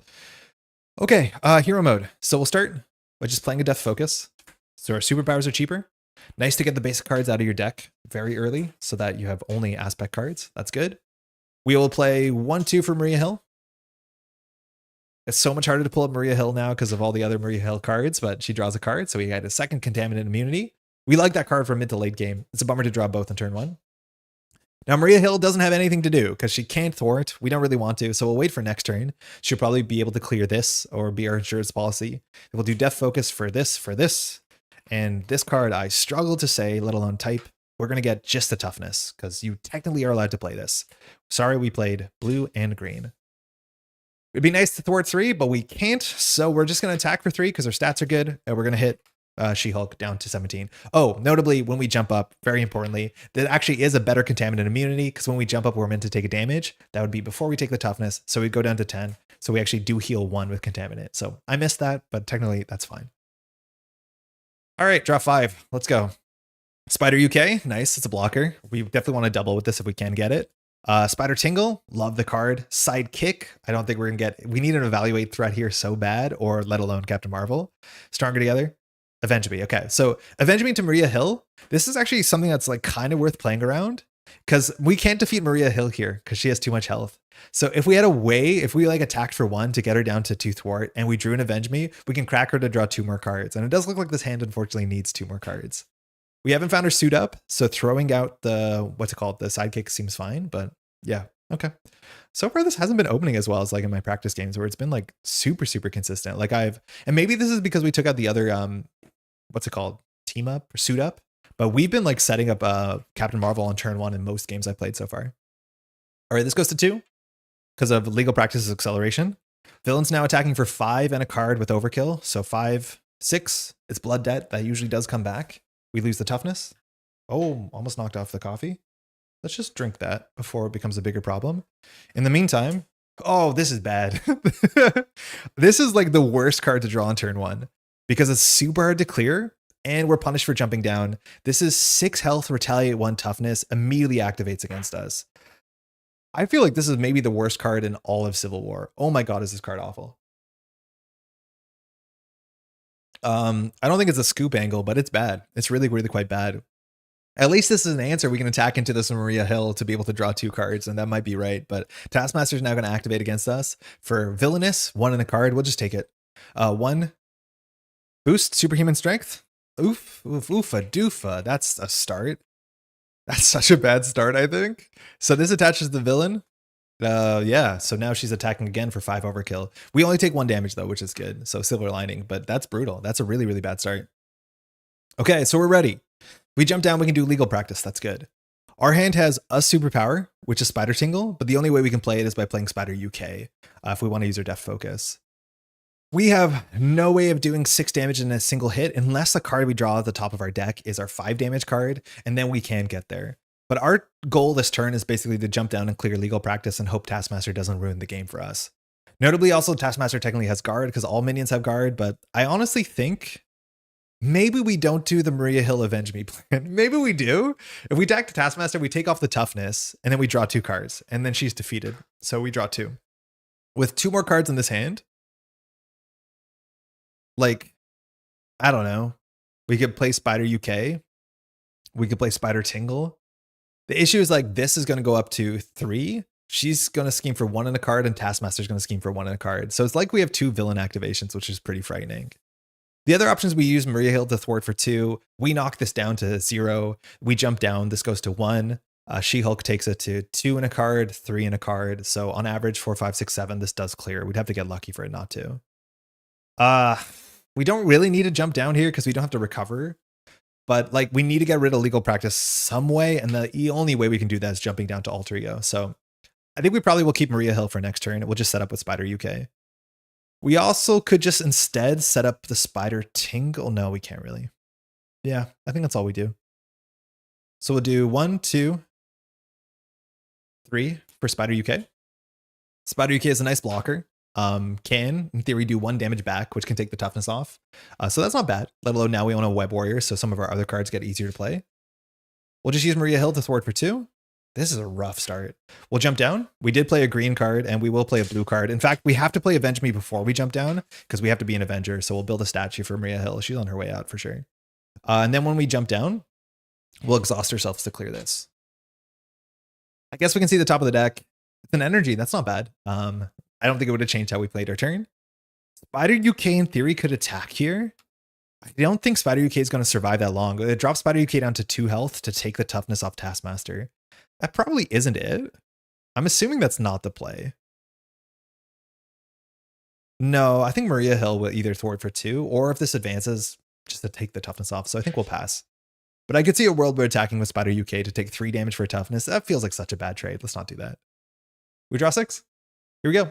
Self-propelled glide, energy, nice. Evaluate threat. So here, this is a really nice way. We can use Maria Hill to thwart for 2, draw 2 cards, get evaluate threat out, use that to play our friend, what's her face? You know, Captain Marvel. Web Warrior of the Great Web, we do want this. This makes us Web Warrior, which is nice, as much as we do have a 1 Web Warrior card. Night Nurse for some cheap healing, and we have a Spider Tingle for Web Warrior stuff. All right, let's see how bad this is. This goes to 1. She-Hulk is now going to scheme for 1 in a card. So 1, boost, ground stomp, exhaust a character you control. Ugh, scary. Good to know what this is. Sorry, wrong one. So we'll exhaust Spider UK, who I don't think is super useful, because Maria Hill will be. So at least that's only 1 threat. Taskmaster does the same. This is Taskmaster minion, schemes for 1 in a card. 2/3, losing a 1/2 punch is good. So this goes to 4. So we might not advance here. Oh God. Oh God. This card is so scary. At least we get this before we end up getting, this is going to cause us to advance, right? But at least we get this before we get our expensive card. Discard the highest cost ally or support you play. We could have attacked with Spider UK. Place the threat on the main scheme equal to that card's cost. This card is absurd. So we do advance. Just absurd. Superhero jailbreak. After resolving step 1 of the villain phase, each player discards a top card in the counter deck. Each player who discards a minion gets to put into play with them. That's a cool card. That's neat text. Genuinely, it's interesting text. One of the cooler schemes. So that's good. They lose guard, but this is definitely not a good spot to be in. All right, She-Hulk is still going to attack us for 5. Here, we can look at the top of the deck. The thing is, we can't play Evaluate Threat until we jump up. I just have no idea how we clear Taskmaster. We're not very good at clearing Taskmaster. But Evaluate Threat we need to play when we're in Avenger side, so we have to jump up here. There's nothing we want to do in Alter Ego, so I guess it's a bit of a wasted value here because we're never going to... Oh, no, we can draw the card with Avenge Me. This is a cool thing. So we can use our Alter Ego text to see the top of the deck as Suit Up. That sucks, because Suit Up is a card that you have to play in Alter Ego. And the only way we can draw it is using Maria Hill now, but using Maria Hill now would be to knock the toughness off.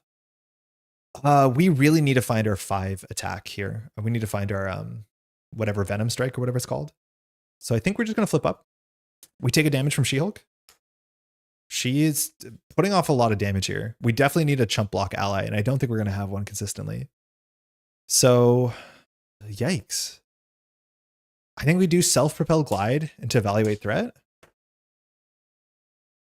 And I think we just have to draw well. Now I'm going to use Maria Hill. Unfortunately, we might need the, what's it called? The chump block here, but we'll use Maria Hill here to thwart for 2, which clears evaluate threat. The good thing about this is that this now searches our deck for an Avenger. We can't search for Maria Hill, which might be correct, but we're going to shuffle before Maria Hill's defeated because consequential happens last. So we'll grab Captain Marvel. Then Maria Hill will be defeated. And then Avenge Me will draw 2 cards here. So at least we draw 3 cards off this interaction. We'll finish the shuffle. Hey, Ren, how's it going? Drop in to say hi. Hope the space is crashing. Happy new Arkham release. How's it been for you, Ren? I played through 1 run just about of the core set. I actually think it's pretty good. It's better than I thought it'd be. This was played for Evaluate Threat, yeah. Now, Captain Marvel is cheaper this turn, and we have an energy to play her, but we still have 2 cards to draw here. So we're definitely looking for the 5 damage attack. We're going to be able to draw 1 more card off of Captain Marvel. We draw Strength, nice. Genius, honestly not nice. We have we drew 3 resources in this hand. So that's actually really not good draws. That sucks. Drawing a hand that has 3 resources is not what you want. All right, well, she only costs 2. We'll play her. Awkward thing about this too is that like we want to keep her as healthy as possible. So attacking into the toughness is like the only thing we can realistically do on this board state. So maybe we have to. Yikes, this is not good. I think we have to. We currently haven't played any aspect cards, but Captain Marvel will attack into Taskmaster, drawing a card, taking Retaliate 1, and drawing an Inconspicuous, which is useless. This is so bad. This is awful. We have no chump block. Captain Marvel might be our chump block here. Yikes. Like, Inconspicuous we legally are not allowed to play. All right, so I guess we're going to play Warrior of the Grey Web. We're now technically a Web Warrior. So that's nice. We can do damage to cancel an encounter card. We probably have to do that. So we'll play the Night Nurse and we'll play Spider Tingle. But yeah, things are bad. We'll use the Night Nurse immediately just to get a bit of healing in here. So we'll recover 1. Has 2 charges left. And at least now with Spider Tingle, we're allowed to cancel a Treachery, which is kind of scary. We've only played a green card, so we can attack for 2 into Taskmaster, taking a Retaliate. It knocks Taskmaster down to 4 health, which is a breakpoint that we get through anyways. But there's not much else to do here. Just draw. Haven't started yet, but made a few decks and was pleasantly surprised that it's not total butts, despite Fedora being a thing. I'm so upset. I'm trying to search up Fedora. Fedora is like one of my pain points with that set. Like, it was so easy to make that card cool and interesting, and instead it's like garbage.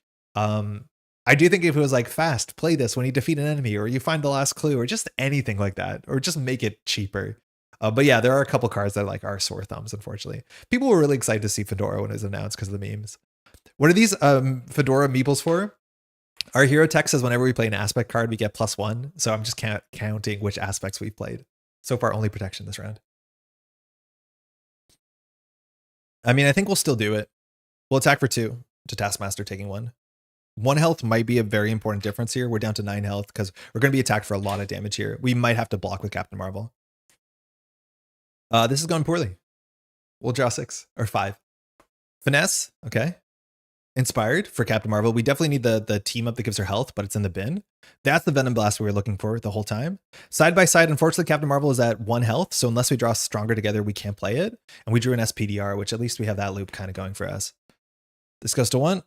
Oh, we have to do this text. Oh man, if this actually hits, I think we lose the game. So after step 1 of the villain phase, discard the top card in the counter deck. If it's an ally, put into play. Or minion, sorry, it's not a minion, that's good.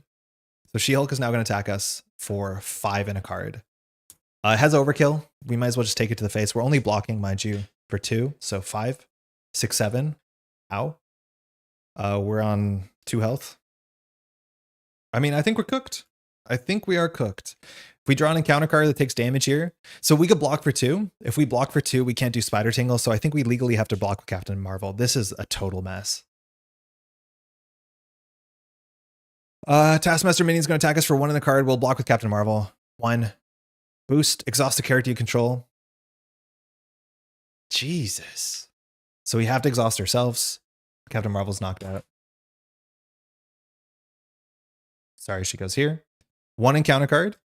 We're just going to use Spider Tingle here to cancel this, because if this is an attack, we lose the game. So we do 1 damage to ourselves. Ow. And we do not cancel this. This is bad. So we can't exhaust Jessica Drew because we are exhausted. So we have to place 3 on the main scheme. The question is whether we're going to jump down for this. We could jump down, but I think we need to clear as much threat as we can and then just jump down. This is very, very bad. I think we can get lucky because we can knock out Taskmaster and then just jump down. We'll probably have to stay there to recover. Maybe we'll be fine. We're going to be ducking out or decking out, not this turn, the next. We have 2 contaminant immunities out, but we might be okay. Fedora gives me the flashbacks to the time where JNet had hats on everything for like, yeah, it was way too long. I was sad to see Hikaku's Alessa's archetype being DOA. At least Izzy and Dexter seem fun. Why do you think? Oh, because of the new format that like there's not enough Blessed Curse, let alone like you lose fine clothing. I could see that. All right, we're still alive, so like count your blessings. So with this hand, we need to play Venom Blast. We want to hold on to SPDR at a minimum. So I think we can just play the Finesse. So if we play 2 for Finesse. So Finesse now generates 1 for cards. Bass Hats was peak. We'll then do these 2 for Venom Blast, because it is a superpower. So that plays a red card, does 5 damage to Taskmaster, and because Taskmaster's defeated, we don't take the lethal Retaliate. We'll jump down to Alter Ego. Or sorry, first we'll use the Night Nurse, because I'm remembering the Night Nurse you can only do on hero mode, so we'll recover 1. And then we'll just pass. We can look at the top of the deck. Ooh, it's Pheromones. Actually, a really good card. SPDR, do we hold on to SPDR? I think we could.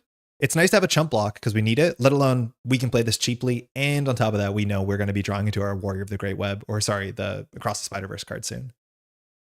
This is still here, yeah. 1, 2. Up is a mistake from both heroes of the Rise of Red Skull book. Nope, it's a mistake. What is a mistake? Oh, do obligations normally have the instructions give to the player in the trait? No, they don't.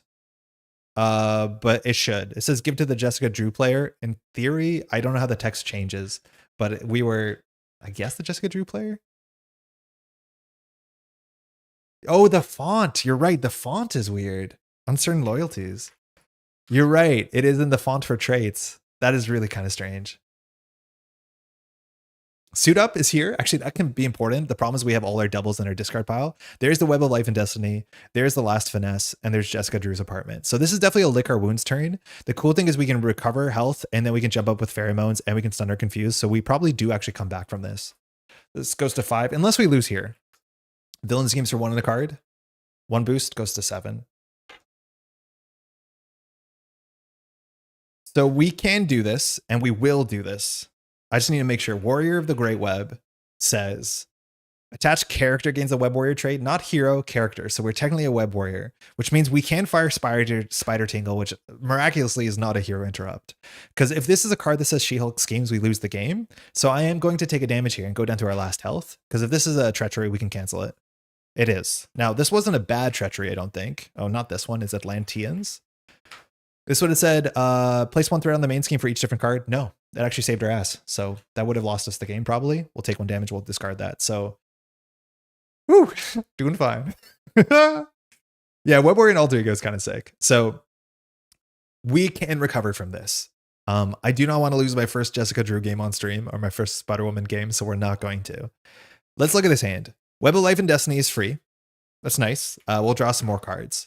Pheromones is free because we have Death, Focus, and Finesse, so that's good. A Stun or Confuse goes far. We probably don't play a lot of these cards. I think we just do SPDR, but that means we can play Jessica Drew. Jessica Drew draws a card. That card plays SPDR, and that just gets cards on the table. Yeah, we've lost to weirder things, that's for sure. We definitely need to recover here, but this hand is like totally playable, and it sets up the Web of Life and Destiny. Now our deck is 5 cards left, so I'm just going to check if there's aspect cards in here. There are. I think Stronger Together is the card that we don't want. Avenge Me will set up with SPDR later. Hey Flakes, yeah, they are Arnak meeples. The bigger issue though is like this threat is a problem. Because we're going to take it to 8 threat, and then we just have to hope we don't draw a card that adds threat, and the Atlanteans do add threat, but I think they only add threat if we're in Alter Ego mode. So with the Stun or Confused, this will probably get to 8 threat, and then we just have to hold our breath, and next turn SPDR will clear it. We are drawing 2 encounter cards this turn though, so like what can you do? I don't know why I'm shuffling this. Suit Up for Jessica Drews. I didn't consider Suit Up angle, but I don't think there's a Suit Up angle here. But there's a chance, like, this is the cool thing that you can do is you can always just play Suit Up. You can grab Maria Hill and you can grab Avenge Me. And that's like a lot of cards suddenly. That would be 2 for 2. That actually might be a better line, but I think we're going to hold where we are. It's not maybe better. I think this is just as good. And this sets up some more important cards on our last cycle. So Jessica Drews, we look at the top 5. This is why I don't know why I shuffled, and we'll grab a card back. I'm going to grab Stronger Together, which is a card we don't really want to draw next turn. All of these cards are fine next turn. We can now look at the top.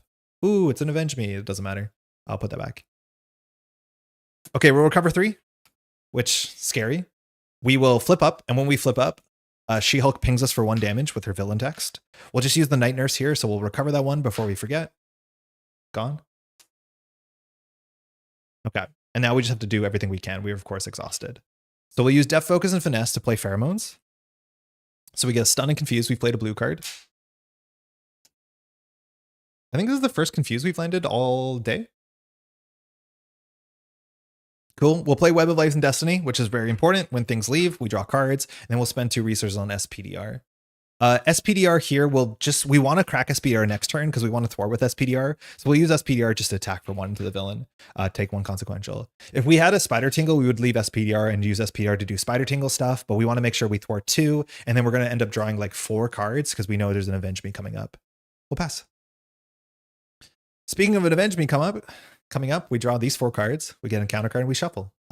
We could lose here. It's not impossible, but this is pretty good. Another Pheromones is nice safety because, of course, the Stun and maybe the Confuse will come off. Joel, how's it going? How you been? How's the Earthborn Rangers?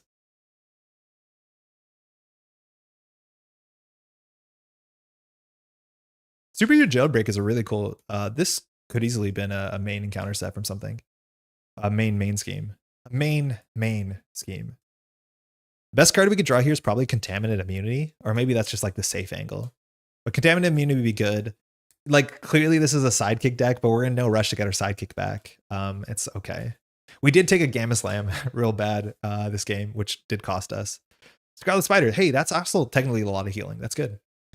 Goes to 8. We discard a card. If it's a minion, it goes into play. It's Shadow of the Past. Get gone. She-Hulk is stunned. 2 encounter cards. New Earthborn Valley X-Pack is shipping now. Should be here in a few days. I didn't really look at it too much because like shipping to Canada for that whole thing is like $70 to get like 40 new cards or whatever. I'll be honest, I haven't played through the Earthborn Rangers expansion yet. The new one's been sitting on the shelf. I'm excited to get to it, but I think I haven't been enjoying Earthborn Rangers as a solo game. I probably have to play with someone. I'm really liking this deck. It's so cool. There's so many moving parts. I'm like really happy with this deck. Atlantean Guard, 3 health. Discard the top 3 cards of your deck. Cool. So we lose Stronger, fine. Self, fine. Spider Tingle, less than fine, but fine. Next card. Amir. When revealed, if you have the Hunted trait, we don't. Amir activates. Otherwise, discard the top 2 cards of your deck. We lose Inspired, fine. Avenge Me, fine. All right. So, hey, we have some minions to deal with. We got a lot of problems. Suddenly a lot of problems. It's been good. Earthborn Rangers have been lots of fun. Hey, good to hear. Okay, back to us. So let's talk about it. We definitely need to knock these people out. So Venom Blast is 1. Pheromones for the stun is probably worth it.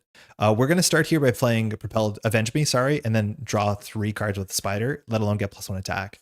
So we're going to attach an Avenge Me. This is one of the cool things is we are a Web Warrior and an Avenger, so we can play this combo. So we go to blue, and then SPDR will use her text to thwart this for 2. And then like 17 different things happen all at once. Firstly, SPDR is knocked out, it's defeated, and when SPDR is defeated, we add SPDR to our hand. Next, Avenge Me fires. Avenge Me says when defeated, draw 2 cards. So we draw Sidekick, bummer, but Captain Marvel! I can't imagine a better card to draw there. That's sick. Then on top of that, we've drawn 2 cards. Warrior of the Great Web fires, which says after Web Warrior allies play, we get +1 attack. And then Web of Life and Destiny fires. If this is a double, we're so good. It's a Spider Tingle, whatever. We can't get everything we want. Sick. We're now already at 3 attack. This is so good. We do want to jump down this turn, probably. So we want to set up Captain Marvel. We can use Jessica Drews to get +1 hand. But this is what I mean. Like, you can easily end up with so many cards in hand. Does the Web Warrior package ever feel samey across the IDs? Yes, it does. Or are the IDs unique enough to pull them in distinct enough directions for it to feel good each time? No. The Web Warrior package on its own is so damn good that it easily can overrun the value of some decks, because the Web Warrior allies are great. You can bounce them. The ones that are interesting are the ones that can ready yourself over and over again. Like, for what it's worth, we're not playing Peter Parker, and Peter Parker's probably worth playing in this deck because our stats are good, and so readying yourself is really good. I didn't want to play as many basic, I wanted to play as few basic cards as we can because of our hero text, but no, the Web Warrior ally package does override everything. Some of them are a bit more synergistic than others. Like, if you have Auto Octavius, that's really nice if you play like tech cards. But no, the Web Warrior package is just kind of way too good. So ready for Marvel's Fear No Evil though? Yeah, me too. So am I. Okay, so I don't think we have to play Venom Blast anymore. So we can do 1, 2, 3, I think 4 for Captain Marvel. So it's good to rebuild this. I went the wrong way around. So now she's in play. She has 3 health, and when she attacks or thwarts, she draws a card. Seems good. We probably here use Finesse to play Sidekick. No, we probably don't. We don't need that. We can do that when we jump down. I think here we just do Pheromones, right? So we play Pheromones. Yeah, I think that's fine because we can jump down and get another card, play it, hold on to SPDR. We do want to hold on to SPDR. So we'll just play Pheromones. It's another blue card, which is not perfect, but we do get a stun. Okay. We will attack for 3 into, I guess, Amir. We have 3 attack. If Atlantean Guard schemes for 1, it's not the end of the world, so that's okay. Did we not have a, what's it called in hand? I thought we had a Inspired. I think that was last turn. Bummer. I thought this was an Inspired, not a Sidekick. That's okay. We definitely can play Sidekick. We probably will. Captain Marvel, in theory, could draw us into a cheap ready. Would be nice. If we draw Self-Propelled Glide, we're in a good spot. There's 2 more in the deck. Sorry, only 1 more in the deck, so that's not amazing. If we jump down, it doesn't really change much because we're not going to get Captain Marvel stats up. We should have 3 attack next turn, so I'm just going to thwart 2 off of this. It'll go down to 4, and then we'll draw a card with Captain Marvel. We draw a Venom Blast. Okay, whatever. That's fine. Silk SPDR and Ghost Spider need the Web Warrior package, I think. The others can live without them. I mean, maybe they can live without them, but like even playing like Spider Ham with a Web Warrior package, it's nonsense good. Okay, so I'm going to hold on to SPDR. We can go up +1 card. If that +1 card with Jessica Drews is a double, we can play SPDR, and that would be kind of the perfect efficiency. But no, sorry, Jessica Drew can never draw a double. So if that's the case, I think we just still play the sidekick. Actually, we probably just hold the sidekick, play SPDR, because that's more important. If that was the case, it actually might have been better to use Captain Marvel to attack into Atlantean Guard for 1, because SPDR's breakpoint is like pretty bad on this board state. Like we wanted to attack for 1 and attack to 2. We'll jump down because I'm feeling safe. Could get punished by this. I think it's unlikely, but we could lose because this is going to go up to 6. Actually, no, we probably can't legally jump down because we've seen 1/1/2 punch. There's 2/1/2 punches, which means She-Hulk can scheme, and 2 advances. So there's 3 cards that can make She-Hulk scheme twice. Admittedly, this will go to 5/6, but then if she schemes and we get a 2 boost, we lose the game. So I don't think we're allowed to jump down here. With a stun and Atlantean Guard, I think that's acceptable. So I think we'll jump down next turn. If that's the case, I'll just do Venom Blast for sidekick, which means Captain Marvel gets +2 health and becomes our sidekick. So if we draw into any of our side-by-sides, we're in a good spot. We haven't seen any on this deck cycle. And then I think we'll hold on to SPDR for a double. We'll pass. So we're not using the Drew's apartment. We still can block for 3 if we need to, which is always a nice thing to keep in mind. Our hero text is for the whole round. We'll draw up 1, 2. What doesn't kill me is perfect. Finesse might be a bit extra. Stronger Together, another nice way to keep Captain Marvel around. And then we have the double, so that's going to be good. This goes to 5. We have to discard a card. Another reason why it's scary to jump down. Ooh, it is Janus. Oh, that's probably bad, right? So Superhero Jailbreak says, discard the card. When it is the minion, put it into play. That's nice, because put into play means we don't have to do when revealed text.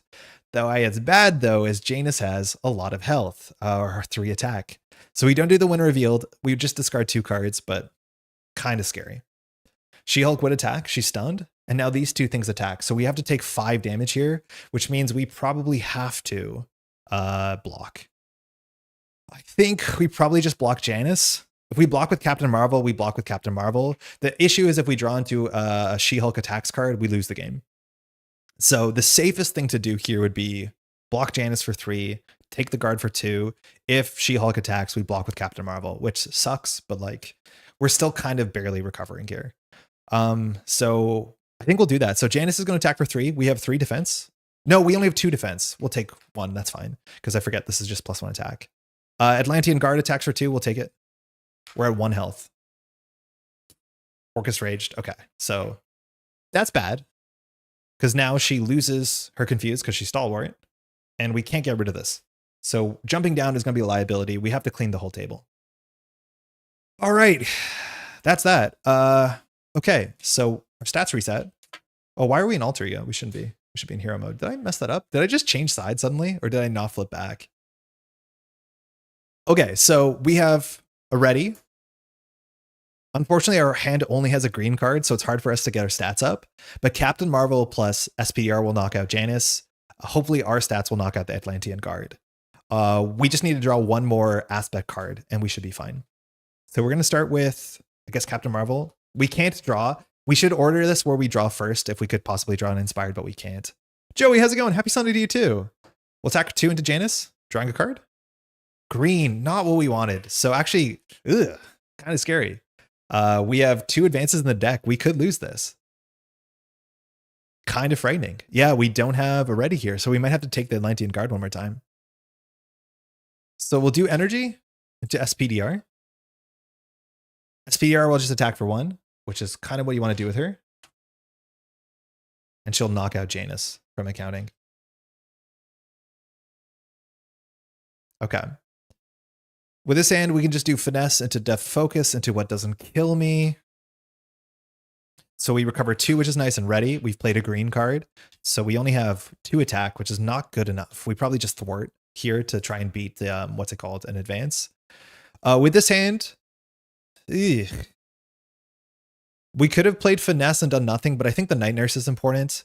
So this is kind of a hindsight thing. So we didn't get any more information here. So just so we don't waste a card, when Captain Marvel does her thing, and we have to be careful here. We didn't draw this. Even if we draw this, we can play it, but we had no more card draw here. When Captain Marvel uses her thing, we'll play Stronger Together here. And Stronger Together says that when a character would take damage, we can prevent that damage if we share a trait.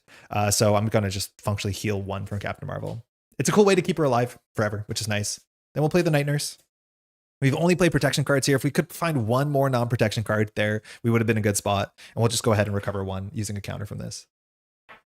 So once again, we're on 4 health with a minion in front of us. We could spawn another minion, which was the bad thing that happened last turn. We will go ahead and thwart for 2. Still kind of frightening. This should be here. We'll pass. In a panic, we can block with SPDR if we need to. Yeah, She-Hulk is attacking us for 3 in a card. This is bad. What does not kill me is no superpowers, so no death focus. Oh, did I play 2 with it? Yeah, you're right. I did. So fixed. Good. So we'll just play that Stronger Together for the thing. You're right. It's not a death focus card.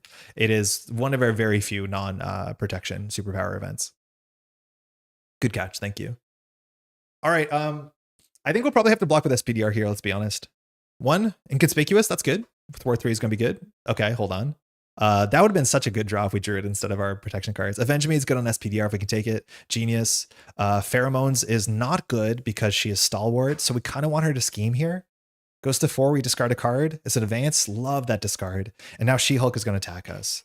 It's for 3 in a card that can easily knock us out. So we're incentivized here to block with SPDR.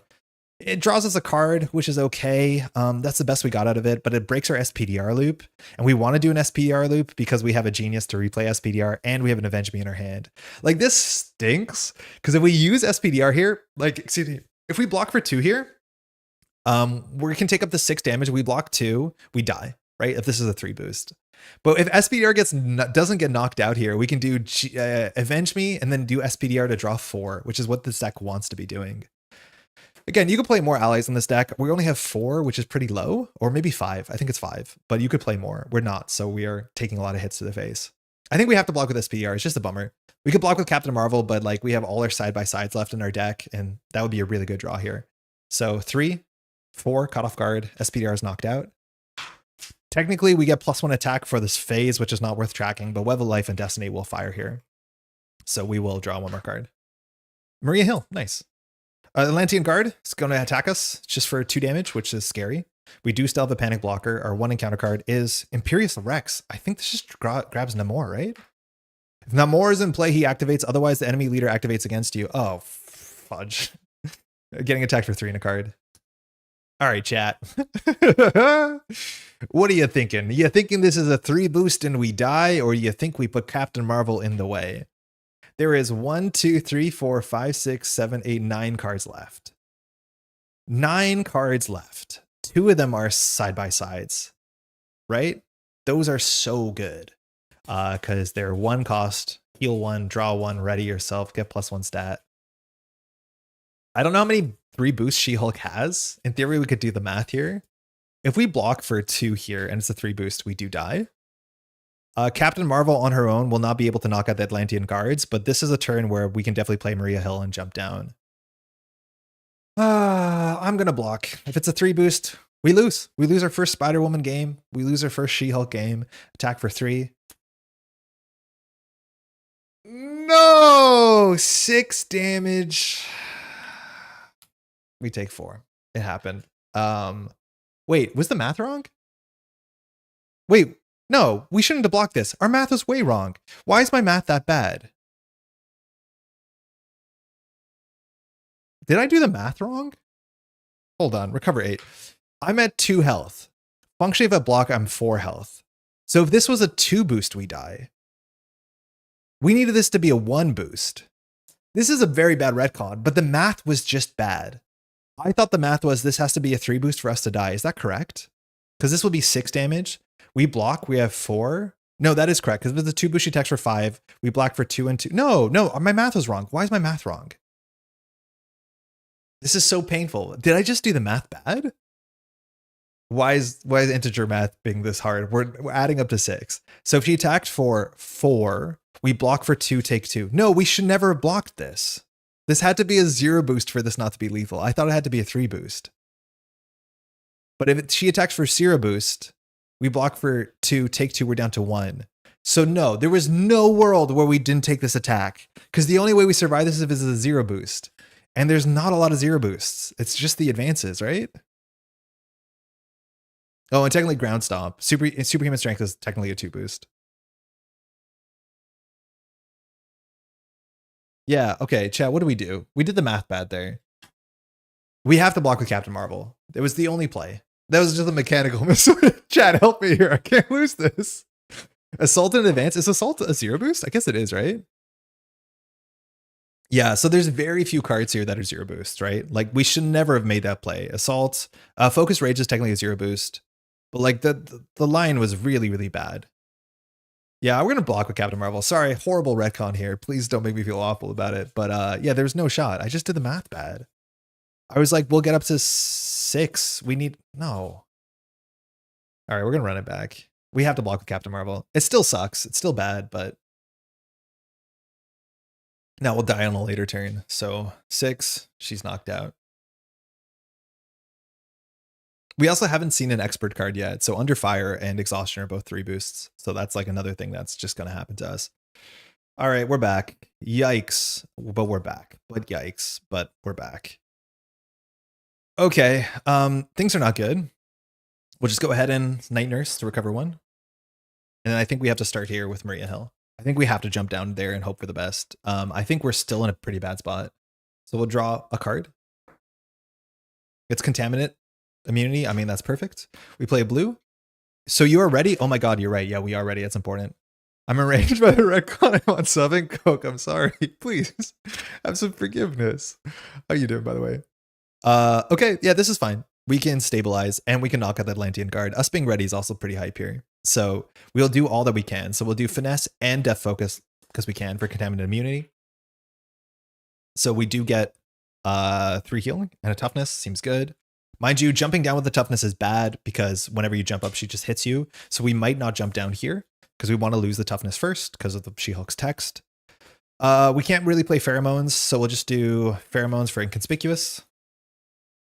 So that removes 3 threat. It plays a rare yellow card. We're at 4 attack here, which is a bit extra. We will attack for 4 into the guard. Finally. Did we not even take the guard attack? I think we did. I think we did. We'll attach an Avenge Me to Maria Hill. We do want to block with her sooner than later. Actually, we probably won't block with her sooner than later. This will clear 2 threat next turn, so I think we're fine. This we don't have to hold on to. We'll pass. Good recovery. Yeah, man, math is hard. I need to slow down. I don't know why I couldn't add up to 6. Self-propelled glide. We're going to draw the side-by-sides and be sad. Yeah, stronger together, side-by-side strength. Suit up. That is actually playable. 5 cards. We could jump down on this angle, especially if we get an advance here to get rid of this, because then jumping down is safe. 2. Discard the card. It's a gang up. Good. Not to draw that. Are these cards in backwards? Yeah, they're backwards. Yo, one thing I noticed with my Arkham Horror new core set, my card backs are different. XP cards, their card back is a slightly different color than the base core set decks. I don't know if it's just me, but my card backs are not super consistent. I'm not excited about that, but I do sleeve up, so it doesn't matter. She-Hulk attacks for 3 and a card. We'll take it with tough. 4/5, there's the next expert card. Lose the toughness. 1 encounter card. Advance. That's kind of perfect because now we are able to jump down, and I don't think we can lose on this. So advance says she schemes. She schemes for 2. 1, 2. 3, 4. This goes to 6. And notably, Focused Rage discards when she schemes, which there's a bunch of cards like this. Again, these cards are always super symmetrical. There's other villains with this exact same card, for better or for worse. All right, so as long as we clear a bunch of threat, we're able to jump down. This would have been good to keep the inconspicuous, but hey, what can you do? Maria Hill will thwart for 2. That's a start. I'll just use the Night Nurse to recover 1 before we deck out and get to use a full another 3 healing. This hand's not amazing. In fact, it's really quite bad. We actually can't do anything here, so we're just hoping that She-Hulk doesn't scheme out. The best we could do is use a self-propelled glide as a scheme for 1. But what's more likely is going to happen is we're going to jump down. Jessica Drew is ready, and we're going to go get what's it called? Our friend, our ally, and she's going to thwart for us, so we'll be fine. So we'll just go ahead and I guess we should just thwart for 1. Recovering for 3 is not super impactful here. So we'll just go ahead and use our garbage thwart 1. which could make the difference, and we'll jump down. Here we use Jessica Drew's. I'm assuming we have cards in our deck. So Jessica Drew's Apartment. So we'll look at our whole deck. We'll grab a Spider UK, I guess. The shuffle does technically matter because we will draw a card. Then we'll do Strength into Suit Up. This is what's awkward, that your Finesse will never help you pay for Suit Up, which you kind of wanted to do. So then we'll search our deck and discard pile for an ally, and we'll rebuild the engine one more time. Captain Marvel, Sidekick in our hand. Where did the double go? Oh yeah, right. It went for that. So we're just going to pay 1, 2, 3, 4 for Captain Marvel. Captain Marvel is going to go ahead. Sorry, not you. She's going to scheme for 2. Bring this down to 1. Draw the card. We drew the side by side. Love to keep that, but I think here we're just going to get rid of it. We're going to do side by side for Sidekick. So we attach the Captain Marvel. She gets some more health. The cool thing about this too is we'll probably will recover next turn. Maybe we won't. And that will mean Captain Marvel is going to be on full health, and we'll deck out here. Decking out in all 3 goes a bit scary. There's actually a chance instead of going for Sidekick here, we could have gone for the one Inspire that gets her +1 thwart, so she could clear this. But actually, no, that's not the case because we have to play it after we use Captain Marvel. So no, never mind. Draw Contaminant. That's nice. So we probably won't recover. And we'll draw 5 more. Let alone with Drew's Apartment, it'll be 1 more. And we can use Maria Hill to draw 3 more. Sorry, 2 more. Just on the ropes, still on the ropes. It feels like we've done 2 damage to She-Hulk. We just trying to be staying alive. And Superhero Jailbreak hitting a minion that schemes against us is like pretty bad. That's a really cool main scheme. I think that's by far the most interesting main scheme in all of Civil War. Cut. 1. What do we want here? Side by side would be the best, I think. Conspicuous will be good. Venom Blast, if we find an ally, or sorry, a minion, stronger together. Strength doesn't really have a target here, but Maria Hill will draw a lot of options, and another Venom Blast. So strange hand. This goes to 2. We discard cards. Is it a minion? It is. It's engaged with us. We don't do the when revealed text. It just puts into play. So we're going to get scheme for 1. That could be the difference. Has guard. All right, She-Hulk schemes for 1 in a card. 1, 2, 3, 4. So this goes to 6. Right? Because it was at 2, 3, 4, 5, 6. Atlantean Guard brings it to 7. We draw an advance, we lose. Assault, Surge. Okay. Fine. Focus Raged. Okay, so now if she schemes, we 100% lose. Because she has, oh, wrong one, but she has Stalwart. Namor. Oh, we lose. Bummer. So we do just lose to this. Unless we get a 0 boost. We have to get a 0 boost on this. Stalwart, Toughness, Villainist, when revealed, Namor activates against you. If Namor came off of Superhero Jailbreak, we'd be pretty happy. But unless this is the advance, we do naturally lose. So schemes for 1 and a card. 2, 3. We lose. Bummer. That's it. We truly did not win this, which maybe that's a fitting ending because it was a bit of a mess to get here. But we always just felt on the back foot. Our engines did not spin up. Our engines were slightly pulled apart. I think we had to replay Captain Marvel 3 times, if I'm not mistaken, which is not something you want. We were definitely at the point where you consider recovering. At this point, the Stalwart is kind of annoying for sure. 1-2 punch was coming up. That was another activate. So we lose to that. We lose to Namor. We lose to Advance, which I think is... Oh, there's no more advances in the deck. Yeah. Yeah, Carol dying twice was really quite bad for sure. We also, once again, cannot set up the engine of the Web of Life and Destiny, Warrior of the Great Web, bouncing SPDR over and over again with Avenge Me, which is just so good. But yeah, we were just constantly knocked down. These allies are really fun together because they do have some synergy points. I mean, just discarding cards, maybe that's a synergy point. But yeah, Superhero Jailbreak was really, really rough. That's a really cool card. It did technically cost us the game because, well, no, it's all random, I guess, at the end of the day. From here, I think we can come back though, which is obviously like always the thing. Just give me 1 more turn. But we have Venom Blast to knock out Namor for sure. We're going to be drawing 3 more cards this turn. Suit Up is like a fine play here because we can knock out Maria Hill, suit her up back again and go for it. Or we can go get something that like knocks out Atlantean Guard. This is not something we set up, but like Spider UK, if we wanted to prioritize it, just knocks out Atlantean Guard. When Atlantean Guard attacks, Spider UK does 3 damage back because we have 1, 2, 3 Web Warrior cards, which is really good. Does the shark in Namor's art have a little hat on? Does it? Hey, buddy, what are you wearing? Just got a little hat. Yes, it technically has a little hat. They're wearing like one of them was wearing like a bikini. I think it's meant to be armor, but like, is that where the organs are? Like that's the shark weak spot, the glowing part.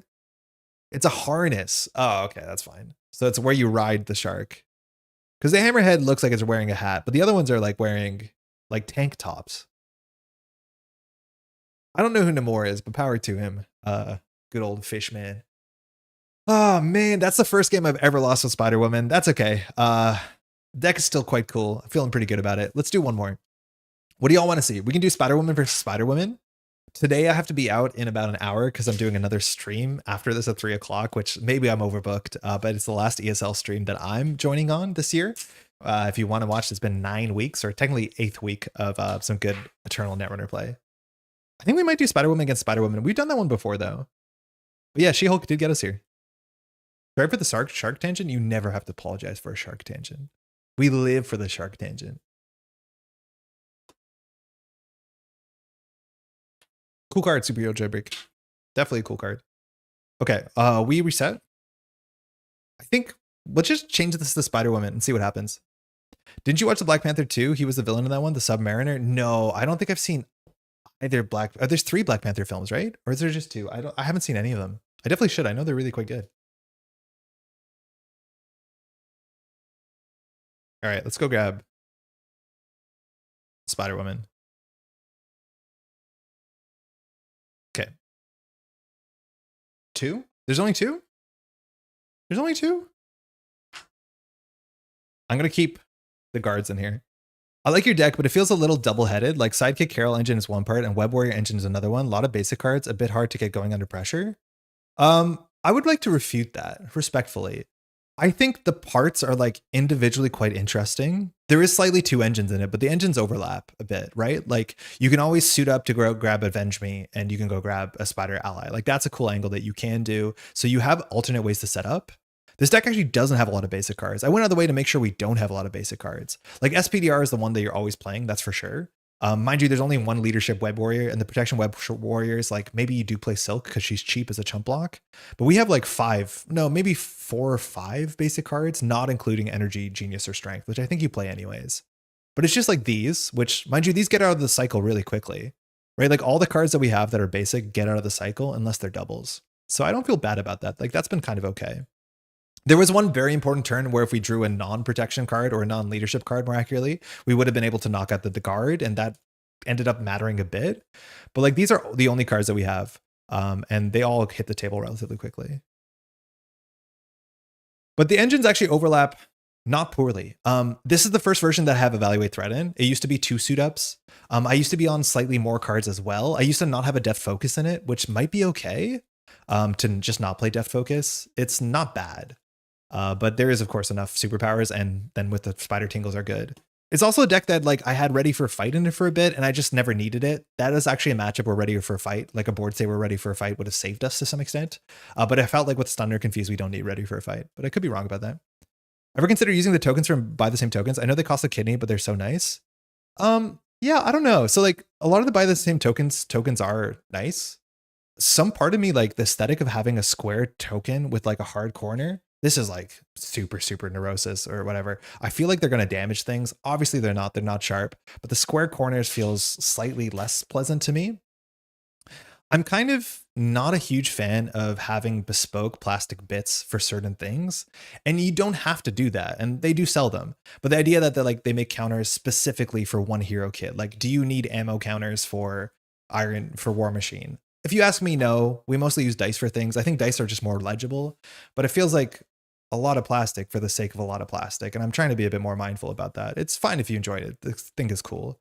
But I do think the small square tokens, they're probably better to play in person than they are on camera, as much as I know a lot of content creators use them. I have Buy the Same Token things. I have a couple other things. I have a dial for like Lord of the Rings, and their stuff is good. Like, don't get me wrong. But yeah, shipping here is very expensive, and I don't know what tokens I'd get. Like, that's the thing too, is like Toughness and Stun and Confuse. I have these, and they're so big, and I like them way more than the tiny thing that is just like a little small thing that says Ton or Stuff or Confuse. All right, let's re-roll these. She-Hulk is not coming back for a moment. We have to take out the She-Hulk cards. So I'll do a messy job, but then that should be good enough.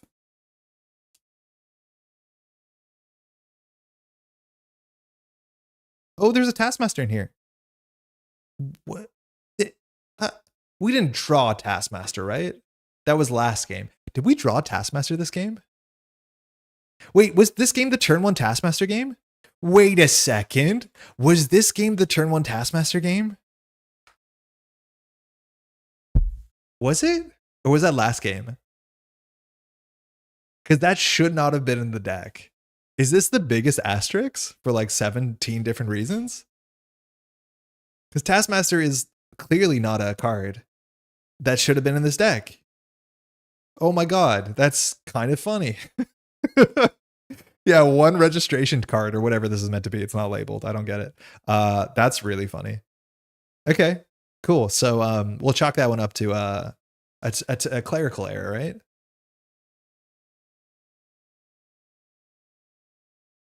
Sick. We can get rid of these, yeah. All right, Spider-Woman. So Spider-Woman, villain, expert plus mode. Just add Taskmaster in there just to be annoying. So Spider-Woman on Spider-Woman. We've done this matchup before. It's pretty fun. So villain is going to be on stage 3. All right. So relatively straightforward. We come in with finesse, just like our finesse. There's no, technically, like, you're not meant to do this matchup, but obviously it's your game. Have fun. So we are going to do this matchup. We're not going to care about any uniqueness rules. So she comes in with finesse. When she attacks, she gets +1 attack for each skill counter in finesse, and then you remove all the skill counters. And finesse is an interrupt, if I'm not mistaken, that says whenever a treachery card is revealed, place 1 skill counter here. Now, notably, Spider Tingle, you still reveal the card, you just cancel the when revealed. So it says when you would reveal, cancel its when revealed. This is like sometimes the problem with that shows up in a bunch of FFG games, let alone just, I guess, board game in general, is revealed doing when revealed, but it's technically, I think you reveal a card and then do its when revealed. I don't think Spider Tingle cancels finesse triggers. I think you reveal the card, but then don't do the when revealed. That's the language when you use things to describe the thing using the same word. It's like, oh, you do an evade action to evade an enemy, and they're both technically different things. But cool. We're gonna start with self-propelled glide, which this one you can clear relatively quickly, I think. When Spider-Woman would take damage from an attack, reduce that damage by 1 for every counter on finesse. It's not the most important thing to clear. It's more the acceleration. I don't care about mitigating our damage on the first couple turns of the game. It's not super important. And then we'll shuffle all these into the deck. Cue Andre getting frustrated where he pulls up Spider-Woman Nemesis cards, or sorry, villain cards. We want to pull up Spider-Woman. In this game, when revealed is after interplay, engagement, and quick strike. It's weird, but it's fine. It's like that. Yeah, it's just like when revealed is not the revealed clause, because you technically reveal the card. Technically, then yeah, quick strike and stuff like that happens first. Then you do when revealed. Engagement happens first too, right? Okay, we'll just do a random real quick. I don't have to roll a die here because they're all face down. So these are all the 1As. These are all the 2As. Name your favorite number in chat. 1 on left. Give me 2 numbers between 1 and 4. First person to do it controls the fate of the stream. We got our evaluate threat back in the deck. That's good. 3. I need 1 more, Joel.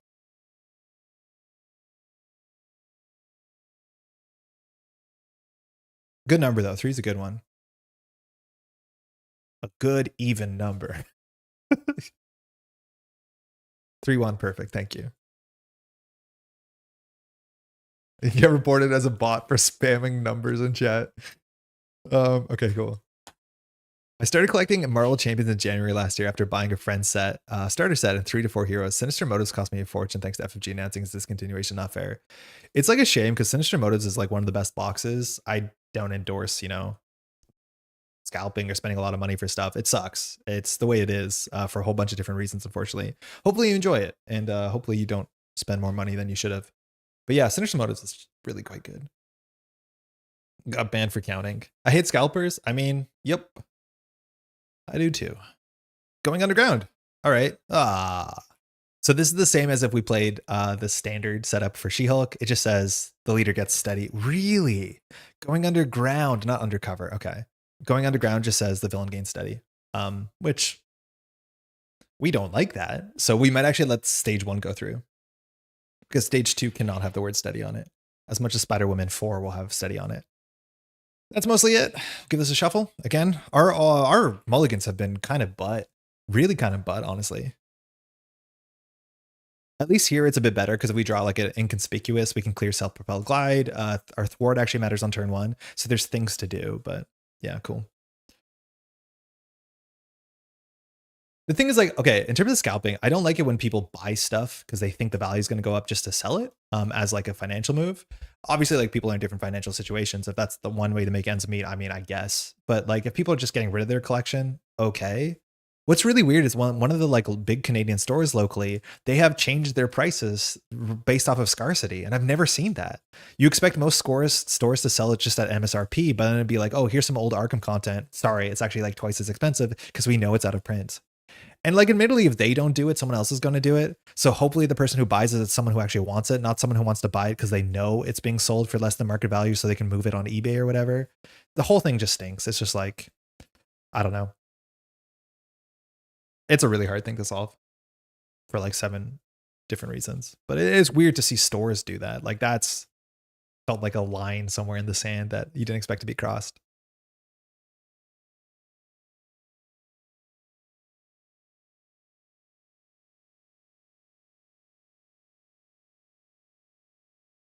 I just need Wonder Man and Hercules, but I live in South Africa. We don't have any LGSs in my city, and National Agent takes months to get stock.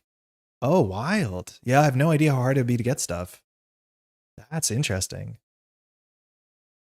Does it cost so much to get stuff shipped in, or are you paying somewhat similar? Market value at stores for new products is crazy. I haven't seen new. Oh, no, that's not true. I've seen new products have market value at stores, but that's usually like TCGs. It's like, oh, you want to play Riftbound? Hope you have $400. And like, it's technically anti-scalper technology. It just, I really wish there was better ways to do it. Like if they sold you a box in person, they opened the shrink wrap in front of you at the store. Like there's better ways to do it. I'm not a huge TCG fan, so like buckle up. The whole model's about spending more money than you want to. Anyways, we're off. Self-propelled glide. Don't really need that, but using self-propelled glide to clear self-propelled glide is kind of fun. Suit up. Okay, sick. So now with Suit Up, we're guaranteed to get a Captain Marvel on turn 1. The only thing we want to do with this hand is draw a double. This is why also having a 40 card deck size is really important because a double means that we actually can play the accessory, the attachment alongside it. Spider Tingle doesn't do anything. We don't have Web Warriors. Perfect. So now we're gaming. Whatever.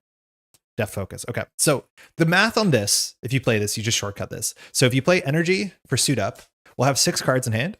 So 4 of them plays the ally. Then what the ally draws, you can use that to play the next thing, which is your attachment. That will be probably the team up, right? Or sorry, the sidekick. That means mulliganing here doesn't really matter.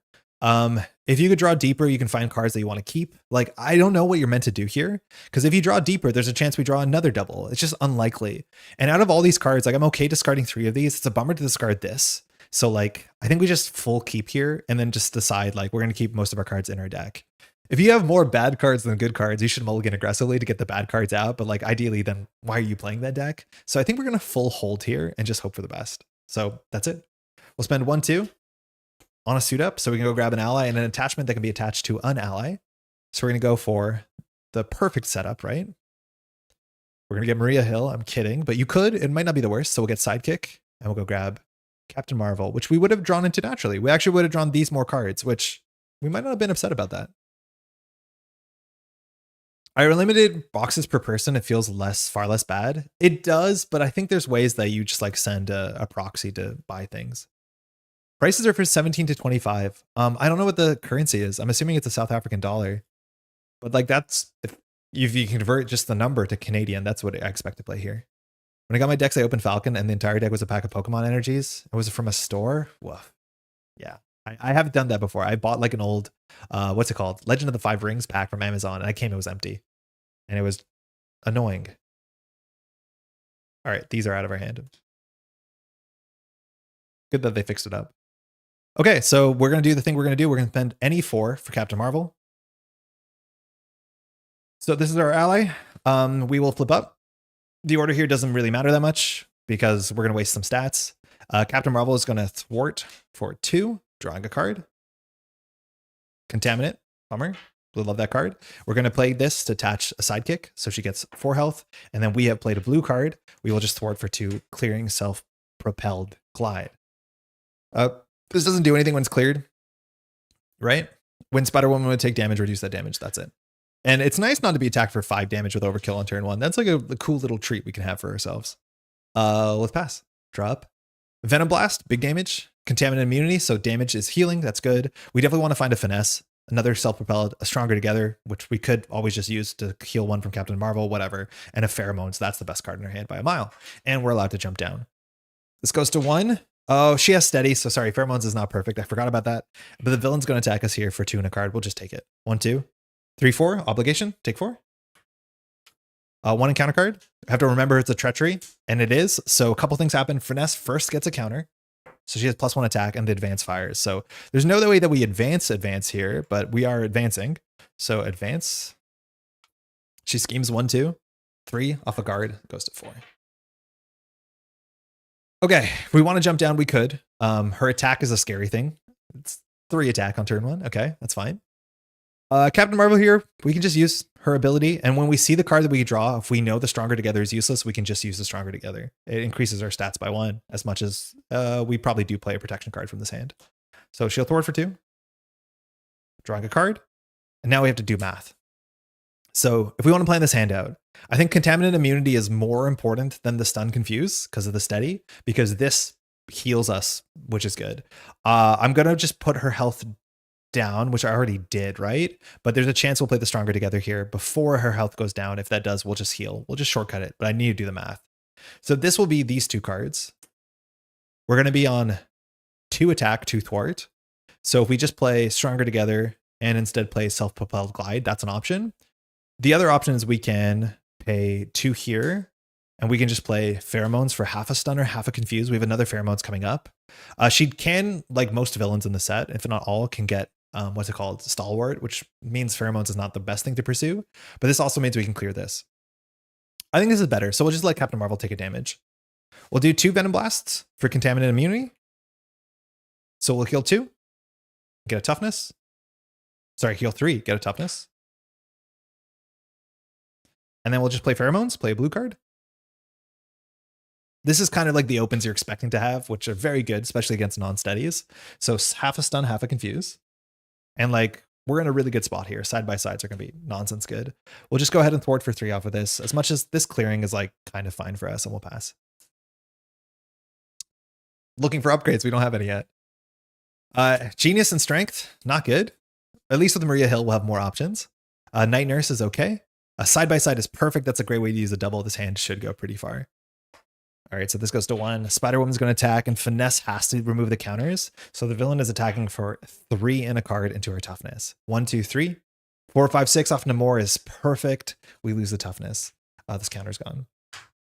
Counter card, not a treachery, so that's fine. And we get Atlantis attacks. I don't know what this does. Hinder 1, so it comes in with 4 threat. When revealed, discard the top card of your deck. Place an acceleration card here for each different card type discarded this way. So we do have to get rid of this. I think using acceleration tokens on top of side schemes is like something that doesn't get used enough. That's really cool. It's a really modal thing. We started seeing more of that from like Agents of S.H.I.E.L.D. onwards. So we discard 1 card. It's Scarlet Spider. That's fine. So cool. Really cool text box. All right, that's mostly it. We can clear Atlantis attacks with Captain Marvel. So let's do it. We'll thwart for 2. Bring this down to 2. Draw a card. It's inconspicuous, not super useful here. We'll go ahead and start getting our stats up a bit so that when we play side by side, we can go a bit further. We'll play Maria Hill, drawing a card. Play the blue card. She draws 1. Web of Life and Destiny. We probably do play full cost for that. It sucks that we have to, but we can, and we probably will. It's obviously much nicer for this to be free, but with this hand, I don't think we have that much else we want to do with it.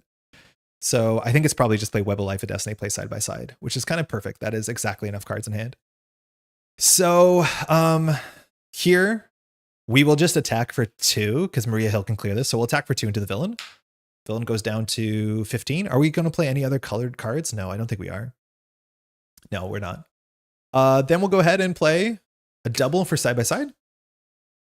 We have no big breakpoints here, so we're just going to go for the cheap healing. So we have to be able to ready both of us. Technically, we only have to be able to ready our sidekick.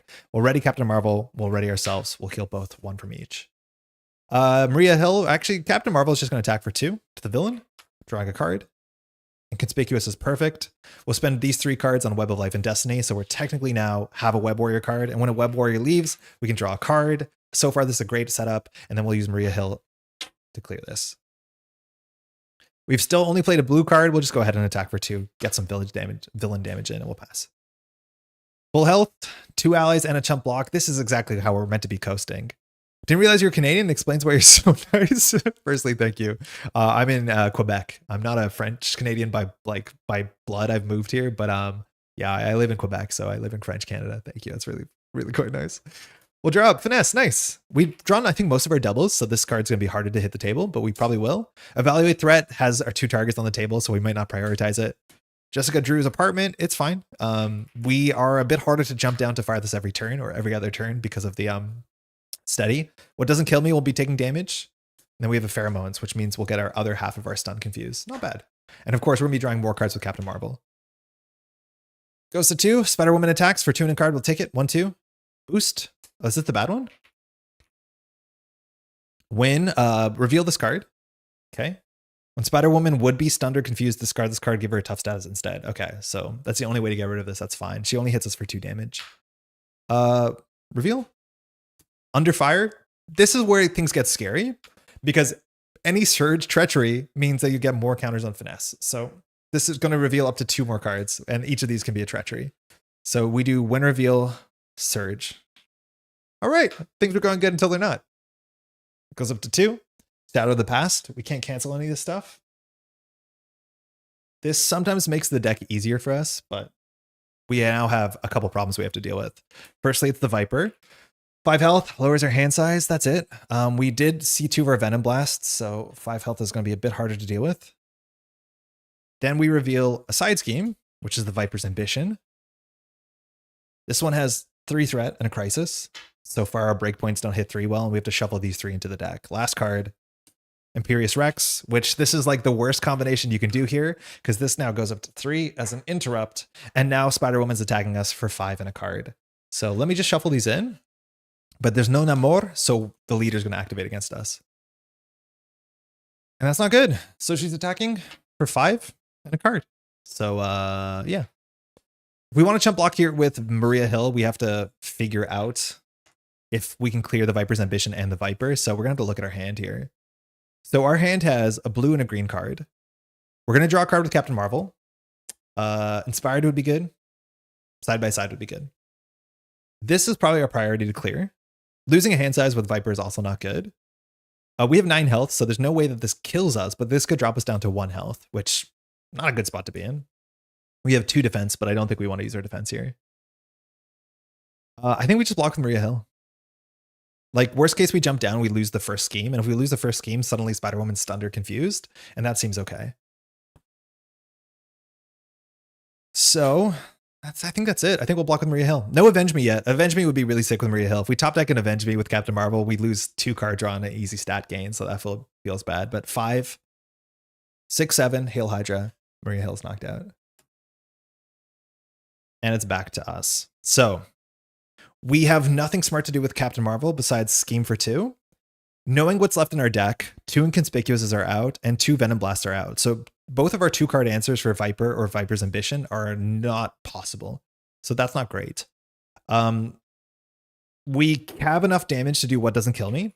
Notably for this card, you have to be able to heal 2 because it's a cost. And we have a lot of red icons in our hand, so it shouldn't be hard to play. The question is, do we get ourselves up to 3 attack? Because then we can knock out Viper. I'd actually rather deal with the counter card. And again, if this goes through, I don't think we care. Notably, we can't go for the stun or confuse because it becomes a toughness instead. Oh, actually, it only gets rid of... Whoa, so I've never seen this interaction. Pheromone says, stun and confuse an enemy. I'm assuming you read that from left to right, like Latin script. And Contaminant Immunity says, when Spider-Woman would be stunned or confused, discard this card instead. So I think it cancels the stun, gives her a toughness, but the confuse still goes through? That's kind of neat. I think the confuse still goes through, which means jumping down is totally doable. Huh, that's kind of neat. So maybe we do want to play that. Excuse me. The other thing we can do is we can play Evaluate Threat and then use Captain Marvel to clear Evaluate Threat, which gives us Maria Hill. We play Maria Hill for free, which draws a card. It's like kind of convoluted. So we end up spending 2 cards and Captain Marvel, which draws a card, to play Maria Hill, which draws a card. Oh, they happen simultaneously, so you can choose. Okay, then we'll choose the better one. That makes sense. I mean, that line is like kind of silly because at the end of the day, the best part of that is it plays a leadership card. We don't need a leadership card here. Like if this was suit up, we have to remember, would that have been better? And I don't think it's not the worst suit up here. It's just like we can't play Avenge Me when we're in alter ego. Okay. So this will go to 3, 4, 5. I think that's acceptable. So my priority is this, then that. So if that's the case, Captain Marvel will thwart for 2. Doing the damage first, technically we don't have to do because we could heal it. Oh, there's the Avenge Me for Maria Hill. Bummer. Okay. So we could, this is harder now because we can't play, well, we could play Avenge Me on Captain Marvel. You try not to for hopefully obvious reasons. So we probably play the Pheromones first to get a blue card. If we play Pheromones, say that we do like 1-2 into Pheromones. Pheromones puts us to 2 stat, which doesn't really matter. With 2 stat, we can clear this. We can play What Doesn't Kill Me. I think that's all we do. And unfortunately, we have no research generators so far. We have seen no finesses and 1 death focus, right? So there's 1 more finesse in the bottom of our deck. Yeah, so that's fine. We'll hope for that. In terms of our doubles, we've seen all of them. So finesse will be like a 3-card play, which is not great. And we're going to have fewer cards because of the Viper. If we play Jessica Drew, we like go down 1 card, but we get that sort of engine, which will give us a card now and give us a card next turn, which is kind of nice. But most of our cards are hero cards. So jumping down and doing Jessica Drews is like not my favorite thing to do.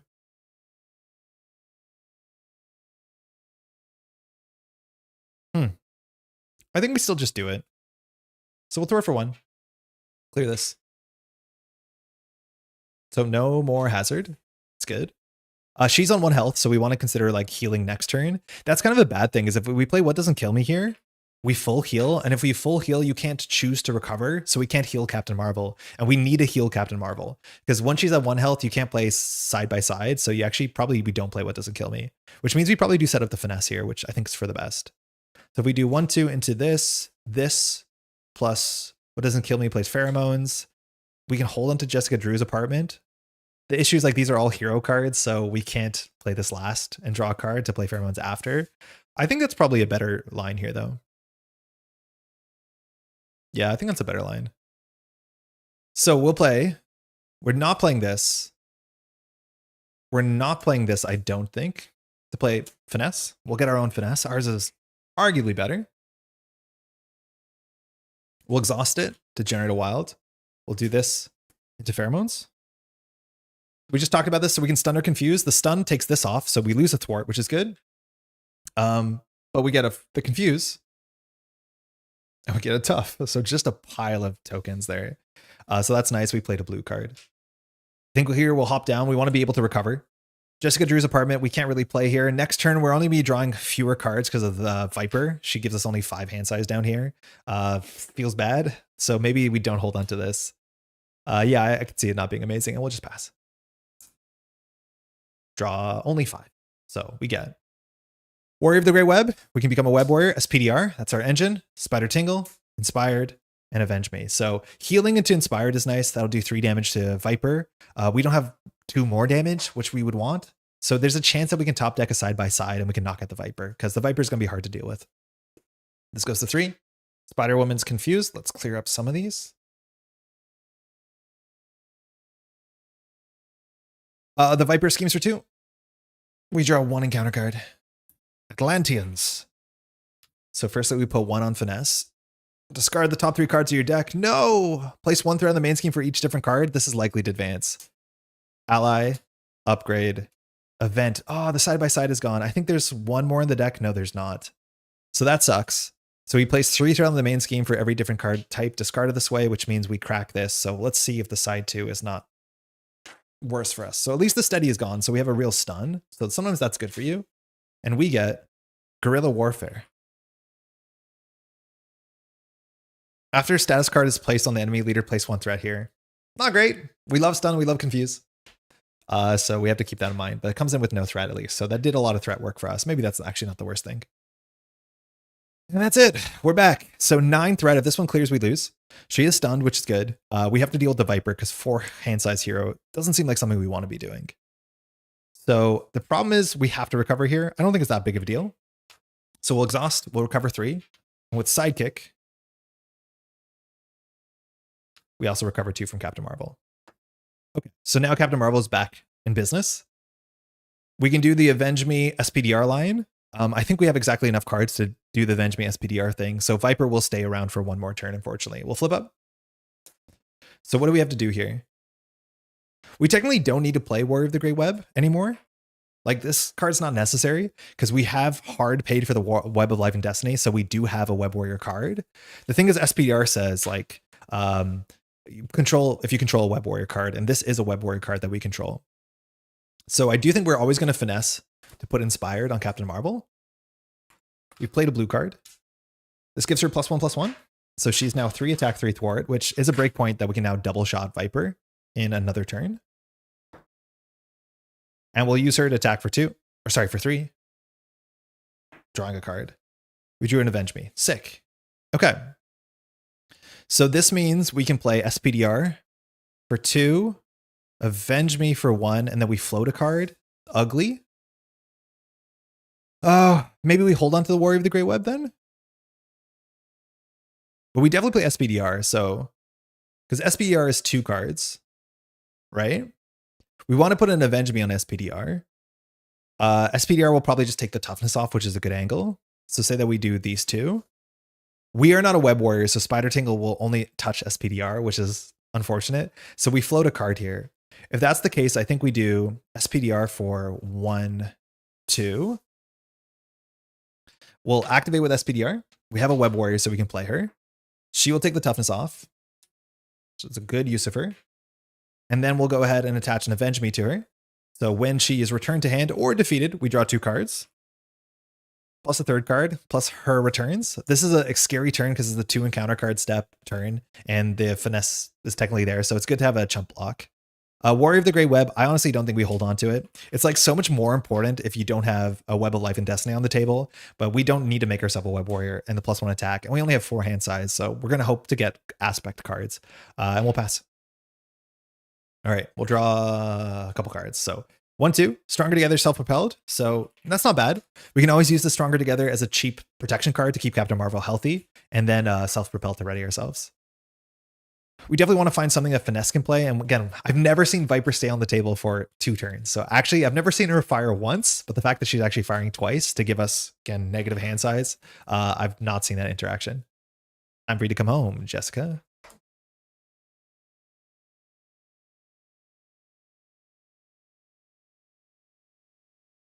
Yeah, 4 hand size is tough. That's some Colossus stuff. That's some Hercules stuff. But we do have Captain Marvel and SPDR and Avenge Me. We're going to see like 8 cards this game, or this turn. So it shouldn't be that bad. 1, 2, 3, self-propelled, awful. 4, side-by-side, perfect. Really quite good. So this goes to 1, stunned. Viper attacks us for 2, we'll take it. We should be not at 12 health, we should be 11 health. We only have a max health. So we'll take 3 damage here, just to make the math make sense. 11 is our max health, and we have 2 encounter cards here. First, the Royal Guard. So we have some scheming to do. Comes in with 4 threat and crisis. Scary. When defeated, the enemy team searches the encounter deck and discard pile for a copy of Blood Debt. That gives you an amplify, I think, and you have to discard it in alter ego, so that's fine. You don't get it right away, you get it as a face down encounter card. Hydra Regular, totally acceptable.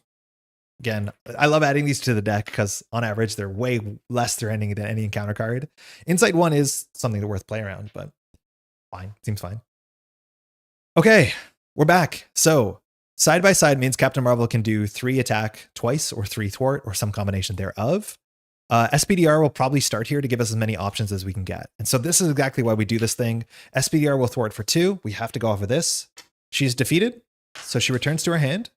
Web of Life and Destiny fires, so we draw a card. And then, of course, Avenge Me fires, so we draw 2 more. So take that 4 hand size.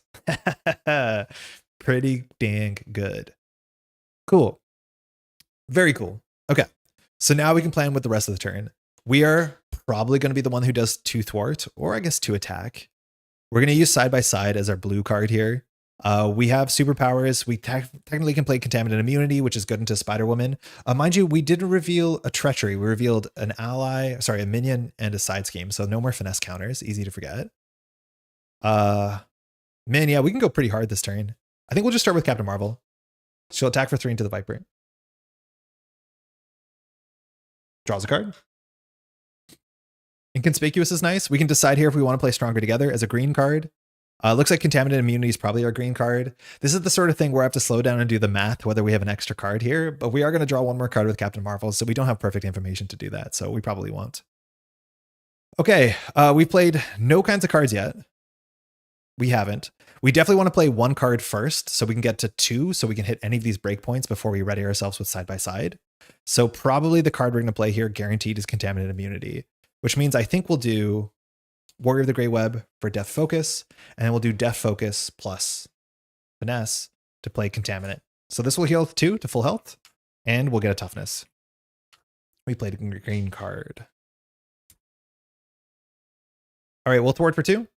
Off of the Royal Guard, we have to go get Blood Debt. I think it was the first card we discarded. No, that was a different game. Was that a different game? Yeah, that was last game. So it might still be in the deck. So we'll draw that card in a second. It's not really worth worrying about. It's a card that we have to go down to Alter Ego to deal with, but it's just an Amplify icon. I like those roll down dice. They're really nice. They're from a company called Burger Tokens in the States. They actually have a thing where these are the XL versions. They will send free XL dice if you're a streamer. They don't ask for anything, but like it's one of the most common questions we get on this channel is where the dice from, but they're so good for streaming. And this is, yeah, what I mean. I like really big stuff that are easy to tell on camera. I use them too for just card games when I'm playing on my own. They're just great. These are the smaller ones, but they are weighted. They're nice. They don't knock them over as much. Okay, so let's just keep going. We'll do 1, 2 for side by side. We played a blue card. So we ready ourselves, and Captain Marvel, we'll just go for the healing on both of us. Unfortunately, we don't heal ourselves, but there's no big breakpoint here. Good. Our hand is getting a bit thin. SPDR definitely gets played. If we draw a double, we can also ready ourselves, which would be cool. So do we want to knock Captain Marvel down to 1 health? We might not. When she's down to 1 health, we have to jump down to Alter Ego or draw Stronger Together. I think that's fine. This hand, if it draws 1 more card, if it's a double, it's really good. So maybe we actually don't use Captain Marvel this turn. I make side by side a fair bit worse because it was just like heal 1. That's it. But if we don't use her, like this turn, we could just play SPDR. If we draw another card, we could do 2 for SPDR. It has to be a double for the hand to actually do something here. So I honestly think we don't use Captain Marvel, which is like maybe an ugly side-by-side play. We'll attack for 3 into Hydra Regular. I mean, we're going to jump down next turn because of the Blood Debt, so at fit, let's just do it. Captain Marvel will thwart for 3. Drawing a card. Not a double. That's okay. We will do... I think we'll just play SPDR hold this self-propelled. No, we'll probably hold Jessica Drews because we're going to jump down. Do we jump down this turn? No. Maybe we jump down this turn.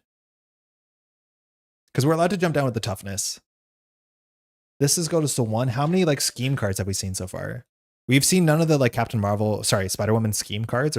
We've seen 1 advance, but we haven't seen the cards that just says Spider-Woman activates. We know this doesn't do anything. If we do self-propelled into Jessica, Jessica draws and plays SPR. It's just so much better, so we'll do it. We'll play the apartment. Yeah, SPR and flip down seems good. We'll flip down. We'll use the apartment to look at the top 5. We're just trying to look for something we don't care about. Oh man, we had all the doubles coming up. I'm glad that we cycled that. So I guess we'll get rid of Scarlet Spider. We have to shuffle this well because all our resources are together. And then we'll just play 1, 2. We control a Web Warrior card, so we can play SPDR, and we'll just use SPDR to attack for 1 to the villain so that we can get her ready to do the thing next turn. And then the cool thing about SPDR down in Alter Ego is we can use Jessica Drew's apartment to like dig for an Avenge Me, and then we have the draw like 3 line for SPDR. And we'll pass. So one thing I'm not 100% sure on is that this encounter card, we know what it is, And when you get a stack of encounter cards, I don't know if you have to draw them in a known order or you can choose the order you draw face down encounter cards. Because in theory, we want to draw the Amplify last because it doesn't interact with anything. But if we draw the Amplify first and then draw something that says the villain schemes, like that's pretty bad for us. So I don't know if you're allowed to do that. But I think the order is just draw them one by one. It doesn't prescribe, like, there's no oldest encounter card waiting for you. Spider-Woman schemes, 1, 2. 3, boost. This card gets 1 for each status card in your identity. Nice. So this is technically 2 boost. So this goes to 5, right? 1 + 4 is 5. Yeah. Kind of scary. I'll draw this one first. Pheromones. The rules say you reveal in order. Okay, so we'll reveal it in order. It doesn't actually matter there. Blood Debt. So this is the one that goes into play. It gives an amplify. We have to discard the top cards, 8 cards of our deck to get rid of this. Should be easy. And then we draw this Pheromones, which I think just like goofs on us. You are stunned. Place 1 skill counter and finesse. So this goes to 3. And we are stunned. We did not draw our hand. I think we should have drawn our hand at this point. But we'll draw 6 cards. We want a Night Nurse here. There you go. Fortunately, we have all this healing and we're at full health. Okay. That's mostly it. Sorry for the zoom in. I think we'll just get rid of the Blood Debt while we can. She's going to attack really hard here, but we're at full health, let alone toughness. So we're going to discard the top 8 cards of our deck to get rid of this. So in theory, you can like draw first with Jessica Drew's apartment. I think the order actually wants you to do the other way because you're discarding random cards and then you get more information. Maybe that's not the case. Actually, maybe you're meant to do this first because you could find a good card and save the good card. Let's just say that. So we'll discard 8 in a second. Let's just look at the top 5. I think the thing we want here is an inconspicuous is actually not bad, especially because it gives us a card type that we don't have. Yeah, I think we'll take the inconspicuous. Then we'll shuffle this and rip 8. Notice how we've been forgetting to look at the top of the deck, which like I'm not surprised. All right, here we go. 1, suit up, fine. Spider UK, fine. Genius. 4, 5, 6, 7, 8. So we lost the side-by-side and 2 doubles. The doubles are actually really good with SPDR. Okay, we will recover 3. It's, whoa, no, we can't recover 3. Oh, I thought we were going to play around this. Shit. So you're not allowed to recover 3, which means Captain Marvel's stuck at 1 health. That is awful. Why are we at full health? What did we do that put us at full health? We were trying not to be at full health. If that's the case, I'm going to have to retcon this slightly. That instead of getting the inconspicuous, we should get the stronger together. We didn't discard one, so I can go get one. But when Captain Marvel is at 0 health, you definitely get this. Technically, that messes up everything because we could have discarded the yellow card, but this is casual play. It's fine. Yeah, we played the green event to heal us and give us a toughness. It was a mistake because we were meant to recover. So yeah, that's a substantial misplay. All right, we can look at the top of the deck. It's an energy. Okay, that's good actually because we can replay SPDR. We'll flip. So that's that. Great. Cool. Cool. Cool. So very importantly, if we play Pheromones, we do get a stun or confuse, but it adds 2 threat to guerrilla warfare. Yeah. I think I'm going to start with SPDR. So SPDR is going to scheme for 2. And then she's defeated. So she's returned back to our hand, which means we draw a card with Web of Life and Destiny. We know it to be energy. So that's cool. Okay. We're now going to use Captain Marvel, who will thwart for 3, into Guerrilla Warfare. And then she draws. And oh man, ordering there. I guess there's no way around it. And before she takes the consequential, we can play Stronger Together here to prevent her from dying. So she stays alive. So she stays alive and we get a green card played. We have a lot of different types of cards, but not a lot of ways to activate at all. We'll just go ahead and do SPDR. We'll put Avenge Me on SPDR. We've played a blue card. I don't think we're going to attack with SPDR. I think we're going to use SPDR to be our battery for Spider Tingle. Yeah, probably. We'll def focus for Spider Tingle. So now we can prevent reveals in some ways.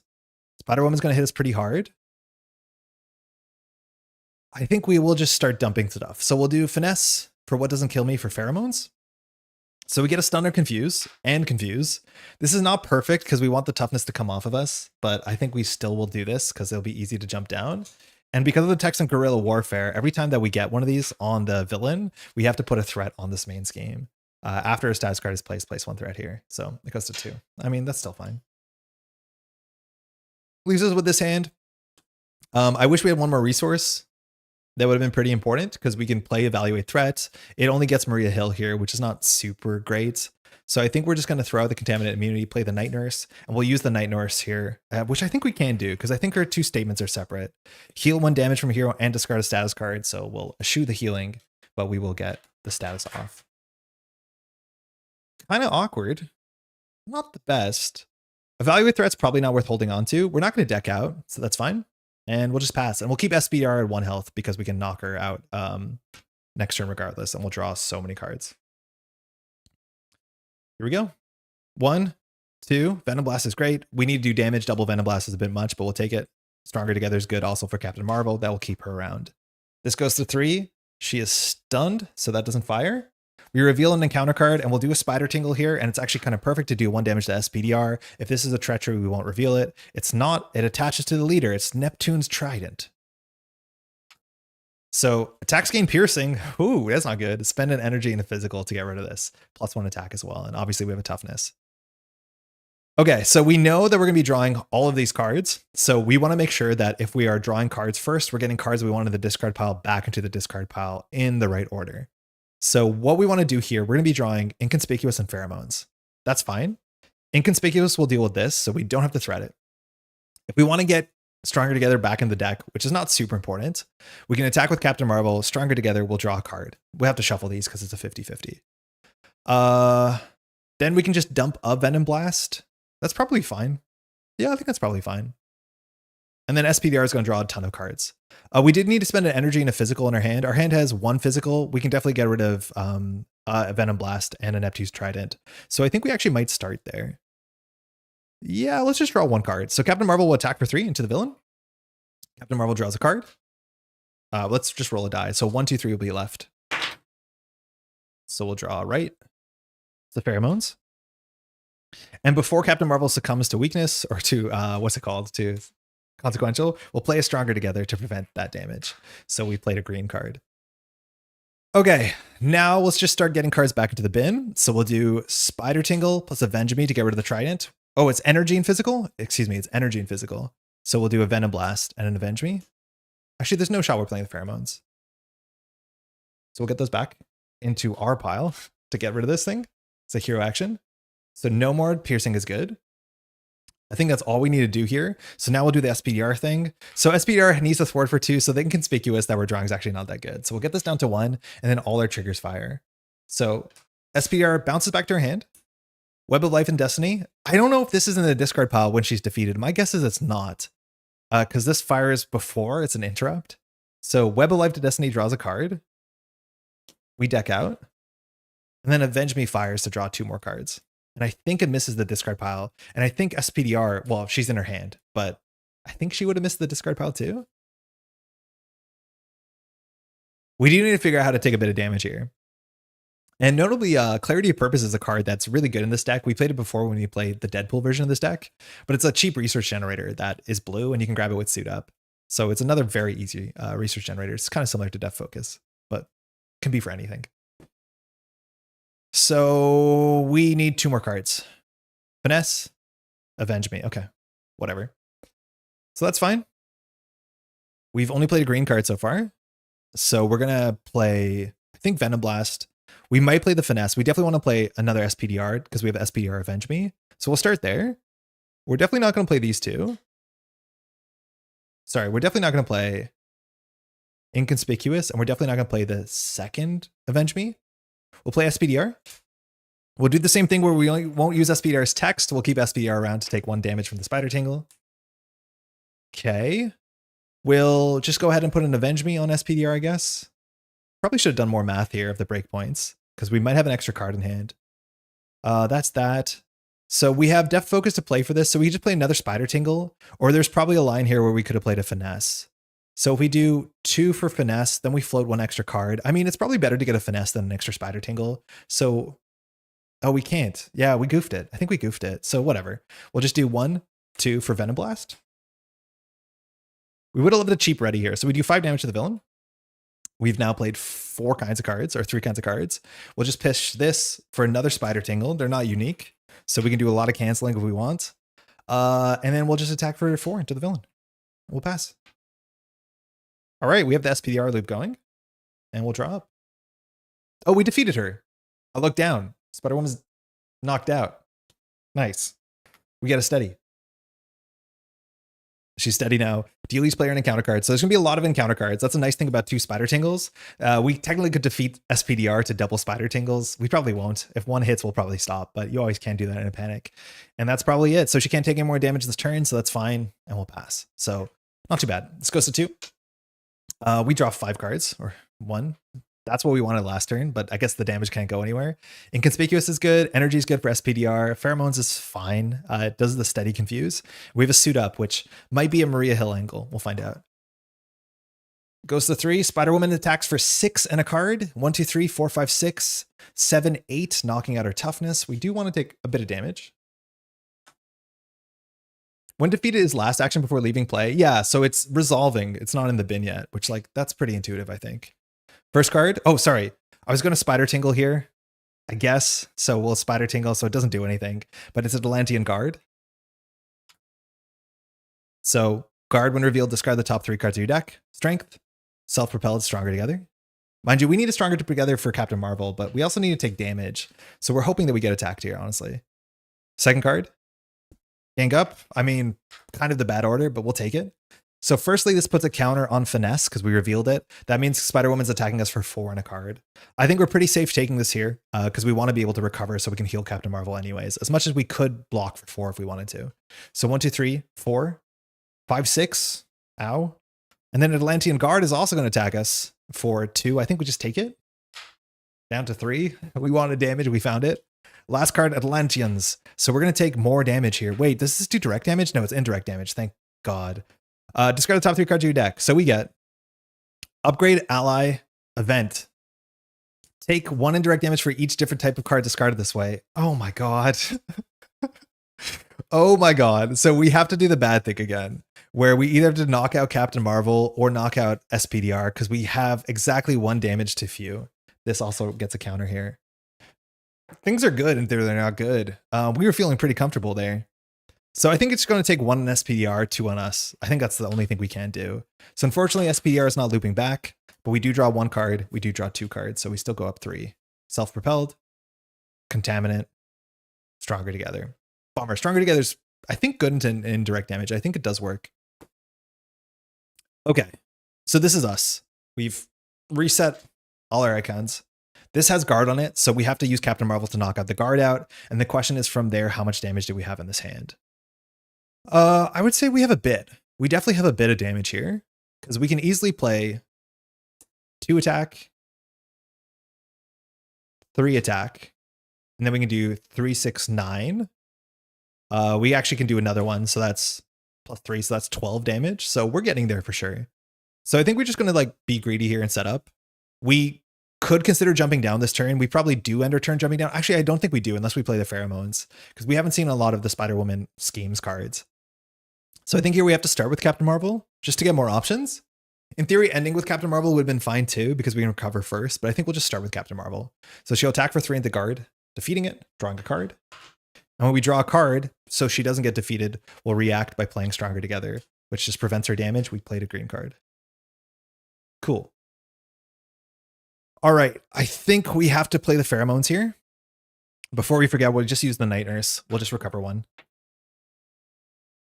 Before we end up with a toughness on accident. I think the Pheromones is important. So we'll do Def Focus, Finesse for Pheromones, playing a blue card. So this gives a stun and a confuse, which is 2 more threat. So it's not perfect.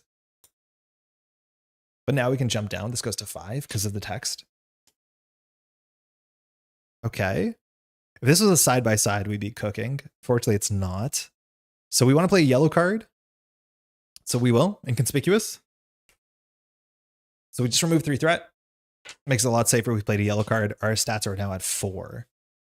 Oh, we probably just send some damage here, let's be honest. It's a shame that we can't use the Spider Tingles because we did not make ourselves a Web Warrior as much as that would have been a lethal problem last turn. But I guess we could have canceled the card that actually mattered. Okay, so I think we do healing. We do a self-propelled. And then I think we're actually like extra card here. So if we do energy for suit up, we can go grab Maria Hill. We can play Maria Hill. That probably is a better way to use this. So the question is like, we want to recover once. So I think we probably just attack for 4. I don't think we're going to have a problem doing enough damage next turn, but I think we attack for 4 ready and we recover. So I don't think we have to greed these because suit up can play Maria Hill, which can thwart for 1. And then we can grab the spider card. I think we can do all of that as much as we can't play it. The thing is, like, when we're down in Alter Ego, we can't play Avenge Me because we're not an Avenger, as much as that would be the perfect line. Yeah, I think that's fine. We'll attack for 4 into the villain. Cool. We'll just go ahead and self-propelled. So we'll ready ourselves. We are ready. We'll just jump down. Oh, no, before we jump down. Are we playing Contaminate? Maybe we're not. I don't think we are. We'll jump down. Here in Alter Ego, we'll use Jessica Drew's apartment. So we'll look at 5. Pheromones, Contaminate, Wit doesn't kill me, side by side, Stronger Together. We'll just take the Stronger Together out because we won't need it.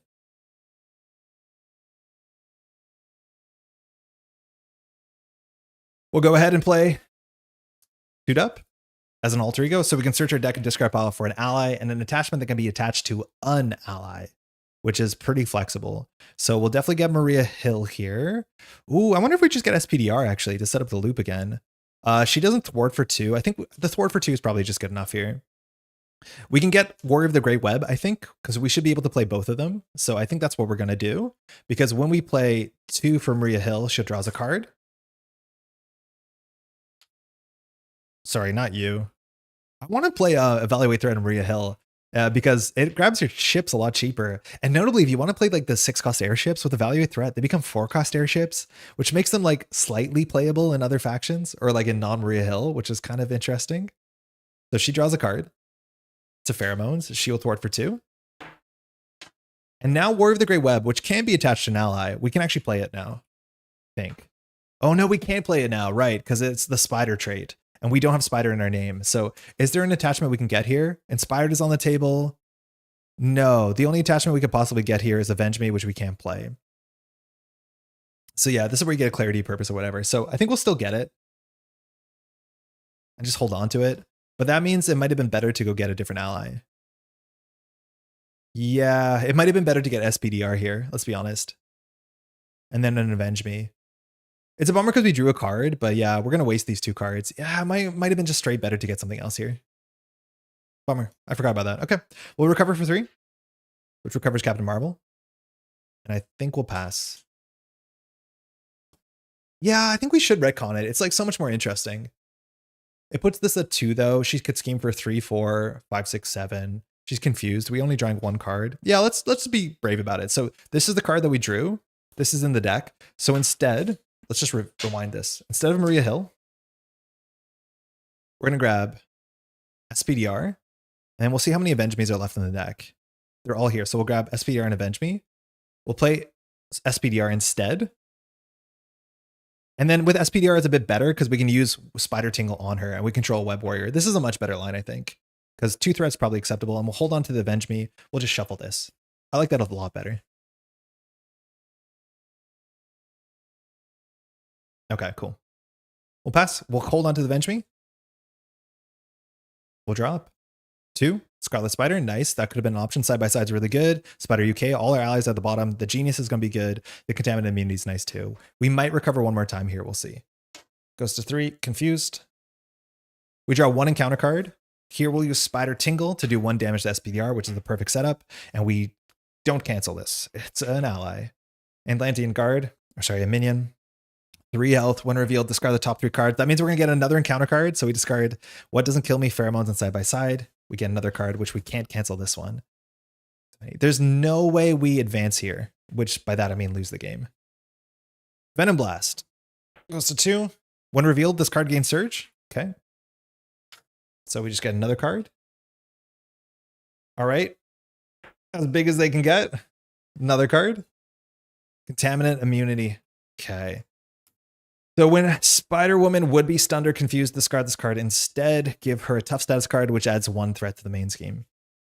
All right, can we do 17 damage this turn? Probably not.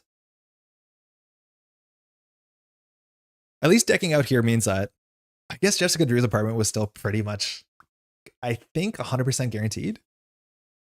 But we should be able to rattle through a lot of this. We just wanted the toughness because attack for 6 is a lot. But the deck is getting thin, so we should have a good idea what Spider-Woman can do to us. I think we've seen Namor, but I'm not sure if we've seen both Janice and... Is the next card called a mirror? Okay, so this is us. I think we'll just start with Jessica's. So we'll look at 5. 1, 2, 3, 4, 5. There's a chance Venom Blast is enough damage to win. You couldn't fetch the Web Warrior card. It gets an attachment that can attach to that ally. They eroded it, if I'm not mistaken. Let me see if I can pull it up really quickly. But I'm pretty sure they eroded the card, which is an interesting errata, and it kind of makes sense because there's some cards that check whether things can be attached later or after. Yeah, I just want to show the errata because it's interesting. Oh, I got logged out. 1 second. Oh, I tried to publish it. Please not right now. So I'll show you the errata itself, but yeah, it's an interesting errata, and it's like a real rules problem. Because this says search your deck and discard power for an ally and upgrade that can be attached to that ally.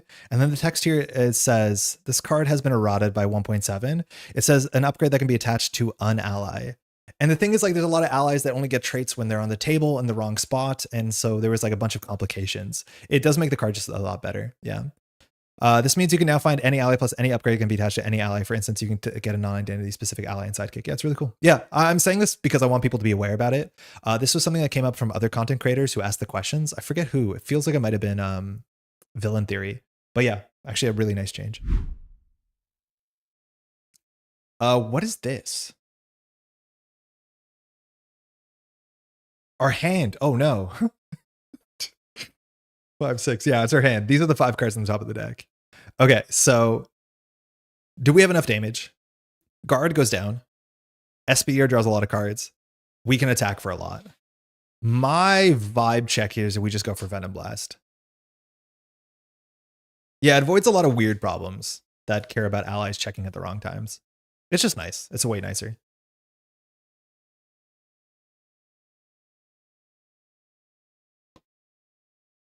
Okay, that's that. We don't have to recover for 3 if we think we can win. Let's just do some basic like napkin math of whether or not we can win. Our stats will be 2. So we're at 2 attack. Captain Marvel knocks at the guard, draws a card. This is the turn we use side by side, not for healing, which is nice. So this is a red, a blue. The green we can play if we need to, but we don't really need to. That's 5, 6, 7, 8, 9, 10, 11, 12, 13. I think vibes math says we probably have lethal here. We could be a bit short. If that's the case, I think we'll be okay. But who knows? I think we're going to do some vibes math stuff. So we'll flip up. We're not going to recover. All right. First thing we're going to do is we're going to get more cards. So we're going to play Avenge Me on SPDR. Oh, hold on. Wrong window. So that plays a blue card.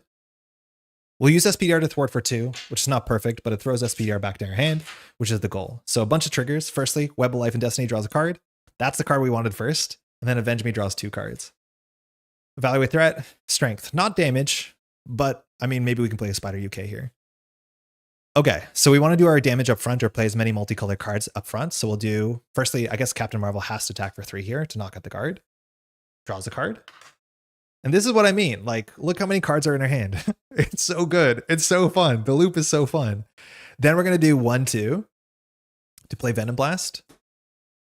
One of our big damage cards, the villain takes 5. We played a red card. Our attack stat is at 3. We should be able to attack twice. If we're lucky, 3 times.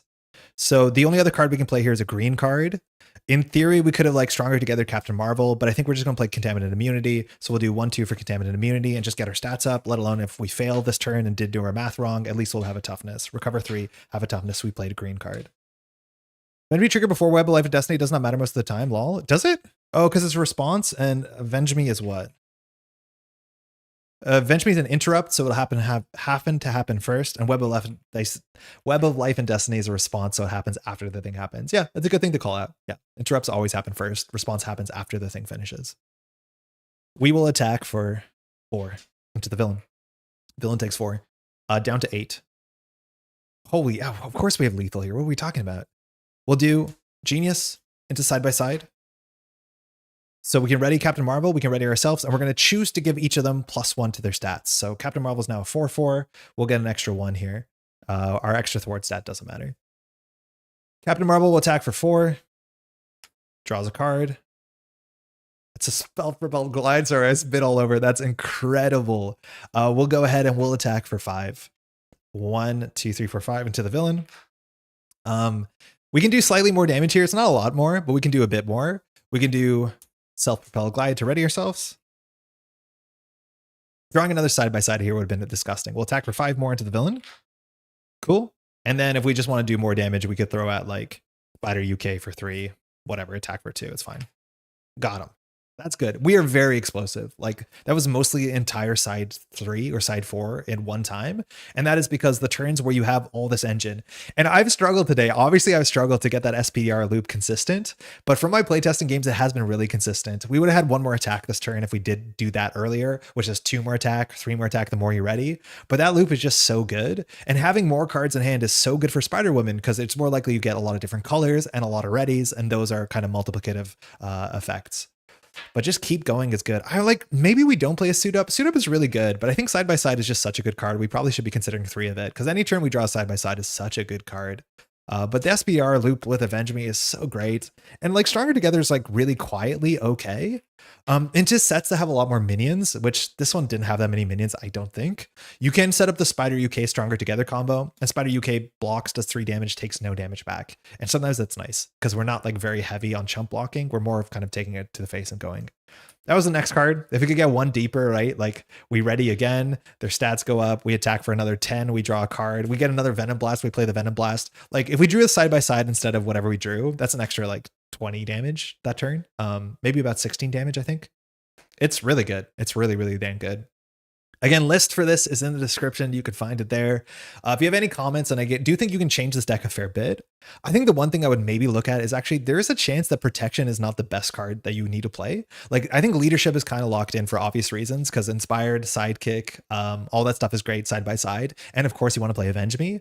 But the thing is like the protection Web Warrior allies are not amazing. Aggression, I think, has 1 or 2. Leadership only has 1 Web Warrior ally. So like the Justice Web Warrior allies are like not my favorite either. It's like most of the best Web Warrior allies are basic, which is something you don't want to be maxing out in Spider-Woman, unfortunately. So you do have to keep that in mind. But the protection cards, I think, are the cards that are the ones that are most flexible. The issue is you can't add more leadership cards without adding more protection cards. And the protection cards are okay, I guess. List in the description. That takes us to 208. So we went slightly late, but that's mostly it. Thanks so much for hanging out. I always do a recap here of what's going on this week. This week we won't have, I don't believe we'll have gameplay content out. We had a game that went up on Wednesday, a really fun game playing Protection Wonder Man. Wonder Man actually turned out to be, I think, a lot more fun than when I started out playing him. I actually really respect the design. It's a really fun loop that's very thoughtful. It has recursion, has like timing kind of fights between things that you want to get your stats up, your stats down, and things in the bin. Really kind of nice. The more I play Wonder Man, the more I like him for sure. I did a whole campaign run with him. I believe, yeah, I think I did. And I think it went well. It was fun. As much as I was playing the Aggression Wonder Man, which I think is actually a more fun list. I think Aggression Wonder Man has been my favorite so far. We'll be back next Sunday, that's for sure. Again, I don't think we'll have time for any gameplay during this week. Apologies for that. I have a lot of other recording stuff to do. The week after should be a bit easier, which is nice. But 2 things, I guess, maybe it's one thing. One big thing is if you appreciate content like this, if you want to take a second to leave a like on the VOD, if you want to subscribe to the channel if you're new, tell your friend about this channel, leave a comment, all this sort of stuff really helps this channel grow, just so more people can find it, the community can grow, and that sort of stuff is like just the nicest way to say thank you for folks who make content like this. It's super, super appreciated. I'm stealing this deck. Let me know how it goes. She hates basic unlike most heroes. I think this is the reason I never thought to run Web Warrior with her. Yeah, me neither. But like SPDR is the only card that I'm happy to play, really. It's probably good to play Peter Parker, let's be honest, because readying yourself is really quite good. I just don't think you need to, which is kind of funny. That's mostly it. We'll be back in the next one. I don't know what we're brewing, but we've had a lot of good time to like brew and tinker with weird decks. It's been a fun time for that. But I'm assuming like FFG will have a news article sooner than later because it's been a minute. So maybe they'll be a bit slower because they've already announced things up front. So people are technically not in the dark, but I think we're expecting an upcoming article to talk about the new deluxe box, which would be kind of fun. Thanks so much for hanging out. Hopefully you're enjoying Arkham and some Marvel Champions and whatever it is that you do, or some Netrunner, maybe in an hour. And we'll catch you in the next one. Thanks for hanging out. Ciao. Oh, thank you, Albert. You're my favorite YouTuber MC game. Keep doing cool decks and good game. Thank you. That's very kind. Take care, eh? Enjoy the rest of your week.